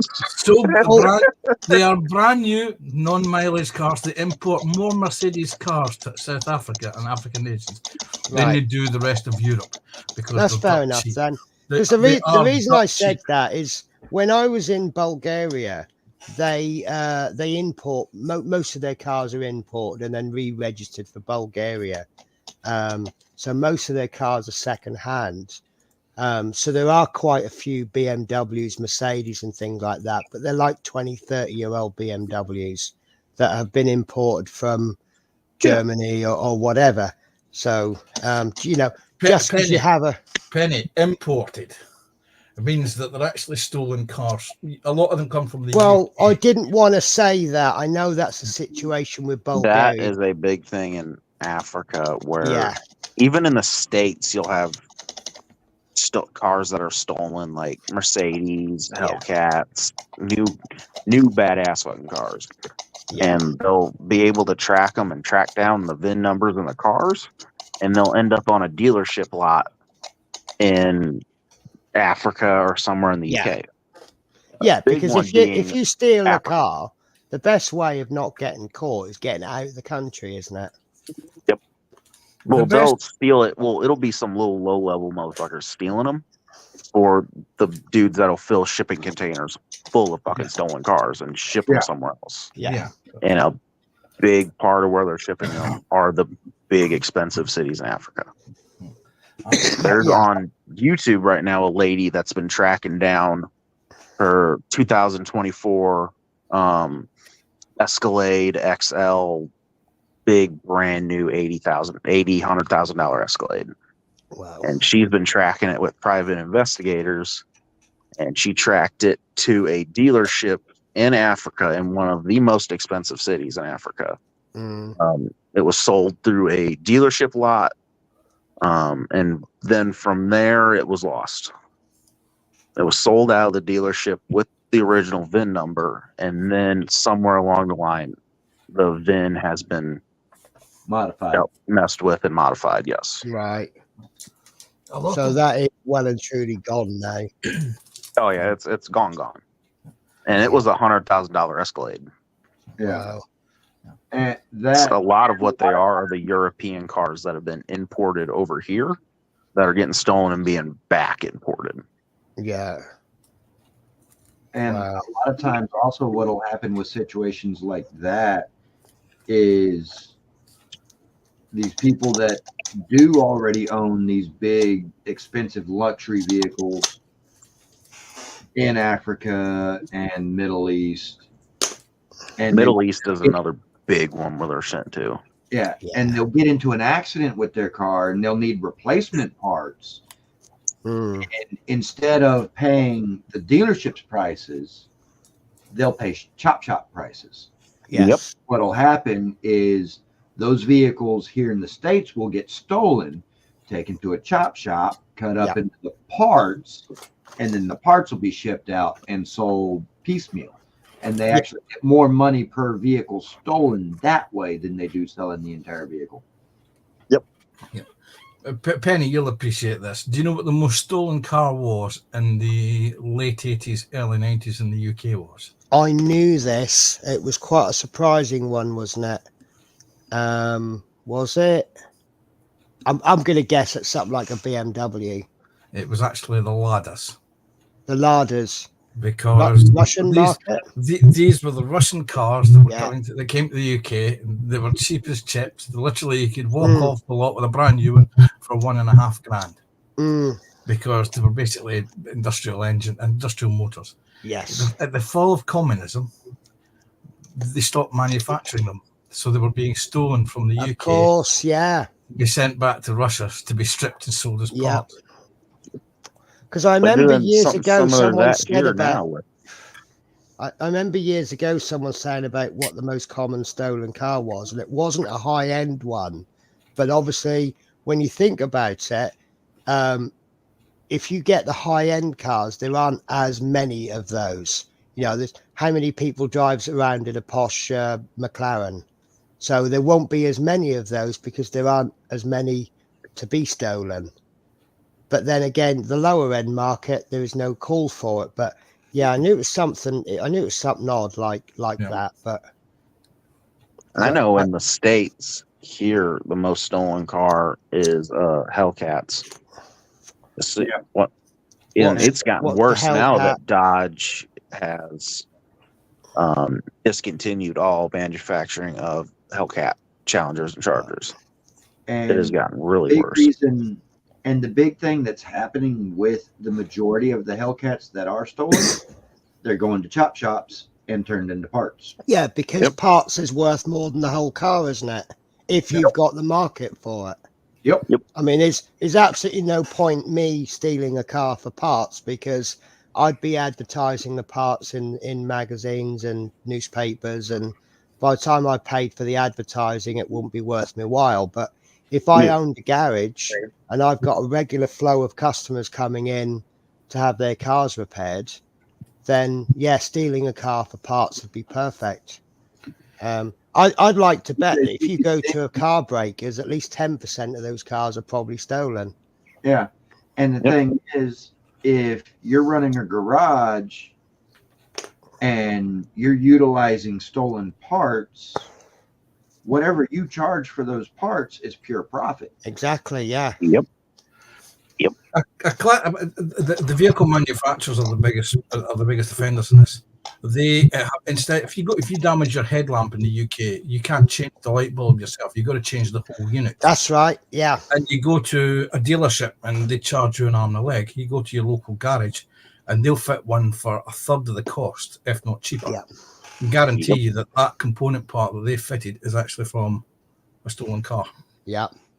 Well, that's Yeah, I can remember one of my first good cars was a Seat Ibiza, and every repair used to start with jack the car up, remove the front right wheel, remove the air filter, because that was how you got to everything. It gave you the space to get to it, and that was in the Haynes manual.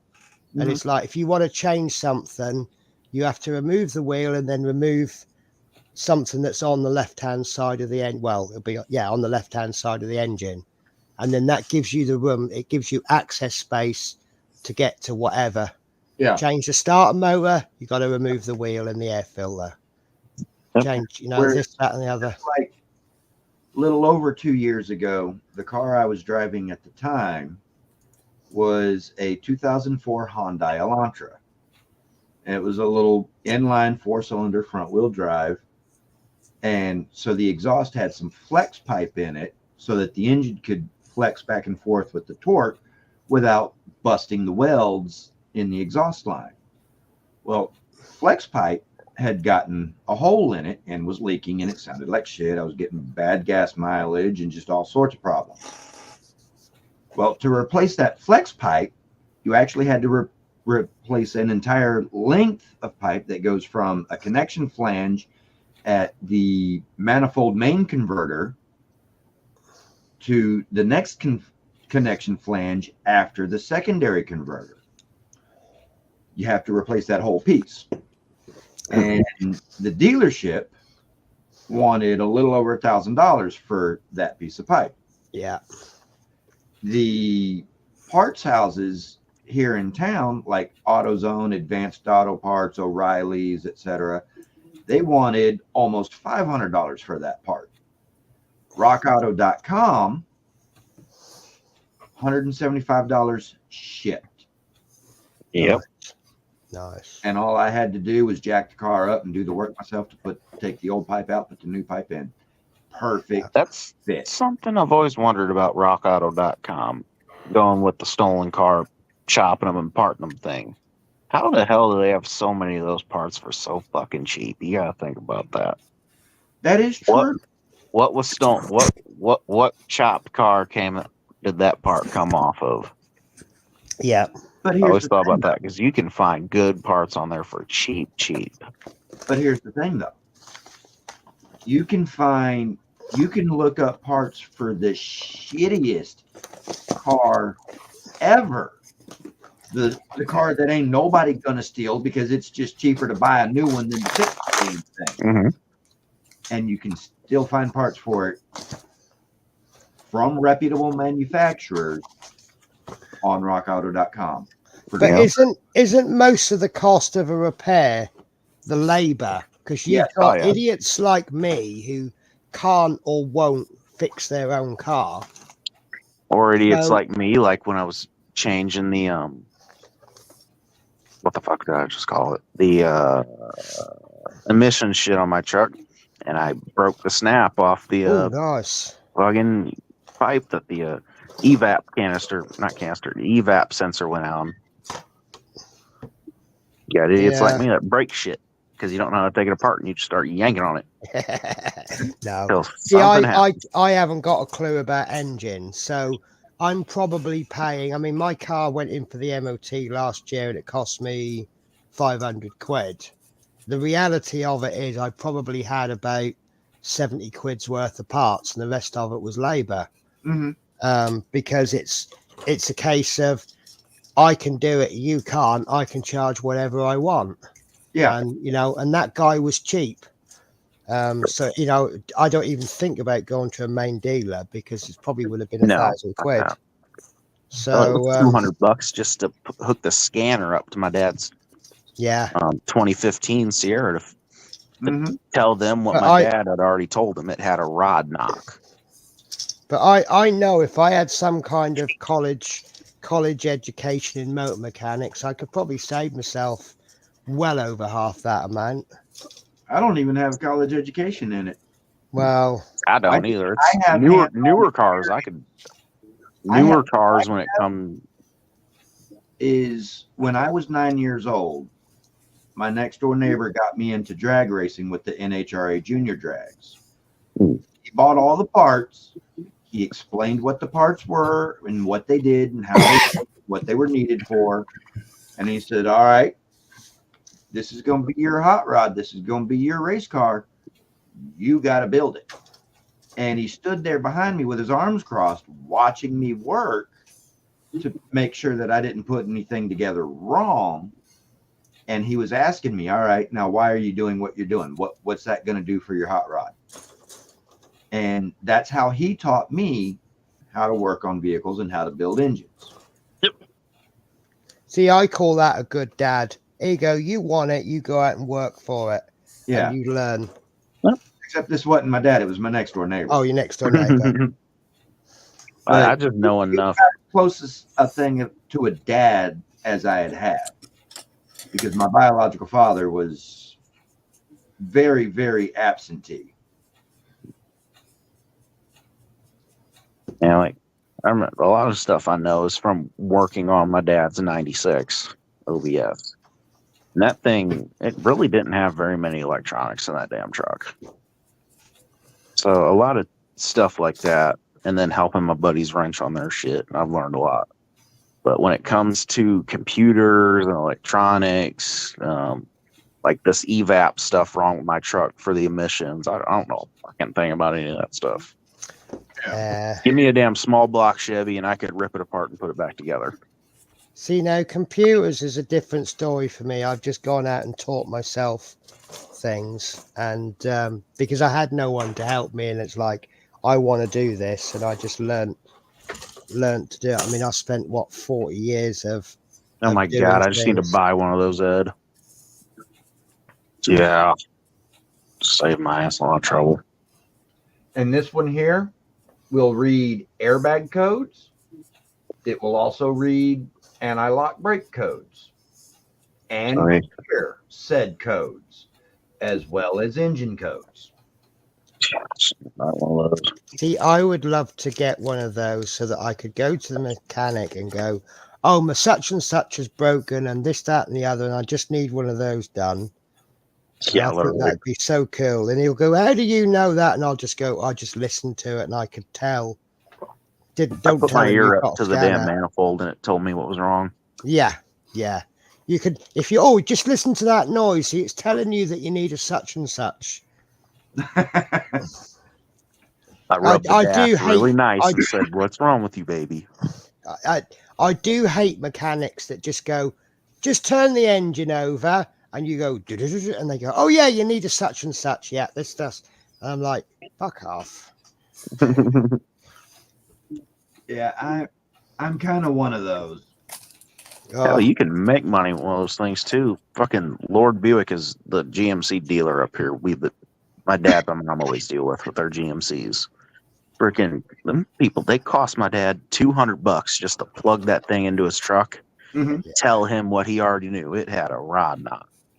And thing is, your dad could have gone to AutoZone, Advanced, or O'Reilly and had it done for free. Yeah. Well, we thought they were going to fix it. And when they told my dad how much it would be, using dealer spec, air quoting, fucking he was like, okay, no, I'm just going to come get it and I'll take it to this other place. So I'll do it for cheaper. They're like, well, okay, well, it's going to be a $200 fee because we had to plug our stuff into it and figure out what was wrong with it. Yeah, like, Go fuck yourself. Where are my keys?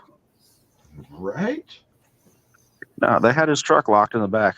He was ready. He was just going to show up and take his truck and leave. They locked his truck up in the back. They wouldn't let him get it until he paid it. Wow. Oh, no, we about got the cops called on us. I rolled up in there and told them I'm going to drive my truck through your fucking gate.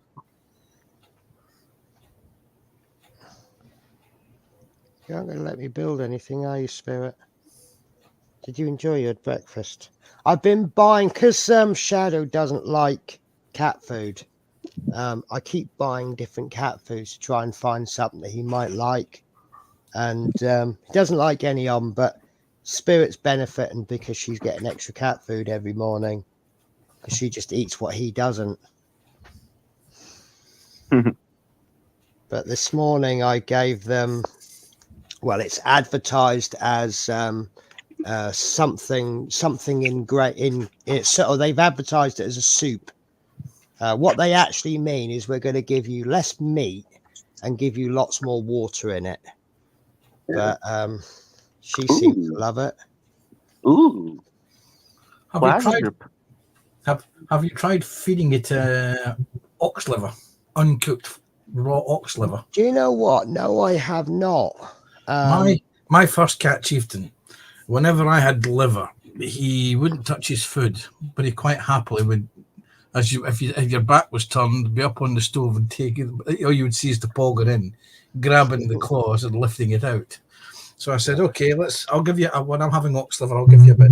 And that was it. He would only ever eat fresh ox liver, uncooked. Nice. I'll give that a try. I mean, when he was a kitten, he would eat tuna, and then just all of a sudden one day he went off it, and he doesn't touch it. And sometimes he'll have, because I give them tuna on a Saturday and a Sunday, because the vet said, oh, tuna's very high in fat. That's why he's a big fat cat. So you can give it to them, but occasionally. So we just give them half a can of tuna on a Saturday and Sunday between them. But see, it's now that she's becoming adult, she needs to cut down on her calorie intake because she's not growing anymore. But she's getting double portions of everything because he's not eating it. So, but we'll see what happens. I believe in the law of nature.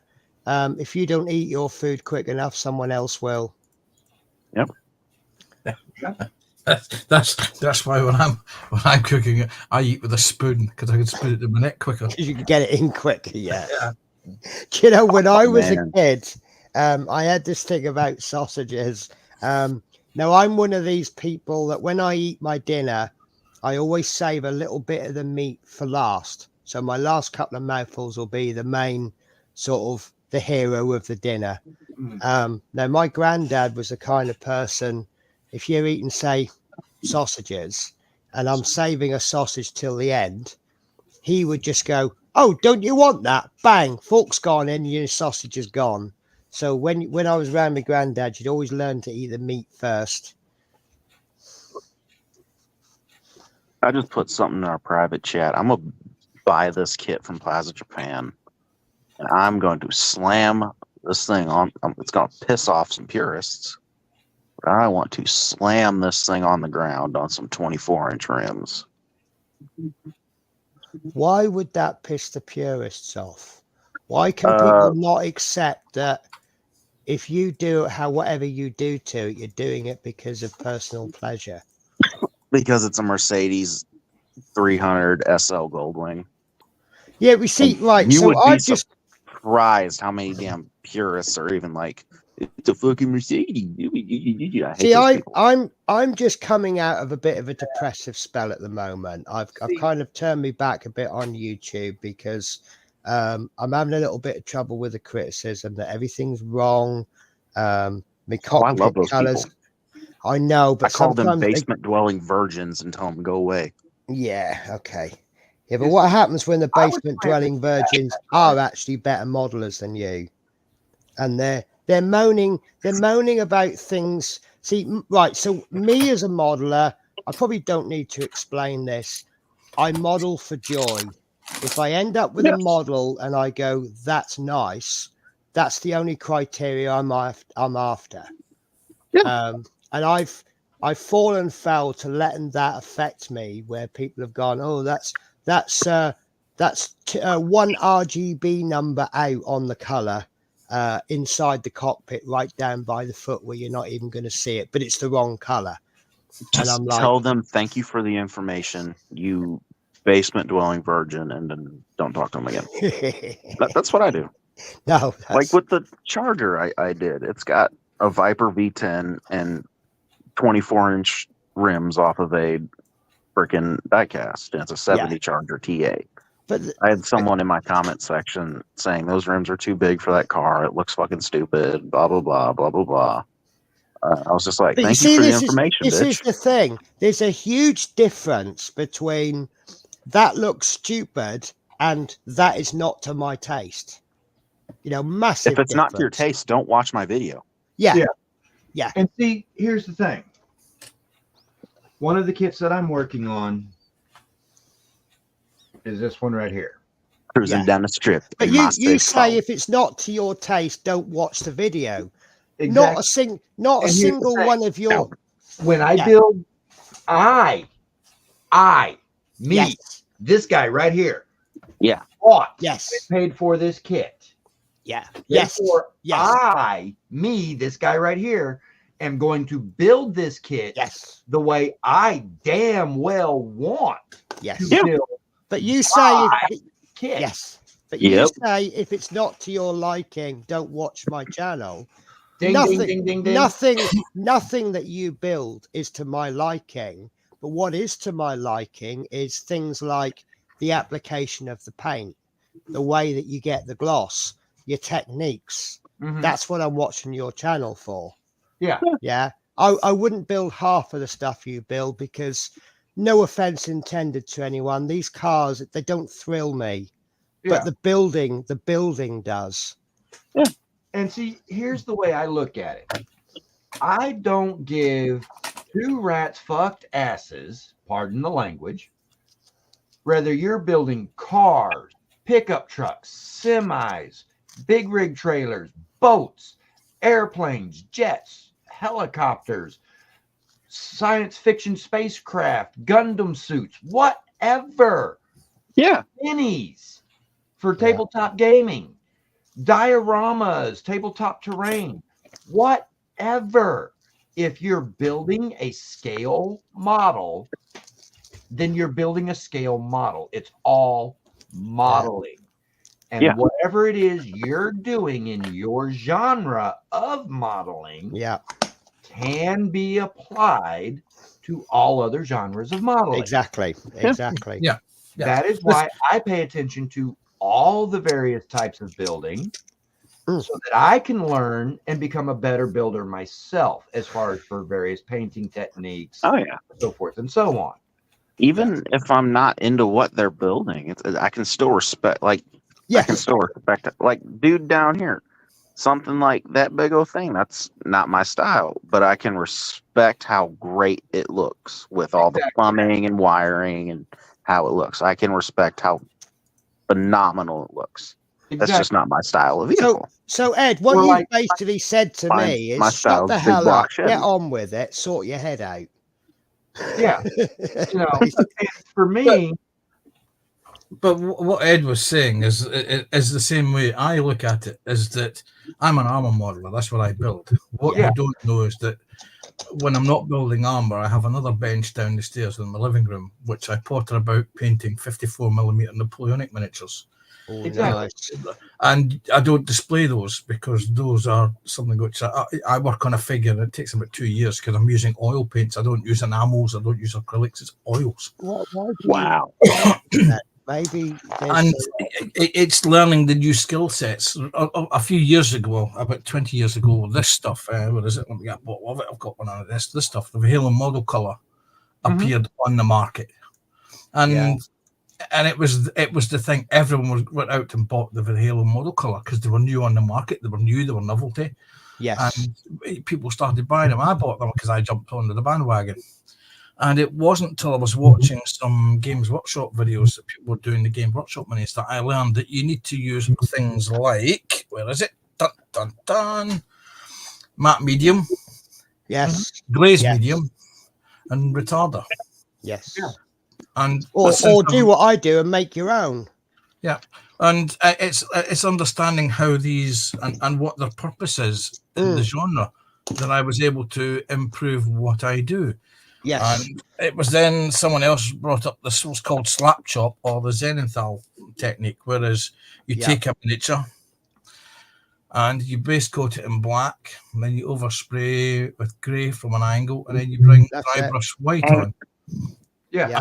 And it's learning that to do the crew figures, and that has a minute to grab one from here. That's led to this sort of thing. Yeah. Yep. To me, So they look a bit over stylized, but it's one of those. Yeah, things. I don't like them being overdone. I'm just going to do a bit of a zoom because I'm rather proud of my Guy Gibson that I've done. Benjamin, yes, the whatever. That's like orange. That's the guy for my Lancaster pilot. That's cool. And I'm really pleased with him. But Looks good. I do figure painting, and that in itself has improved my scale models, and then my scale models has improved my figures. Yeah. Because obviously, like I said, I'm not big into the figures and stuff. Just don't know what, but I can respect how great he looks. Yeah, I mean, he looks. Yes, lifelike. exactly. That's pretty much what I've said about your channel. I'm not into the subjects that you do, but I'm respecting your techniques. Yeah. And then I'm looking at them, and I'm, the shading on that. I do Warhammer figures anyway. So I'm watching a lot of Warhammer figures, and I'm like, absolutely hate the figures sometimes, but I'm really enjoying watching how they pick out techniques. And there's some of the detail, like I put the little black tie in because it's just, I thought, well, he'd probably be wearing a tie. This guy actually is technically painted wrong because that's a flight jacket that he's got on. That should be painted leather. But a bit of research says that this guy flew with his shirt. He didn't wear the jacket. He just wore his shirt. So I just painted his jacket blue. They make blue leather. If they don't make it RAF Azure blue, do they? Like a shirt? Probably not. The battery still looks good. He will be sat next to a person who's got a brown jacket on, chocolate brown jacket. Yeah. And then that will then look good because you've got two. Guys, I've got a bit of a, not an emergency, but a cat might get killed in a minute because she's decided to climb behind the desk. Don't do that. I will put the microphone on mute because excuse me. Yeah. And Well, that's like with with me, I've had people in my comment section for a while telling me you can't paint with Rust-Oleum. It never looks good. Looks like shit. And then the same person, I'm not going to say who his goddamn name is. He knows who the fuck he is. Got in my comment section and said this truck is beautiful. Love the paint job. Glad you finally got an airbrush. And you can see. Don't tell me that's mirror. rust painted with Rust-Oleum. This is no clear, no buffing, straight over the body plastic with Rust-Oleum turquoise. straight out the rattle can. And that's a mirror finish truck. Same person See, who was I'm talking shit on coming Rust-Oleum told me you across- can't paint with it is the one that loved that paint job. And when I got on there and told him, thank you, well, I didn't buy an airbrush. That's Rust-Oleum, you son of a bitch. And I didn't talk to him since. Yeah. I've found some nice Facebook groups where we're talking in the language of I don't get on with that, rather than that's a load of crap. And if you have a debate about what kind of paint brand, my preferred brush painting brand is AK Interactive. And AK Interactive seems to have quite a few enemies. And people say, oh, you've got to use this brand. And I'm like, well, I've used that brand and I'm just not getting on with it. Yeah. What that translates to, Penny, is you haven't learned how to work the paint yet. That's all that it means. If you can't get on with something, it means you haven't figured out. But for a classic example is Tamiya paint. Some people brush paint Tamiya. I'm the old school that you can't brush Tamiya. You can if you use Yep. you can if you use synthetic brushes. They don't like finest dead dog hair brushes. But then I've used Tamiya paints with Kolinsky Sable brushes. All right. This is most of what I paint is with these right here. And I both brush, I hand brush, and I airbrush with this paint. See, the reason I don't use Tamiya is the most stupid. Two reasons that are absolutely stupid. One is I don't really like. We're doing bottles. pretty good, Leon. We're bitching about stupid people. I don't. I mean, I use them. I mean, I use the clear ones because I Mhm. think the Tamiya clears are fantastic. But I don't particularly like bottles. I like dropper bottles. And Yeah. the second thing is, and this is the most stupid reason going, once they've been left for a certain number of weeks, they dry, and I don't have the strength to get the tops off.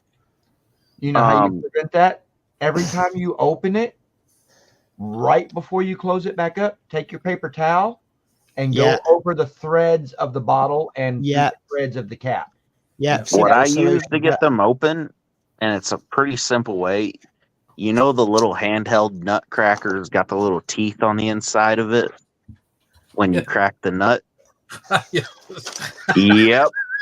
Put Listen, a nutcracker. I've got one of these and it still doesn't work. I just don't have the strength. I'm an absolute weedy Well, weakling. I've tried those, and surprisingly, the nutcrackers with the little edged teeth on them to Yeah. crack the nut work better. Yeah. But as But- far as There we go. I'm going to far throw as an for argument back this- at you, Panzer. You said about if I can't use a certain brand, it's because I haven't learned to use it. people say Well, that then don't not tell be that brush person painted, his paint job. His blows out. His paint job sucks. If he's having trouble with it, explain to him what the way explain to him how to use it and tell him try this way. Don't just tell him it sucks, it looks bad, you can't paint it. Yes. Help him do it. Yeah, Yes. it's constructive. You can say to someone, "Okay, that's your first model. Okay, how about for your next model, you thin paint? Try that this, Yes, and you'll get wash. better yes, turnout. that's- See how the you tactic. like that. Yeah, this transmission right here yeah. that I'm holding up, that was hand painted with this bottle of paint Yep. Yeah. right here.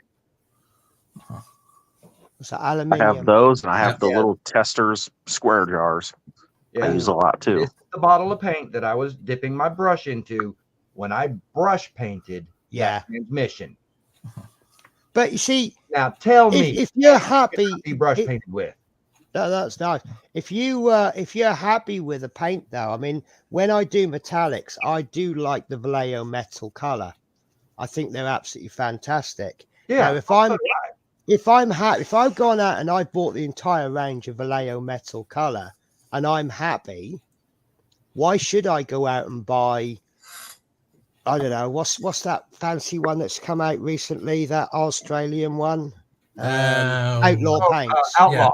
Yeah. Why should I? I mean, I'm not knocking Outlaw, but if I'm happy with my Vallejo metal color aluminium, why do I need to go and buy an Outlaw aluminium?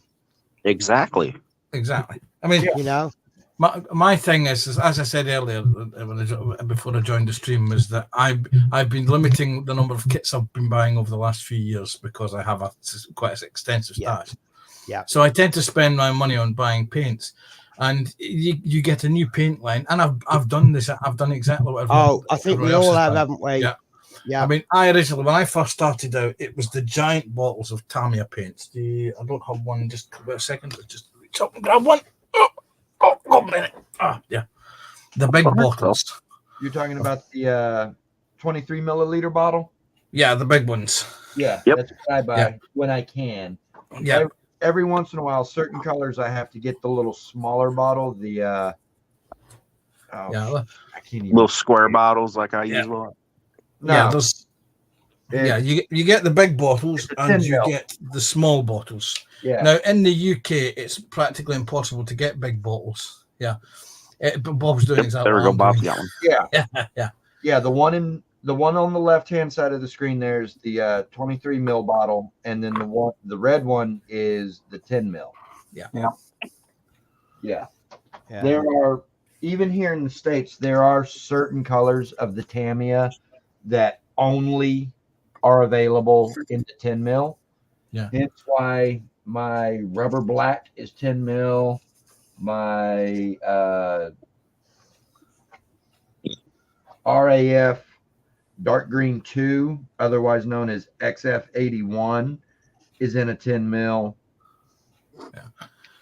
So And the there are reason some that are 10 mil only, but Yeah. for the most part, most of them are, you can get them in the larger 23 mil. Yeah. until the supplies run out, because they stopped importing them, because they've actually, if my understanding is correct, Tamiya actually stopped manufacturing the large bottles. They're only doing the small bottles. And it's the current supply lines of the big bottles runs out, because I know somebody else who's in Holland can buy big bottles, but only in selected colours. And once Right. they run out, that's it, they'll be gone. But like I say, you buy all sorts. I mean, I've followed this because I started off with the big Tamiyas and I had to rebuy everything in the smaller Tamiyas. Then I introduced the Vihalo range of colours to my stash. And then about 18 years ago, I started using Mr. Hobby because some Tamiya paints were not available. Then I went down the road of buying the AK Real Colour range. Yeah. And I've got quite a lot of those just for random variations in colours. See, I've told you that I don't like Tamiya because of the bottles, and I'm about to open up the wormhole of Mr. Colour. And the only reason I'm going, when I went on an airbrush course, we were using Mr. Colours, and you know me, I'm a little bit of a Mickey taker. When we use these Mr. Colours, I was told, thin it roughly one part paint, 1 part thinners, but don't worry about getting your ratios exact because it's quite forgiving. And so I went, right, I'm going to see how far I can push this. And I think I diluted this paint like 1 part paint, 5 parts thinner. And do you know, it still sprayed really, really nice. Just obviously I wasn't getting the coverage that I would if I hadn't thinned it so much. And I'm like, wow, this is doing most of the work for you. So, but I can't handle the smells. So I need to get my spray booth sorted out with the extractor fan. Because I bought a black Mr. Colour and I used it. And it really did set my asthma off. And I've got 2 cats as well. So I'm not getting them until I get my spray booth sorted out. That is the only thing I will say about Rust-Oleum paint. It has a special smell. I like the way you described that. I don't have a proper, like a really good spray booth. My spray booth is a couple coat hangers hanging from the corner rafters of my basement. And man, that shit stinks up the whole. I am considering, once I get my balcony sorted out, I might, just for the convenience, I might just switch to Halford's primer cans. Yeah. And just take them out in the balcony. That's everything done then, isn't it? You can spray it outside and then just bring the body back inside. Yeah, but look, have you seen my house? That's my balcony door. That's everything that's blocking it. Oh. Yeah. That's why I can't spray outside at the moment. This cabinet here started out as an entertainment center, with this spot right here being where the TV would have gone. Well, I modified it, put a slanted board on there with an air filter. It's a good idea. In it. And yes, there are fans behind that air filter. The fans vent out the window that's right behind it. And my compressor's right down here in the bottom. My airbrushes are right there. And between the fans and that filter, I can spray whatever I want to spray. If I want to mix up some enamel to run through my airbrush, I can spray it right there. If I want to do lacquers through my airbrush, spray it right there. Acrylics through my airbrush, right there. Rattle cans, right there. Yeah. So it don't matter for me. Yeah, Leon, I should start doing that, It but don't matter I've how done it so humid long, is I'm just used to the outside. smell. I don't give a rat's about what the humidity level is, and here in Houston, humidity gets way up there. And it doesn't matter if it's hot, cold, humid, dry, raining, whatever. Don't matter. I'm ready to paint. Yeah. Boom. That's why I want the my spray booth, because then I can do what I want when I want. And the best part about that, the cabinet was free. Nice. Side of the road special. Yeah. Better.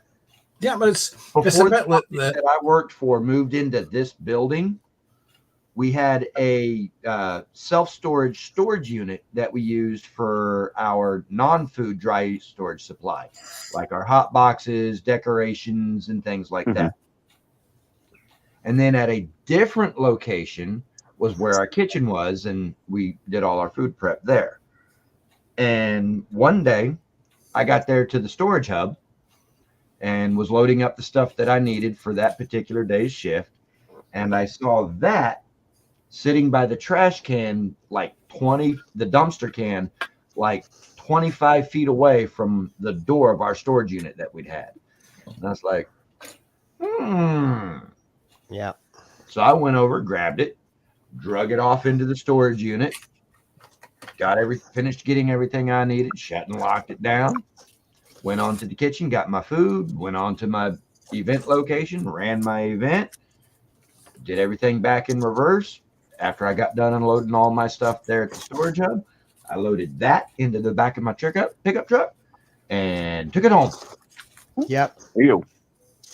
See, one important skill I learned growing up in Norfolk is doing the handbrake turn, go back, get out of the car, knock on the door and go, do you want that?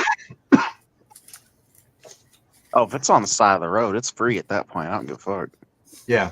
Well, here in the States anyways. Dumpster diving's incredible. Yeah. You'd be surprised what you find at a Walmart dumpster. Yeah. Once it goes out to the curb, there at the end of their driveway, that's considered public domain. Yeah. Once it's there, whomever wants it can get it, unless the trash man comes gets it first. Yep.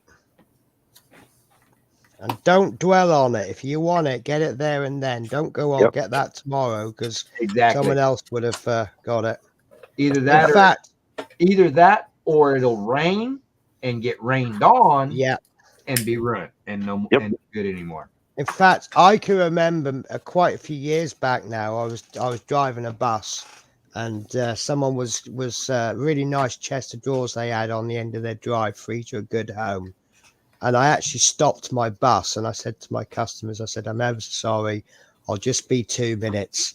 And I grabbed it and I put it on the bus, and I'm driving the rest of my shift with this chest of drawers in the wheelchair area of my bus.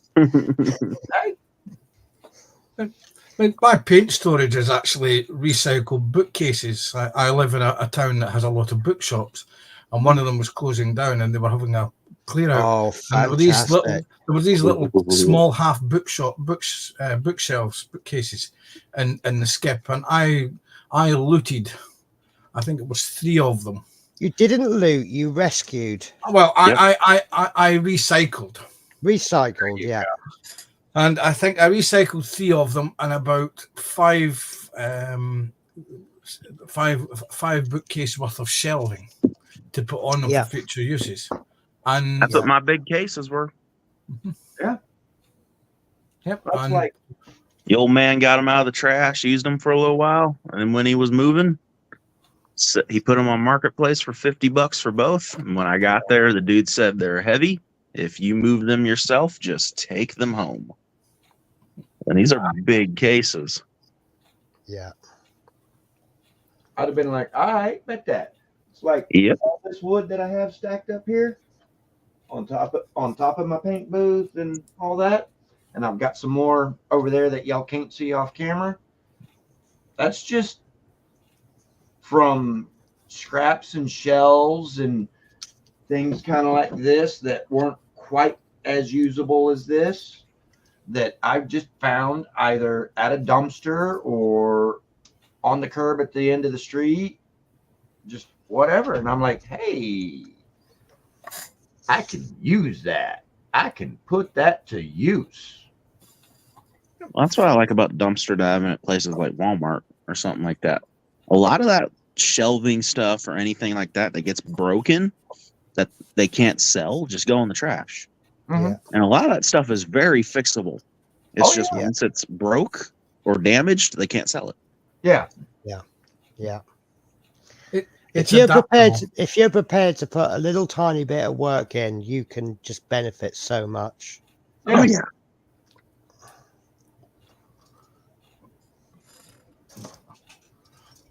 The problem Okay, is, boys and girls, it's 1:15. I'm getting tired and hungry. Do you know, I will say one of the things I'm really impressed with about this show is some of the crap we talk about, but it's brilliant. Oh, yeah. And some of it's just crap, but that's what we're here for. Yes, but isn't that what makes the world go round? So thank everybody who's still here. Leon. Hell yeah, and- Leon. America's pastime, dumpster diving. Yeah. Yeah. Recycling previously owned products. Another man's trash is a redneck's treasure. Well, you get all these Yup. all millennials going, oh, we need to recycle. Sorry, mate, we were doing that in the 70s and the 80s. Get with the times. Yeah, we've been doing that for years, pulling shit off the road. The wood that makes this cabinet right here that has all sorts of crafting supplies in it. Yeah. Recycled. Mm-hmm. Yeah. So, yeah, no, I've been recycling since I was like 9. Yeah.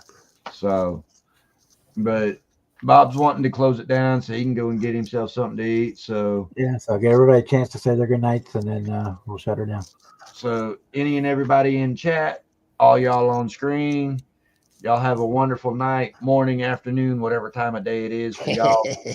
Because I know for like Penny and Panzer, y'all are. It's 7 in the morning for those guys. We're just beginning. yeah, we're just beginning. I'm actually on days off now. I've got 2 days off before I switch over to night shifts.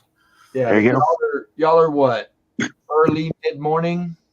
Yeah, Seven. Yeah, they're morning Yeah. Seven time. o'clock in the Just morning, on yeah. 7 a.m. half. Yeah, whereas it's 1 a.m. here. Yeah. It's 1:14 where I'm at.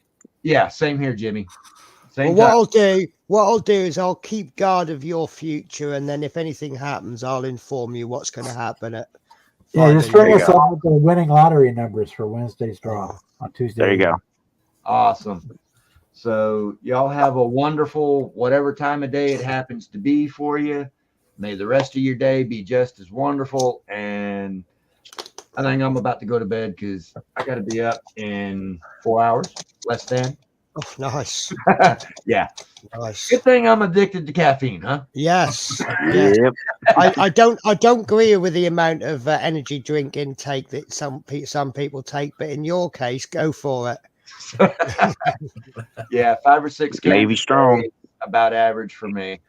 Oh, So y'all have a great night and enjoy chatting with you. And see you next time. And take care, until then, guys. I'll be in the garage. All right, I'll catch Bye, you all all. later. Good night, everyone. We'll be back on at 7 o'clock Eastern on Tuesday night for our weekly hangout. All right, I'll be on a little later. I got to work tomorrow night. All right, we'll be here up most of the night. Thanks All right. for coming in, Penny and Panzer and Jimmy. Always a pleasure, never a chore. Always. You're welcome. Leon and Benjamin are still hanging out in the chat. I'm going to thank those guys for being here, and we will see you tomorrow or later today, actually. Good night. Have a good one, y'all. Bye all. Bye all.